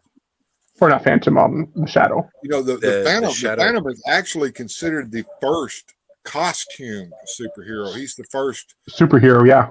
to wear the skin tight costume. So, and of course, later on, the idea of the costume was retconned to have been a jungle god that resembled that in an idol that he had fashioned the costume after. But right, a lot of deep lore. So I won't spoil the whole show, guys. You need to go over and watch my replay and see it now. Of course, I'll definitely have to check that out. Show is more than just the spotlights. We also do a lot of crazy stuff like watch old 1950s era shorts and stuff like that on there, and get into a little bit of fun stuff. So, I mean, there's a lot going on at late night, and then of course, you know, on Sunday afternoons around noon, I do a toy show over on Weird Fantastic Toys where I kind of spotlight something in my collection or unbox something or whatever. So yeah, having a good time. I'll show you guys something that I'm going to show off tomorrow. Ooh, first look. Yeah, I got a Becky Lynch figure, and I decided that I needed a Piper. And one of my favorite artists on YouTube is Allie the Piper. If you guys have not seen her, you need to. She plays the Great Scottish Bagpipe. Yes. So I made a figure of her, sort of, so that she can be the bagpiper for T-Law whenever T-Law sings on my channel. And here she is, Becky Lynch. Oh, wow. As Allie the Piper. And now she has her Great Scottish Bagpipe. She's wearing her kilt, and she's got her sash on, and she's just ready to go and play the pipe. Oh wow, that is truly that's fantastic. Amazing. That is absolutely fantastic. Now I need to get some more Becky Lynch figures. I don't spend a lot of money on buying toys like I used to. I do buy a few things that come out that get my eye. I've got my eye on those long box heroes that Toy Otter's been working with. Oh, yeah. Rocketeer, the Tick. I'm a customizer at heart, and if you watch my channel, you'll see my customs. And Largo's told me many a time that I need to start making some videos on how to customize, but every time I try to do that, something always happens that screws up my camera, my filming, all that kind of stuff. So I'll eventually I'll get there. We're gonna do a live hangout soon where Bud's gonna go through some tutorial stuff. Bill, you should join us on that, where we're gonna go through and work on customizing some figures. Because that's you know, I'm on the Instagram. That's one of the few ways that you can contact me on social media. I'm not a social butterfly. Right. Same. With social, I'm an old man. Get off my lawn! Don't come near me. I'm 52 years old, and I don't do all that stuff. I have a Facebook page that's dedicated to my channel. I don't pay attention to it. It's automatically there's an automatic thing that posts on there for me. The same thing with Twitter. I hate Twitter. I don't DM me on Twitter, people. You'll never get me. Instagram, yeah. Well, actually, as a matter of fact, Mo2 Origins Cork has just recently started getting on to Instagram because he is a big Twitter user, and he decided to find. We had to talk him into it a little bit. I didn't do the best job, but then I think you followed me over there on Instagram, if I'm not mistaken, Cork. That is correct. I saw you liking some of the few pictures that I've actually put up over there. If I had the time, guys, I would go to all this stuff and really work it up. But I'm spending more time on YouTube than anything else, and it's hard to get around. I try to get around and see everybody. I end up going in the chat and saying, "Hi, I'm leaving you a like," and then going out. I have to get right back to it, you know. But I do my best. Yeah, you know, it's funny. A year ago, I was watching just a handful of channels. Now I don't have enough time in the day to watch everybody's streams, so it's like I'm picking and choosing very carefully who I can catch live when they go live. Bill, you and I always just end up like, before I started getting into your channel and following and learning when you went live, I was already doing this time slot with Toy Frenzy. And then Toy Frenzy moved to Thursdays. Skelly and I moved to Thursdays. Then Bobby joined us shortly after. Mhm. And then I was like, ooh, Saturdays is open now. I'm going to go live on Saturdays. And it's like now we end up going live at the same time. But I like and it's okay, and it's okay. That's what the replays are all about, folks. Come back and watch it again. It helps the metrics, even if you watch the replay and you're not watching it live. And we can't be everywhere at once, and we all know that, and we've come to that conclusion. I didn't even want to start a Saturday show. It kind of happened by a happy accident. But anyway, and it just kind of worked into its way to a kind of a knockoff David Letterman late night with Bill and Largo show. And Largo started his own channel over there at Largo's Lair. And if you guys haven't seen that, you need to, because Will have done some excellent work with Action Force, Valaverse stuff. Then we have Will McLaughlin, who has started his own channel called Wilhelm Toy and Hobby. And that's an excellent channel to go to. And now Largo's doing this thing with Gojitron and others about the monsters. That's going to be good. So if you haven't watched that episode, the initial episode had Grindhead Jim and Gojitron on it. Wonderful episode. So he's doing good over there.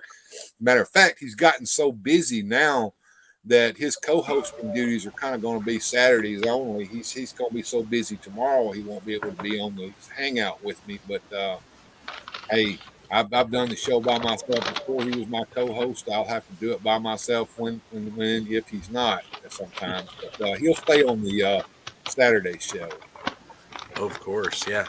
And I mean that's one of the fun things about this too, because as we grow and we get bigger, like I started out again just a regular guy in chats, chatting it up with people such as same. Black Mix here, my buddy's Customs, Thanos Copter. Like I just started in the chats with everybody watching live streams, and then finally Skelly brought me on just to do a one-time review of Wondar, and it turned into a show. We just had so much fun with it. We were like, all right, we're going to keep doing this. Yeah, I never intended to live stream, to be honest with you. I was just putting up videos of my toys, doing strange and wonderful things, having weird and fantastic adventures. That's where my channel name comes from. My toys have weird and fantastic adventures, and sometimes I film them and put them on YouTube. But anyway, I was just going to put up videos every once in a while and never show my face and just have a video here or there. But that kind of led into, I guess, Grindhead Jim kind of pushed me into live streaming, and now that I do that more than anything else. But been experimenting with shorts. Have you guys worked on your shorts yet? Because that's where I'm getting all my subscribers from now. I haven't yet. Then again, I only have one video up on my channel, so. Well, the thing about shorts is the algorithm will push your shorts more than they will your long form videos. Now you'll get all your views from your long form videos, but you won't get any subscribers hardly until you start putting out the shorts, and it don't have to be much. Just put them out there. Yep. That's one of the plans I have for coming up soon is I'm going to work more on some pre-recorded stuff.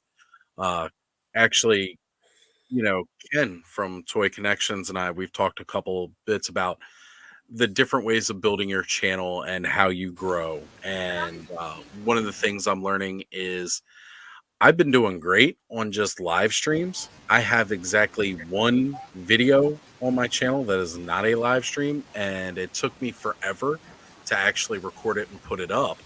And it's like, again, it's almost a short because it's only like a minute long, just talking about launching of, we were going to do a special event over a weekend that turned into a week while I ended up building our Discord server for all of our Patreons. And it took me forever to record that one small little clip. once But once once once you get to recording and start doing that, it starts to get easier because you build a set of tools that you can work with, yeah, and you get to the point where you have stuff that you put in every video that's already pre-recorded that you don't have to reinvent the wheel over and over and over again. Yeah, I built a stop motion intro, and that was actually literally the first video I put up. But now that is going to be in the intro of all of my future videos. Yeah. So like having that pre-made, which honestly, doing a stop motion took me 10 minutes to record it, taking the like photos, and then maybe like a hour to put it together, and then Yeah. 20 minutes to do the theme because I hate the sound of my voice and I sing in it. So well, I was just I gonna say, can't sing either. I steal all my singing clips from somebody else and put them in. I recently did. I do limited stop motion. I'm not Justin Roush by any means. I can't do oh, that same. I'm not no. stop motion, but I recently did a little bit with Tila and Pisto singing "Drunken Sailor," which and was really funny, by the way. I yeah, really that's funny. And I've actually recut that thing because I've gone I back just in and did one. put Allie the Piper in it. So I might put that up, but I think I'm going to put that up for my Patreons. well. You guys heard it here. If you want to see that clip, you're gonna have to join Bill's Patreon, which again, he's got exclusive bonuses, man. There's always reasons to, if you have the ability, help support another channel. Again, this was, this guy right here, My Buddy's Customs. He was my first Patreon supporter, and this one was my second one right down here. Motu Origins Court. Good job, guys. Hey, we got, and look, a lot of people think, oh, you guys got Patreons, y'all rolling in dough. We don't really get a lot of money. And what I'm doing with my Patreon money is I'm putting it back into the channel. Now, some folks go buy toys with the money. I don't. Nope. I'm buying equipment. My goal right now is to get a nice gaming computer. I think I glitched out there. I want to get a gaming computer instead of this laptop. The laptop just doesn't have the computing power that a gaming computer has. I have a gaming computer from like 2018, so it is good enough for doing this kind of stuff. But any kind of newer actual games, I can't really play. Yeah. Right. Now, I know I have a friend of mine. He calls himself Brushstroke. If you haven't seen his channel, check him out.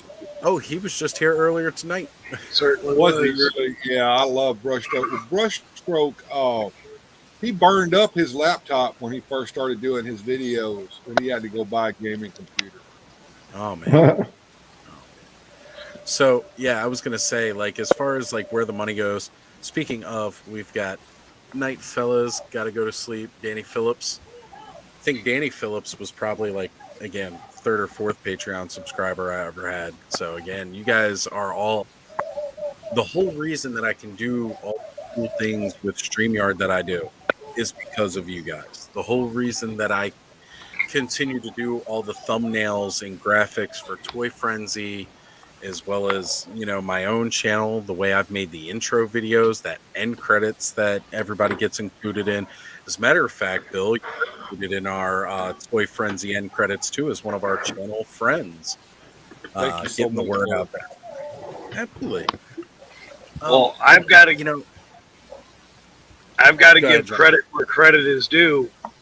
The thumbnails that I do now for my channel, that was all Oz who taught me how to do that with Canva. So, and Yeah, it's something I'll have Oz also teach me because it's one thing I haven't gotten down yet is thumbnails. I build mine in GIMP. Okay. I've used GIMP before too. But Canva's real simple. I've got, I upgraded the subscription I have for premium. I used to be on somebody's team, and then they took me off their team because I wasn't working with them doing stuff anymore, and they needed that slot for somebody else. Mm-hmm. And that's fine. That was totally okay because I was off doing my own thing, making all the stuff for Toy Frenzy and all.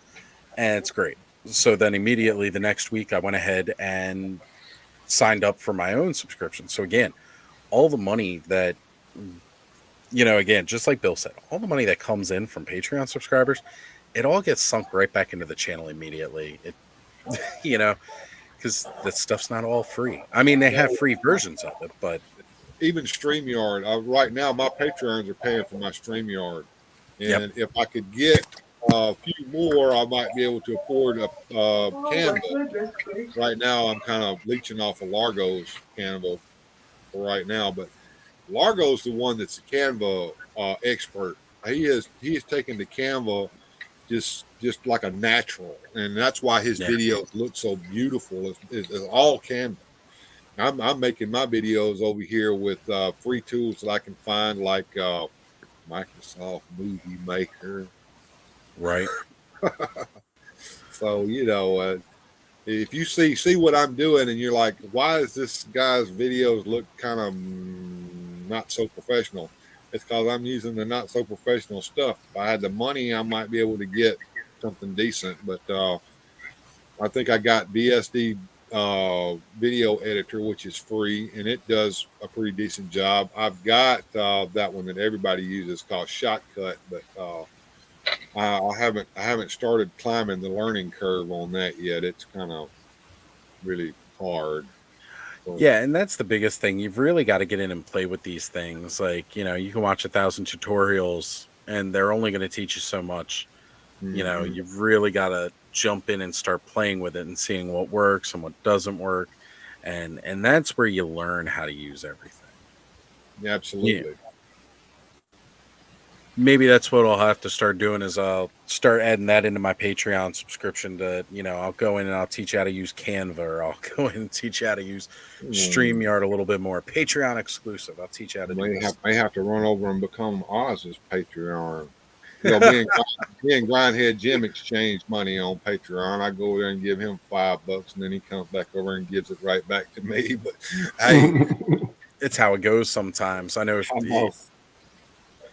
If I were to sign up for everybody's Patreon, like, you can't do it. You just can't. I want to support. Right now, I'm supporting Grindhead Jim because we're part of what's called the Grind Fam. Me and Largo and Wilhelm Toy and Hobby, all part of the Grind Fam, basically. So he's the first person I ever actually started watching toy related. So yeah. I was supporting another YouTube channel that wasn't toy based, but that didn't work out too well. Kind of while I'm doing the Saturday night show now, but that's a story for another time. I think my first toy channel that I was supporting was Michael Mercy. Yeah. But yeah, right now I'm doing a Grindhead Jim thing. I'm supporting a couple of little guys. There's a guy named Sir Clifton that's running a wonderful channel called Eternia. Yeah, he is. And I've gone over and started supporting him, but it ended up being basically us exchanging money like me and Grindhead Jim. But he's got a job over there. He's got a show coming up tomorrow night. I encourage everyone to go over and watch what he's doing. He's a wonderful personality. He is a personality. Oh, yeah. He is, yeah. I mean, Oakley sunglasses. Oh my God, yeah. Where's the ellipse while he's how doing he can see in those things baffles my brain. My wife's like, why do you take those things off so he can see? I said, no, that's part of his my shtick. My sis said the same thing. She's like, what are those that he's wearing? I'm like, oh, that's part of his thing. He's like, how can he see in those? I'm like, I don't know, but it looks cool. I'll admit now, every once in a while he goes, I got to take these off. Yeah. But I love him. He's a cool cat, and he has is. stories to tell. And like I said, supporting the small guys is what I'm doing, and that's kind of, I got that from Grindhead Jim. We've even had a subscribe-a-thon kind of thing go on here where, like, one night I was setting goals. I wanted to see different people hit their goals. Some nights it works, some nights it doesn't. And, when the problem is you got so many regulars that come up and show and watch you every week, they all subscribe to that guy one week. Well, they can't subscribe to him again the next week you try and do it. Well, So there's a way around that. It's called Streamlabs. You go over there and set you up a little account over there at Streamlabs. It's free, and you can accept tips. Even if you're not monetized on YouTube, you can accept tips through Streamlab. It goes straight to your PayPal, and YouTube don't get any of that money. interesting. So that might be something to try out in the future. I do that, and I had a few tips. I haven't had any this year, but I had a few at the end of last year. Several people were tipping me little $5, $10 tips. It's not much. You can tip as less as $1 if you want to, but all of that money goes straight back into the channel as well. Right. Well, because again, that's the idea. Like, you know, a lot of people don't realize that in order to run a channel, it costs money, you know, and it's a long way for the smaller guys. Like, I myself just recently got over 200 subscribers. I've been doing this solo and doing my own channel since like the tail end of September going into October. And then, you know, prior to that, I was just on Skelly's channel. Skelly's been doing this for a while, and he's close to getting 1,000 subscribers. But one of the requirements is you have to have at least 1,000 subscribers, 4,000 public viewed hours, which is really hard to do. I gotta say, I'm actually pretty lucky of where I'm pacing from doing these live streams and having all of you amazing people watching, that I've gotten over 1,000 public viewed hours already with such a small amount of subscribers. I am very, very fortunate in that. But the whole idea behind the channel myself was not to get monetized. It's just to share the passion of toys with everyone. Yeah, same. I'm not going in this trying to earn money or be a big YouTuber. I just want to. I'm never. People seem to like my stuff enough where they're like, "You should do a channel. You should do a channel." Yep. Oz kept pushing me, and then eventually he's like, "Check out this amazing name," and then I was like, "Well, dang it! Now I got to make a channel." I mean, you know, something Grindhead Jim told me a long time ago, and he said the same thing to Largo. He said, "You guys put out the videos that you would like to watch, and if somebody else watches them, that's just icing on the cake." Exactly. Absolutely. You know, that's one of the big things out there. You know, I know we interviewed Blake Wright from Toy Collector, the new magazine, and asked him quite directly, why put out a print toy magazine in this digital age? And he immediately just responded with, "'Cause I wanted one." And it stuck with me. You know, he literally said, you know, just after that, he goes, "If there's something out there that you want and it doesn't exist, make it, do it." So I come on here and I do my live streams, and I will talk about Motu. I will talk about Mythic Legions. I will talk about whatever, because that's what I enjoy talking about. That is what I am passionate about talking about with these toys, my memories, my nostalgia. And I love one of the reasons I do the live format is for open floor discussions like this. This is what I really enjoy, hearing about your passions and enjoyment of this. That's one of the things that, like, I've always found something special about Toy Frenzy. It goes beyond just the toys. It's the passion behind it, the artistry behind it. Because there's artistry in all of this. So it's really great to find other like people who enjoy these kinds of open floor discussions and have different perspectives, which is one of those best parts. We all don't like the same thing, but we can all come together and talk about it. Well, you know, that's a good point. It's not necessarily that we don't like the same things. It's just that there's some things that I collect that you don't collect. Yeah. But this is kind of like I get to come over to your house and play with your toys, and then you can come over to my house and play with my toys. Yes, that is exactly what this is. We've all gotten older.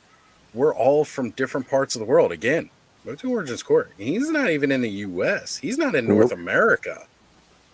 You know, And here we are getting to share time and enjoy talking about these toys that we all grew up with. From We across the all. Atlantic. It was more an accident, to be fair, but it's exactly what you say. It's all about sharing. And Yeah. no, sharing your interest and your love for those toys. Mm-hmm.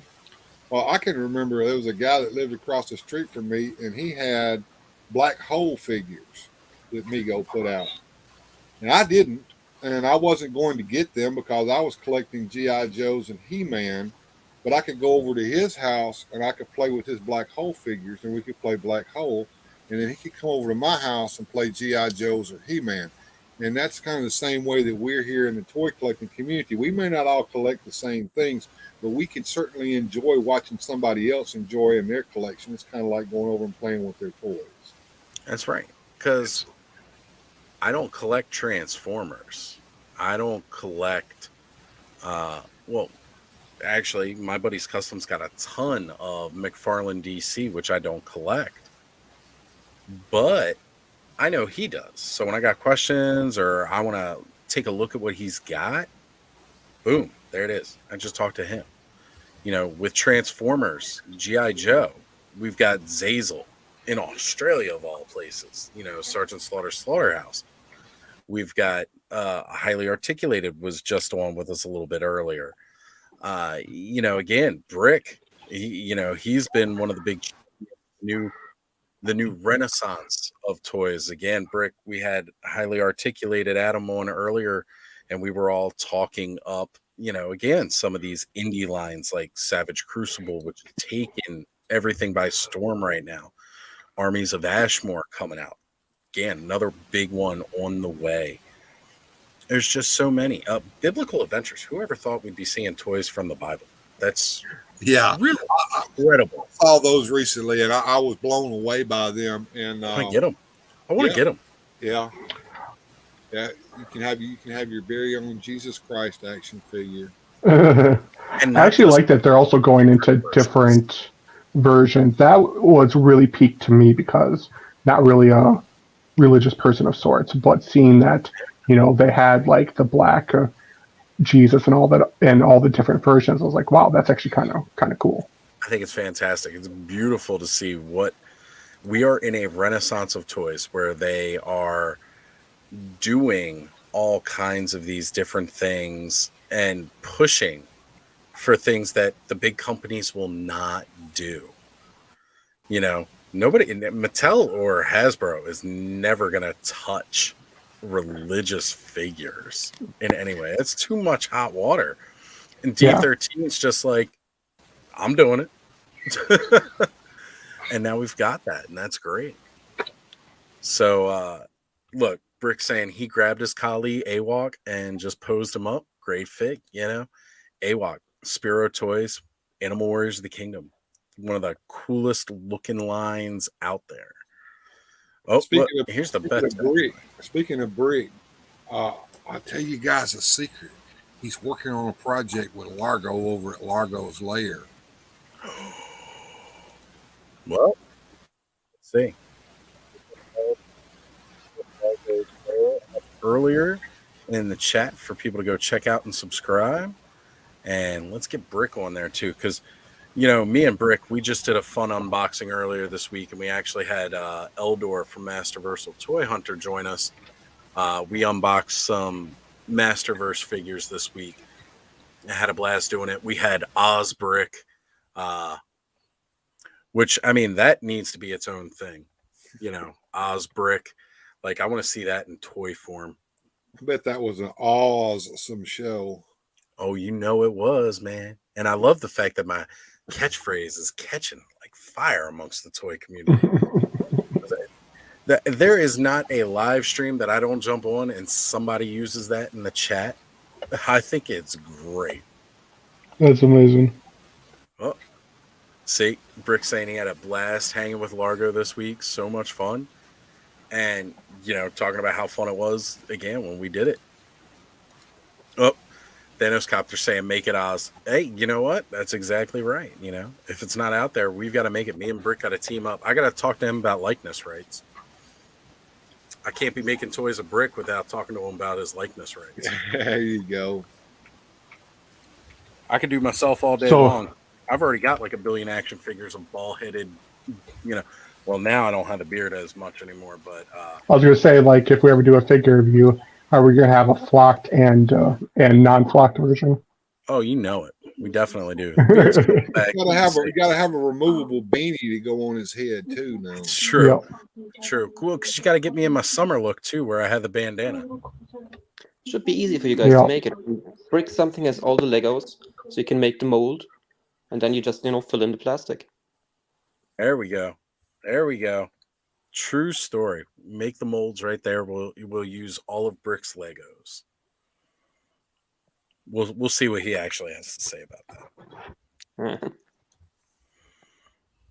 So I know I definitely got some new exciting news coming down the line. Definitely cooking up some new stuff in the works. There's going to be a bigger reveal once we get into April about that. I know I've talked about it with some people, with the patrons, and with some other people, but definitely got some good stuff brewing for a couple of new ideas, and we're going to share that. And Brick and I have talked about another dream project that we're slowly going to work on and build together. Finding other like-minded individuals that we can work on that with. But I just love watching the whole toy community grow as a whole. So, Brick, if you have the energy, you're always welcome to jump in and chat. Of course, we've been going for like 4 hours. Right. My phone's only at 34%. I decided all my live streams were going to end at the 2-hour mark, and Largo and I came up with a way to make that happen. There's a little ditty called "Feeding the Ducks" that comes in StreamYard, and whenever it gets close to the 2-hour mark, if he don't do it, I do it. We play "Feeding the Ducks," and that just lets everybody know this show is fixing to be over with. Nice, we can't do it. We can't do it all night long. I got to get up at 4 a.m. in the morning during the weeks to go to work. And so, well, that's why this is the Saturday night. The Saturday night show when I don't have to be up Sunday morning. Yeah, that is when I do these marathons. Here's me. Okay, I got to get up by 6 a.m. in the morning because I got to get over there and watch Super John over there at the Super Awesome Geek Show. There you go. With his vintage Sundays. Good Lord. It's hard. It's hard. Hard. It is so hard being a content creator is also a content watcher. Like, I love catching what Toy Domination's got going on. And he goes live the same time we do a Toy Frenzy. But I still got to catch him on the replay. Yeah. Again, tomorrow morning we got TKO. Well, by my time, it's going to be like around noon. But, again, it's still like, I enjoy catching the early morning streams. I woke up Tuesday morning to, go figure Adam and Sergeant Slaughterhouse with Zazel and Masterversal Toy Hunter Eldor all doing a stream for Mo Tuesday. It was a great thing to wake up to and see. Yeah, and those guys are in Australia and New Zealand, so their time is not our time. They're in a time warp. They're a day ahead of us. No, not at all. It's future people. And what gets me is Zazel is able to come in and say hi to you when you're doing a live stream, and it's like 1 a.m. or 3 o'clock in the morning. This guy right here, every time he shows up to a Toy Frenzy or an Oztradamus Toys live when we start. Same thing with Danny Phillips, who was in that said goodnight earlier. He's right across the way in the UK. And, Exactly. when he says... Right now it's 6 o'clock in the morning here. Yeah, exactly. So it's almost time to get up. Almost time to get up. But here Walk you the are, dog. debuting on live. Right. Man, I tell you, I have some of the coolest debuts on my channel. Yeah, exactly. Yep. I just woke up like that. Stumbled, and I expected this to be a private thing, and now I'm public here. Hey, you know what? It's all good, brother. We're getting the word out there. You've got to check out Motu Origins Cork on IG. Go follow him. He's doing some great pictures. Has an amazing collection. He's an amazing friend and supporter to so many channels. Do you want to see the collection? He's going to show it off? I mean, we're live. Might it's as well. messy in that room. There's still empty boxes lying around, but if you want. Let's go. Let's get the tour. All right. Let me know when you're ready. I'm going to put you on full screen so we can all get this look. His collection. Can I actually swap the camera here? In browser? I can pull you off the stream for a second and then add you back in when you're ready. Just give me a thumbs up. If you want. Let's see. Camera. Oh, there you go. Yeah, you can turn your camera off. Can I turn it on and off and then just... No, there's no option to switch the camera. There is in the settings. I don't know what it looks like on a phone, but if you see settings, you should be able to pick which camera you want to use, front or back. All right. And that is... All right. So here we go with a few... What do we have? There's the boxes mainly. You can see down there is the duplicate and faker combo. There are a few of my new Eternia Masterverse ones. 2 latex masks. Motorhead Studios for the win. Oh, you got the Blu-ray set. I want that so bad. I got the Blu-ray set. Yeah, it's underneath there. There's a little. It's kind of hard to get here. You have to know people. Yeah. Mainly all of those, Mattel Creation thingies. Nice. Yeah. Just a small handful. A small handful, exactly. Then here we have, first of all, the heroes in their original version. Mm-hmm. Then some of the villains in the original version. That ends about here before we come to... Oh no, there's Snake Man. Then we have all the alternate versions. So if I should go slower or faster, you just tell me. Oh, you're doing fine. We're getting to see all the alternates. And now I have to go around the... Oh, Frogmonger ship to me. Give me a second. Still waiting on my phone. Here we have a little fleet. Nice. And the 2 different battle cats, the 2 different versions, the Jet Sled and the Road Ripper. Obviously a castle. The only classics that I have, because I found them lately in a store and I thought, I have to take them with me. Shadow Beast is a good one to have. You could use it anywhere. Look this at that. One here is the German exclusive with the cassette. Yeah, that was the... That's awesome. Wow. Yeah. The Germany exclusive. Gosh, that's gorgeous. There we have 2 Striders and, of course, Zor. Here's the Evil Fleet. And then there is all kinds of He-Men. And all kinds of Skeletors. Nice.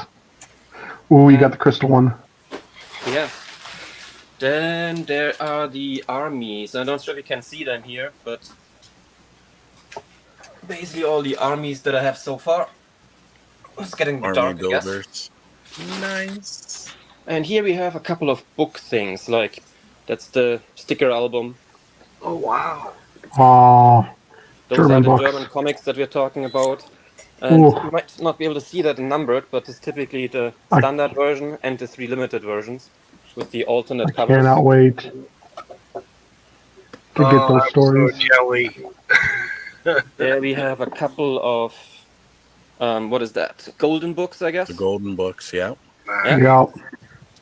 Some of them. I should just learn German so I can read them. Yeah. German's one of the easier languages to learn.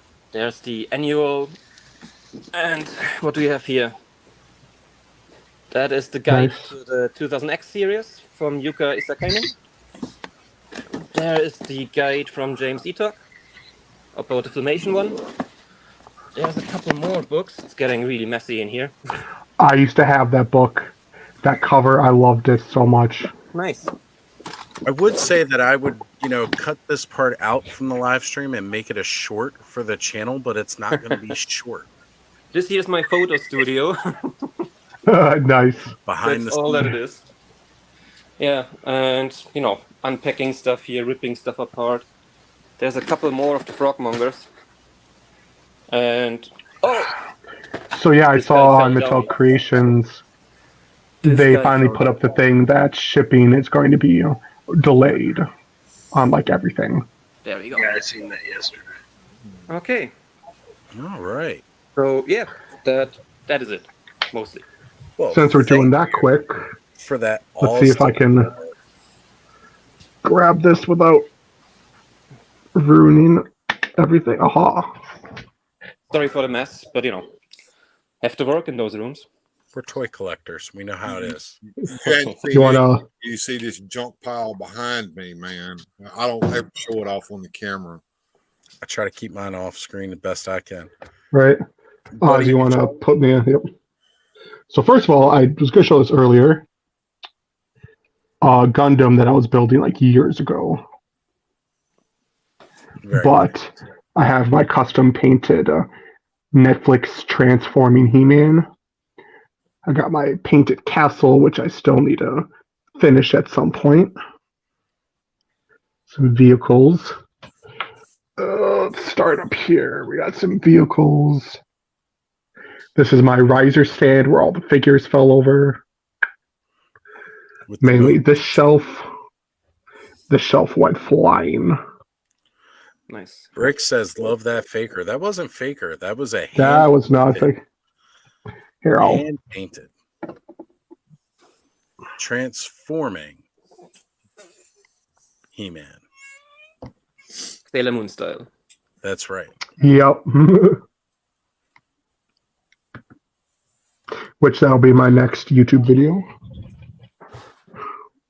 So I got some Revelation figures mostly. I got my new Eternias and movie figures. Then my DC McFarlane figures.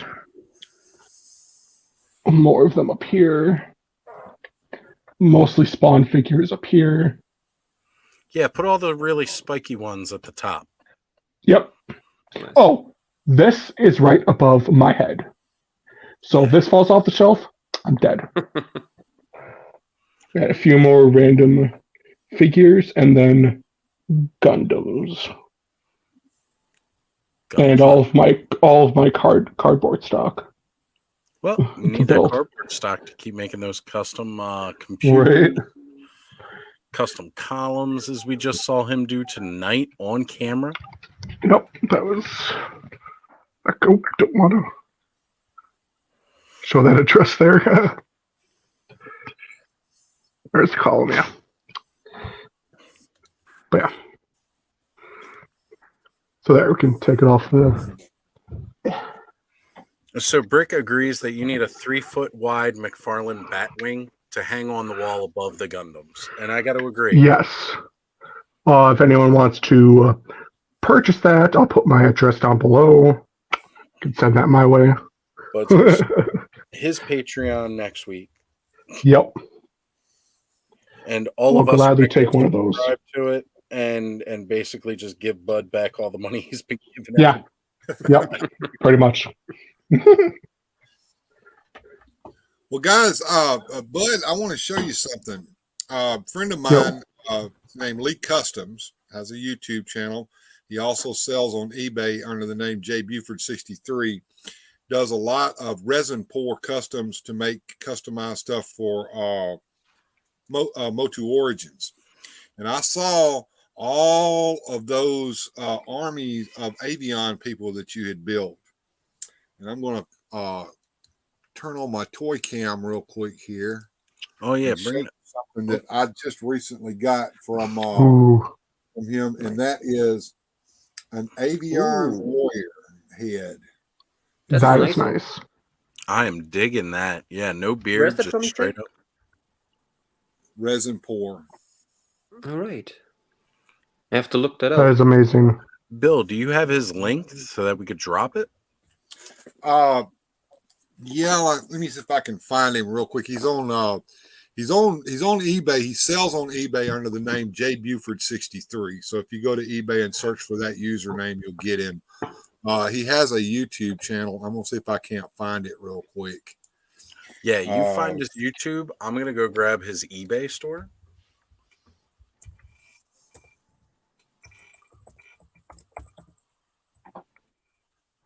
So that was 63. Jay Buford 63. That's correct. And his YouTube channel is at Lee Customs 2888. So that's 2888. Lee Customs 2888. Make it easy. I will be right back in a quick moment. You got it, buddy. So here he's also on Instagram. Now I can't remember exactly what his Instagram handle is, but it's Lee Customs over there as well. I think he had to put some underscores and stuff in it or something, maybe some numbers. I can't remember, but he's out there. He's a good guy. If you look on the toy cam, you'll see Queen Marlena back there. Yeah. Which we need the royal family. Yeah, and that Queen Marlena is made from Lee Customs kit. Now, I don't think he has any of them left. He made a bunch of them for a recent convention that he went to, and he sold what was left over on eBay and sold out. But he may pour that again if he gets enough interest in it. But yeah, I think I know him from Twitter. He's a good guy. Yeah. What you get is you get the two forearms, you get the body and the head and the belt. And it's up to you to get you a sorceress figure and tear her apart and get the waist, the legs, the feet, and the upper arms and the hands. And those, one time when he was selling those, they were both painted by him and unpainted, so you paint it yourself. I'm lazy. I went ahead and had him paint it up for me, so I didn't have to do it myself. And he does a better job than me anyway, so hey. Right.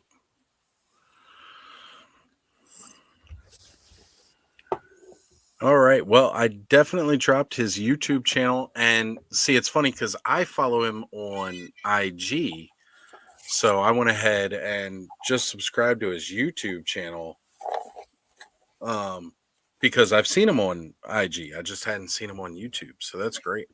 And if you don't like the heads that the Origins figures did for He-Man, even the new one that's supposed to look like the old figure, Jay Buford does pours of the original heads. My Man at Arms and my He-Man both have original looking heads on them. So Very nice. So does the Beast Man, by the way. Beast Man, he's gritting his teeth, in Origins, but he had his mouth open originally, so mine looks like the original Beast Man. Yeah, that's one of Skelly's most favorite figures, of course, is Beastman. So he might enjoy that more vintage style head to do, and that's one of the fun things. Oh, I'm sorry to cut you off there. I was going to say he also does heads for Galaxy Warriors and the old Remco figures like Warlords. Nice. And that the Origins figures are so customizable. All you have to really do is paint up the body and you add that head to it, and bam, you've got Hercules, or you've got Warlord, or you've got one of the many different Galaxy Warriors or Galaxy Fighter figures that came out. And I've done several of those. Right. Yeah, I've seen you've posted several of those as like different shorts and stuff like that. Your little custom figures you do a short video on. Well, what I did, and I found that was easy to do, but I've kind of mined it out. Some of your videos you're able to do recuts of and turn them into turn sections of them into shorts. Mm-hmm. And I did a video, I think it was last year, first part of last year. I had done a video of some of my customs that I was working on at the time. And what I did, I went back to that and I said, oh, this is editable into shorts. I just started cutting the sections of each figure up and throwing them up as shorts. They made out really good. I think I would actually really enjoy cutting and doing a short of that, wonderful New Year's Eve night where Jay cut the stream short, just shot 2-3 minutes shy of New Year's, and we scrambled to get back up and running. That would be funny. his last words of 2022 on live are "oh shit." Yeah, but that was really great. Oh, look. Figuratively speaking, looks like he's recording a diss track over there. Yeah. He's talking to somebody. I think He's got probably his got the mic off. kids. Yeah, I saw the a small one wandering out. Speaking of the devil, and he shows up. Look down there, Zazel. That's right. Just we're bringing him up not too long ago, and here he is hanging out with us a little bit more. And always good to have Zazel in the chat. Even better to have him online. But I do know. always get a kick out of it. You'll be live streaming and going along, and you look over in the chat and you'll see "Howdy, Legends." I love it. As a matter of fact, he's got me saying legends now when I talk to people because in my mind, we're all legends. It's every time I come into a chat and I see everybody in there, it's like, look at these people. Every one of them is a fantastic content creator in some way, shape, or form. And I love seeing that across everything. I love seeing these universal fans. Like there's not a toy stream I don't go to where Thanos Copter isn't in there. Or, earlier tonight we had Nolan in here. This guy right here, my buddy's Nolan sleeps. I don't think Nolan sleeps because he just moves around, and you'll go into a chat and boom, there's Nolan in there. I've talked to him across 2 simultaneous chats that I was in. 2 simultaneous chats trying to catch this and catch that and give my support to, multiple channels at once, pulling double duty. It's not easy being a content creator and then still trying to get around and see everybody else's content. I have a hard time drinking coffee and walking at the same time, much less trying to do something like that. I mean, no. That's how I look most mornings. I walk around with the phone in one hand, watching somebody's live stream, drinking a coffee with this hand, and again, very similar. I'm a smoker like you, Bill, except I got to go outside to smoke. I want to hear your opinion on that because I hear different ones across that topic. So you say content creator, while I hear other people prefer the term artist. So you could argue that it's both. Yeah. But what's your stance on that? Do you see yourself as an artist? Hello. Hi. Good to see who you've been chatting with, John, since they've been off camera this whole time, but we've been watching you. I'll tell you what I think I am. I think I'm just a big overgrown boy playing with his toys. I don't know if that is true. Exactly what Bill said. There's an artistry to some things. Like, I will say I'm an artist. I'm not a professional artist. I don't get paid for doing art, but I've been known to be creative, and that's what artists are.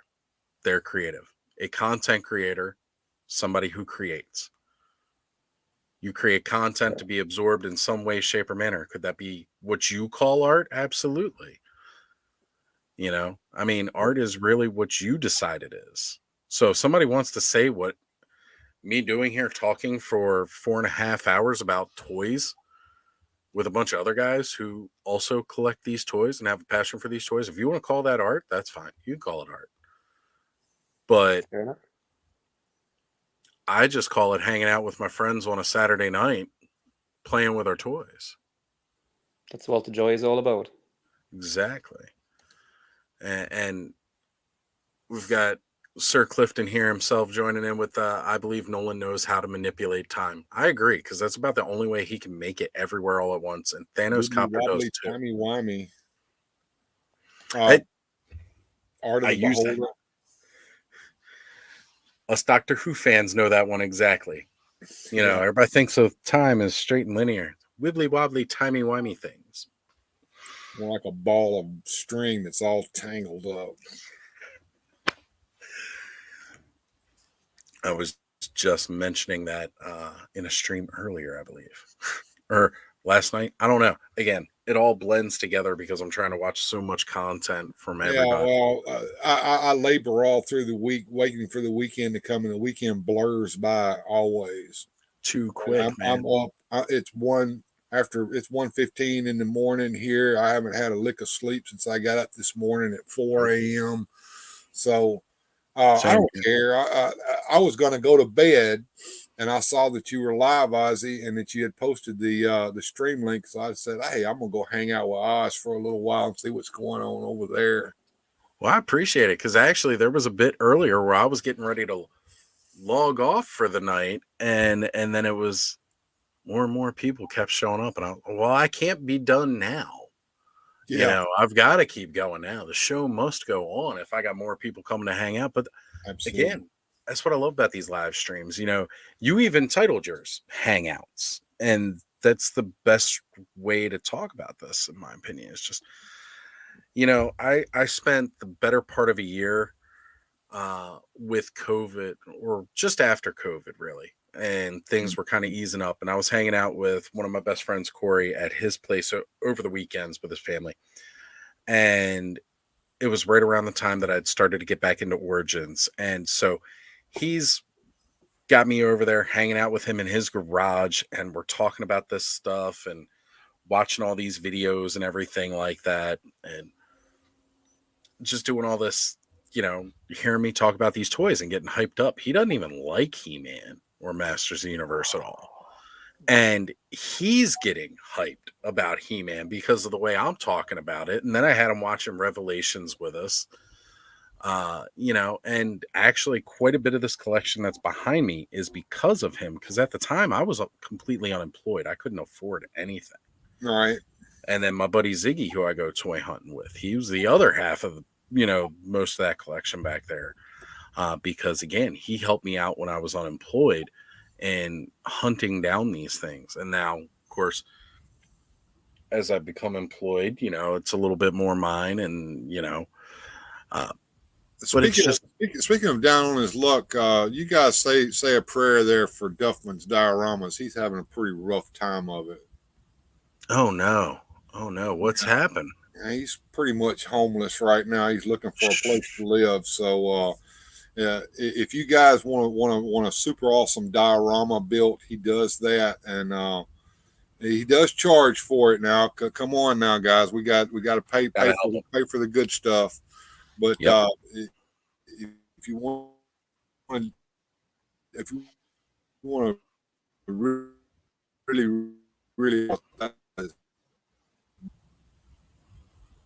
he needs all the help he can get, guys. So whatever you can do for Duffman, do it. I just want to shout that out real quick. Sorry to talk over you there, Oz. Bill, that's completely okay.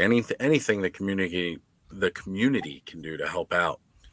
Well, that brings me to something else that Sir Clifton's been wanting us to do, and I need to do it too. I just don't think about it because hashtags are not in my old brain. But he's got a hashtag called #collectingfamily. He wants us to start using on our videos, and I think he's on to something there, guys.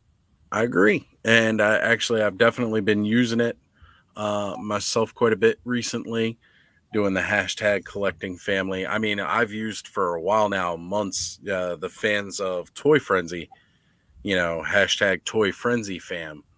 But I've been getting in and using the #collectingfamily. Started on Sir Clifton's channel with him talking about using that. I know I've seen Nolan use it several times across chats. Ray Black as well. Every Instagram. Yep. Got to keep it, you know, we spread that, you know, that's what we are. We're a collecting family here. Because again, everybody that's in this chat, I've met or seen from other channels. And we all congregate and we all get to know one another. You know, I've gotten to know quite a few people a lot more in the last few months. You know, come close with a lot of people over the last few months, just talking these toys, having a good time. And a lot of us strangers. A lot of us small creators, and I think you mentioned this one time, Ozzy. What we need to do, and I don't know when it would be a good time to do it, and coordinating things is always hard. But we've talked about this before. Is having some sort of a small creator convention where we go from channel to channel to channel. Here's some content over here. Now everybody move over to this channel and keep it going and try to. I agree. just move around between us, the small guys. The big guys got their thing going, but well, we support one another over here. We mix the bigger guys into the rotation too, because started off with a Mega J. Started off. He's a cool guy. I like Mega J. I try to get over there and watch him as much as I can. Yeah. If it wasn't for Skelevator, if it wasn't for Mega J, I wouldn't be doing a solo channel on my own. Period. Skelevator gave me the opportunity. It was a slow Saturday, like midday. Jay was doing a live stream, which he doesn't do very often because he always does the 1 a.m. Mm-hmm. And there wasn't much going on. And I asked Jay, hey, do you mind if I plug what I'm doing this weekend? It was that first episode of Toy Frenzy that we did.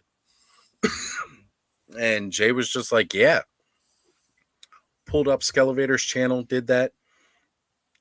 And then later that week, I was on Mega J's channel doing a live stream with Mega J, who was a guy I just started watching, had been watching for a while and admiring what he does and thinking, how cool would it be to be up there talking about my toys?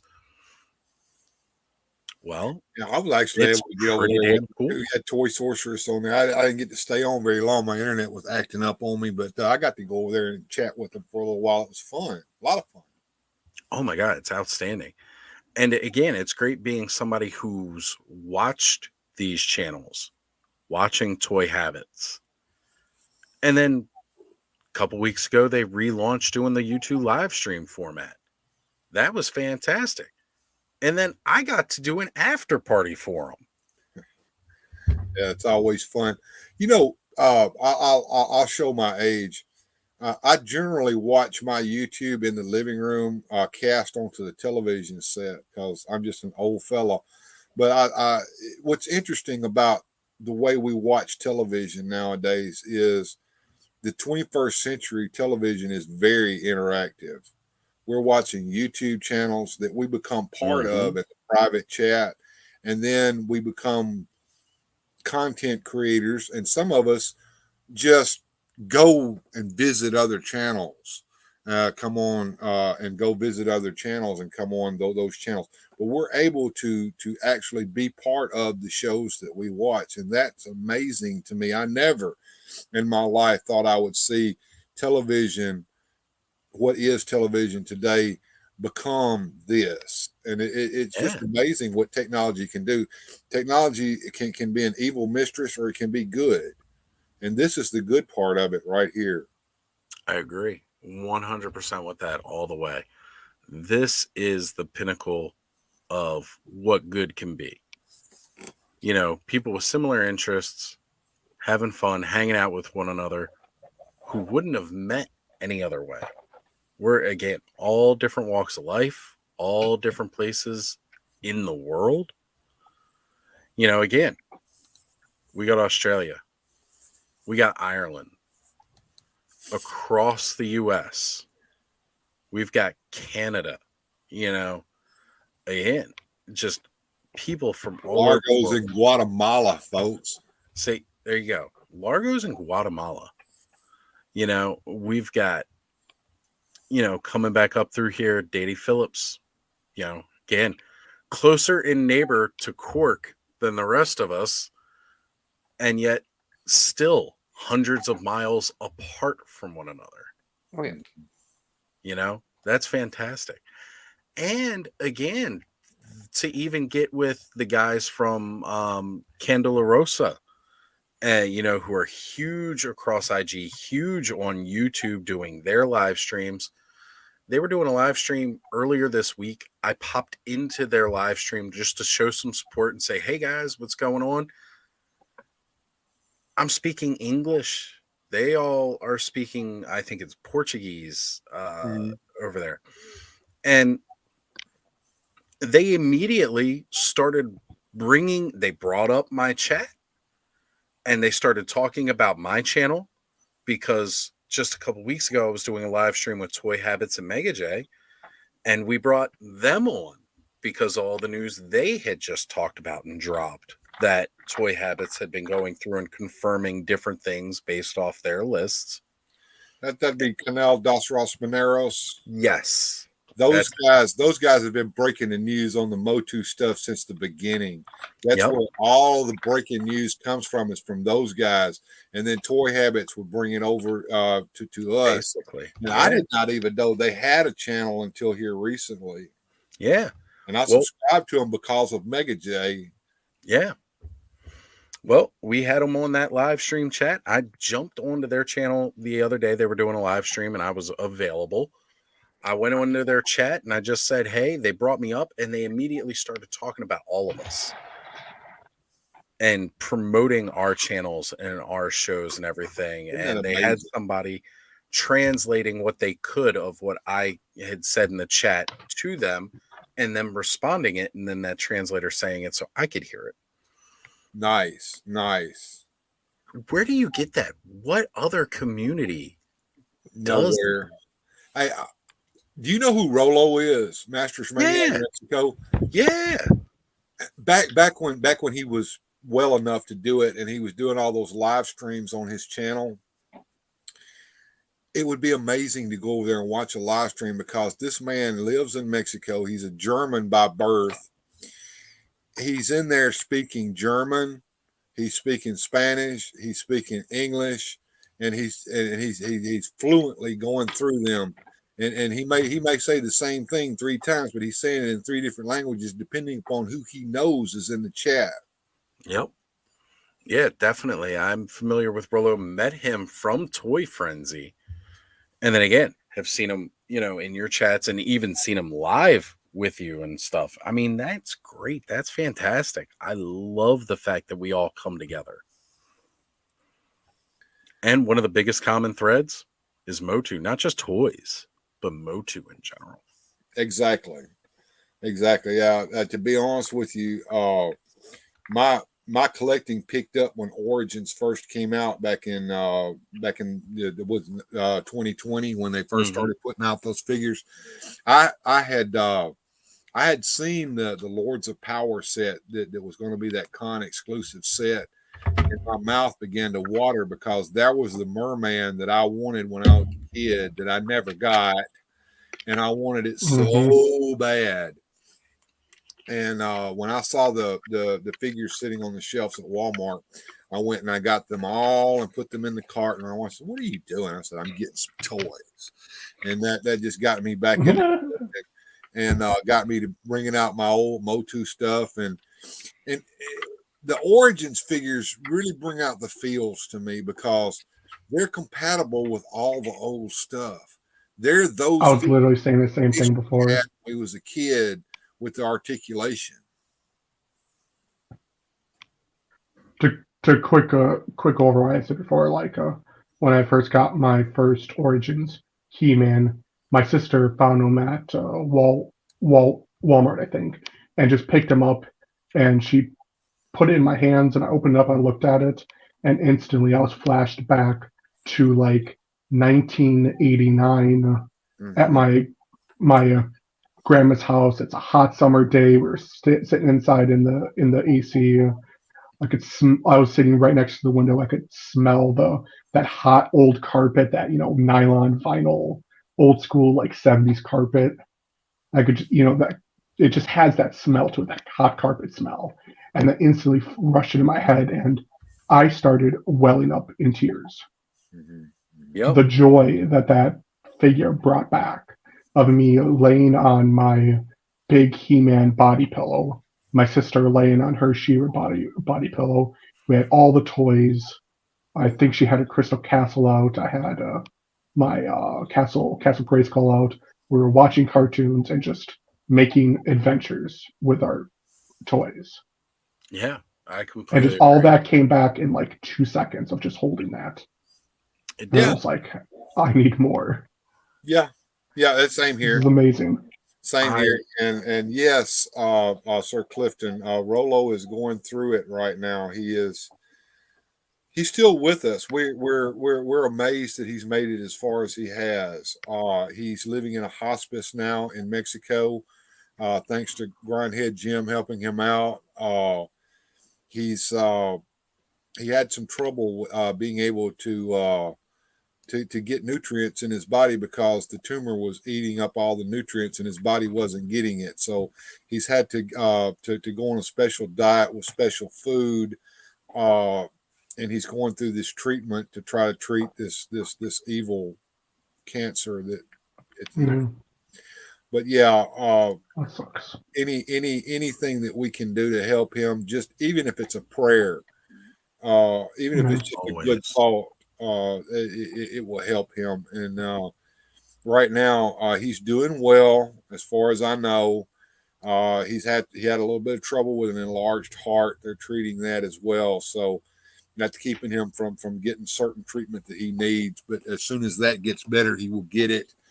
But right now, he's doing okay.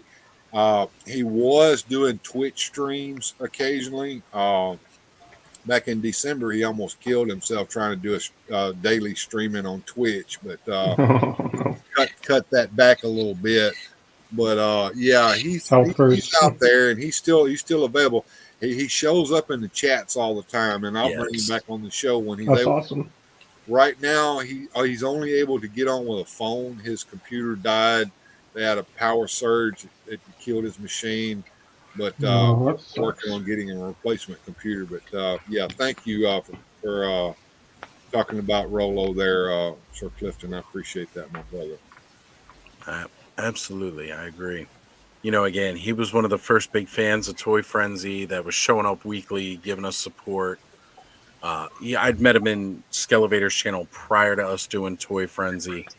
Always a really great guy to talk to. And name sounds familiar. He was my first viewer when I did my very first live stream. And it's fantastic to see and continue to get that kind of support. So it's the least we can do is try to get back and help him out. All right, guys. I'm realizing now I am 15 minutes away from doing a 5-hour stream, which makes this the I'm longest stream I've ever done. Less than 10% phone battery, so. So we're gonna have. I did one just shy of 8 hours one time, and I told myself I would never do that again. Yeah. The 6 hours was a big one for New Year's. As we celebrated, well, that's New Year's, though. The time zones in the U.S. Right. Started on the East, and they just said, let's see if we can keep it going, and carried it all the way to the West, which was a lot of fun. Awesome. And it might have to become a Oztradamus Toyz live thing, pending on when New Year's falls. Because if it falls during a week and I got to be up for work, it ain't happening unless I take off. I don't know. Maybe I'll do it on mine. We could channel surf across the time zones. Yeah, there we go. Because that's like, all right. It's been 2 hours. Let's switch over to this channel. And how cool get would some that watch time in? Started off on my channel or Jay's channel or somebody here that's on the East Coast. No, we gotta start it off in Atlanta time, which would be in Adam's time zone for Radical Toys. He's an hour ahead of even me. Yeah, he's on Atlantic time up there in New Brunswick. Yeah, I think it's like New Brunswick. I can't remember exactly, but yeah, why don't we could kickstart it off earlier than that. We've got people in Australia and New Zealand. Oh my gosh, 24 hours. 24-hour channel surf. Is it technically possible to actually swap the host of the show so you can actually start and mitigate? Well, you would share the link in the chat. Yeah. That or YouTube has a thing called rating. I don't know how that works. I don't know if YouTube does or not. Yeah, I know like Twitch does. Cody does it all the time over at Camelot 331, where one channel raids another channel. That means everybody from that channel swaps over to the other one. It's a feature, but you have to set it up. And of course, I'm tech unsavvy about stuff like that. That would be an idea, no? Yeah, I think so for sure. Yeah. And then if we have a bunch of people in a time zone, get them all grouped up. Right. But right now I feel like I'm on goofballs, guys, because I really need to go to bed. But it's been great. Right. It's been Absolutely. great. I enjoyed the chat, guys, and we'll see you guys in the funny papers, and y'all have a good one. Good journey, everybody. Good journey. Good y'all. journey. Take care. So